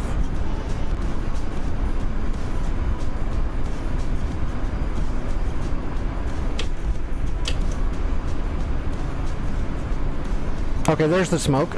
So from here, we go to air-to-ground mode. We're going to hit our sensor select forward, which will put the soy. We don't want the soy on any screen. We want it on the HUD. You can see our velocity vector is a circle there. We hit sensor select forward, and it puts a dot in that circle. That means the HUD is now soyed, which means your HMD is in use. Now if you look, you can see there's a target cursor on your HMD. Now we just look where we want to set our sensor point of interest, and we look at it and we hit our designate like that, and then we'll adjust it a little bit using our slew, and from there we're going to hit our sensor select to wherever your FLIR is. Mine's on the right, so we're going to hit sensor select to the right, and you'll see the dot disappear from the mark, and you can see we now have our FLIR soyed, and now the targeting pod is looking right there where we set it on the ground. Super easy. Then we can hit our sensor select to the right to cycle through everything else like normal. And if we're done and we don't want to do anything else, we just hit undesignate. And then if we wanted to set it again, we hit forward on the sensor select to soy the HUD. That gives us our reticle back. Look down, redesignate it. Sensor select to the right to bring it back to the FLIR, and there you go. Piece of cake, right?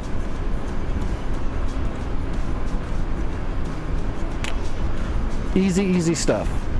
I mean, it's easy once you know how to do it.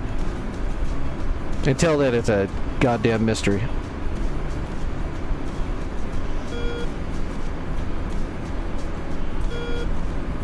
Absolutely.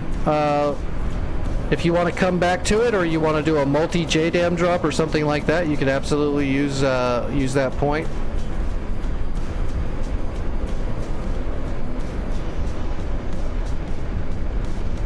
We can get turned around here. Let's set our AP so we don't have to worry about flying. And let's get our stores down here out of the way. Let's bring our HSI up over here. So we zoom in, we go to area track, and let's put a bomb up. Hey, it's finally moving. The tank's moving. So look, we can go to a point track actually. Let's see. Got him. See? It was that easy. I just hit the sensor select to the right when he drove over it, and now we got a point track on him. So now if you drop a laser guided on him, the bomb's gonna guide right to him. Okay, so anyway, we're going to point the targeting pod right there.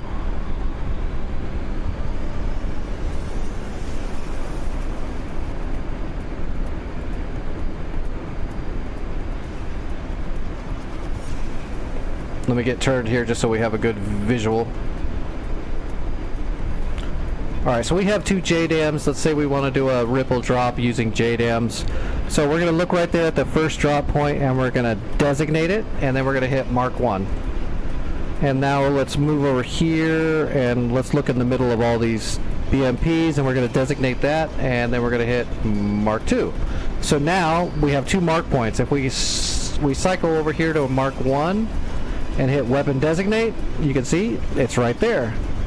Go up to mark point 2, weapon designate, and it's right there. You could do that up to 9 times. So if we had 2 bombs now, we go to our stores. Here's our penetrator JDAMs. Go to target of opportunity on both of them. So now let's fly away for a bit. Let's undesignate, or let's paddle our autopilot off. Alright, let's come back around.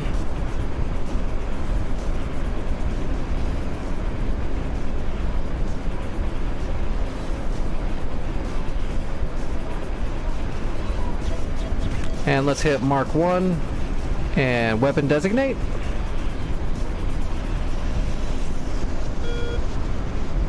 And you can see we have a drop solution in our HSI. We're going to fly into the wedge like normal. And once we're lined up, I'm going to go ahead and turn the autopilot on so I don't got to worry about the plane going wacky on me.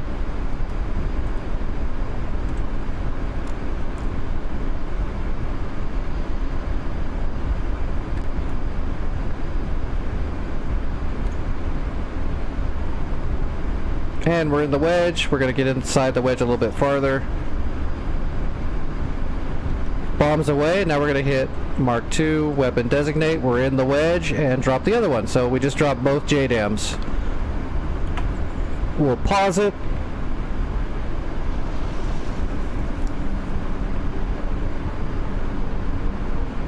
And now we just wait.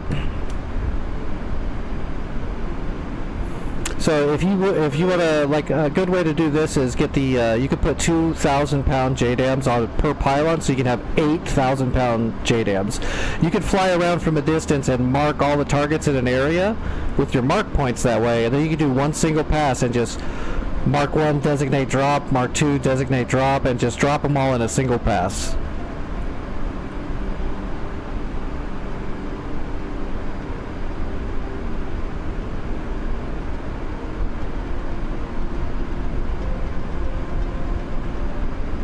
And why have they not dropped? Oh, here they go. They're going. They're going. There you go. Boom, boom. Piece of cake, right where I dropped them. So that's how you would use mark points. You just gotta be careful, because when you hit the mark button, it's gonna just do it. It's gonna cycle it. So you gotta make sure you designate beforehand, too.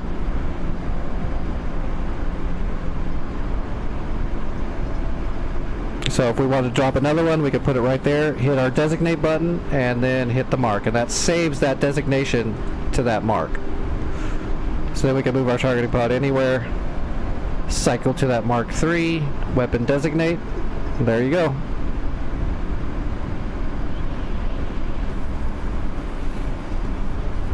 And then once you get all the way through the marks, it'll recycle again.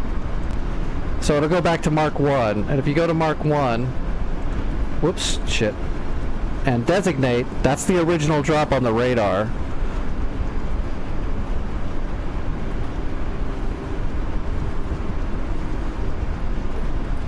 So we just have to remember, we'll hit designate there now, and then hit Mark 1 again, and it should update it now.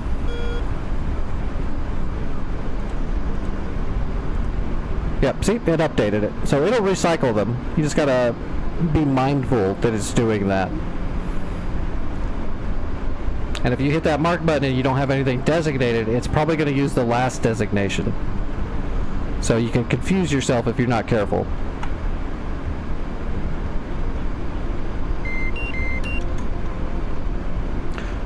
Alright, that seems like a good enough workshop for tonight.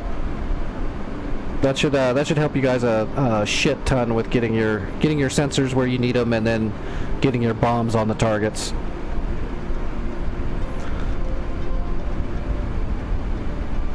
Well, Vaughn, when they're done with your knees, you know, you can get a lobotomy. I don't know if that'll help, but it might.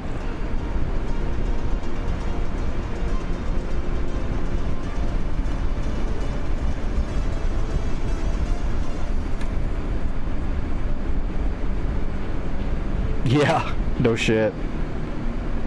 Alright folks, I'm going to call it a night. I need to eat some food and chill out. I'll be in the Discord for a few more hours. If you need to get a hold of me, that's where you can get a hold of me like always. Everybody, thanks for hanging out. Let me see who's flying, and I'll get everybody on Twitch rated over somewhere. Everybody else on YouTube, thanks for hanging out. Hope you had fun. Enjoy the VODs and the videos and all that good shit.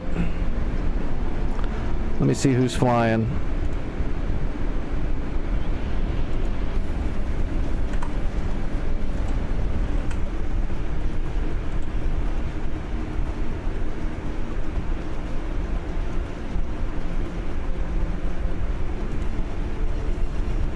Alright, who is friggin' flying?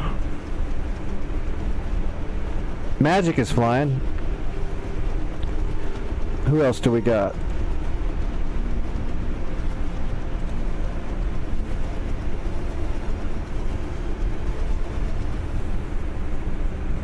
You know what? I'm gonna send you guys over to Bruce.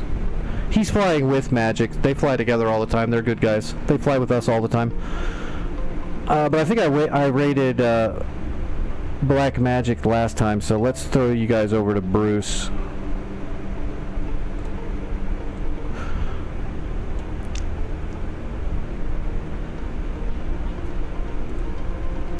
Dadgies! I haven't flown on Dadgies in a little while.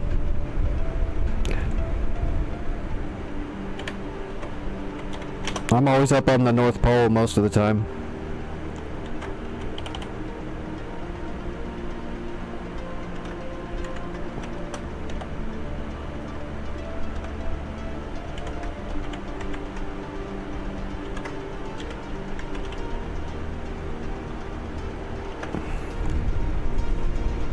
Okay, yeah, that went through. Sweet. All right, everybody. Raid's going through in just a moment. I'll probably have some edited shorts up later after I eat. I don't know when my next long form video is going to be done. I've still got so much work to do on it. It takes so much, and my editing software sucks. Okay, tell Bruce hi for me. Take it easy, everybody.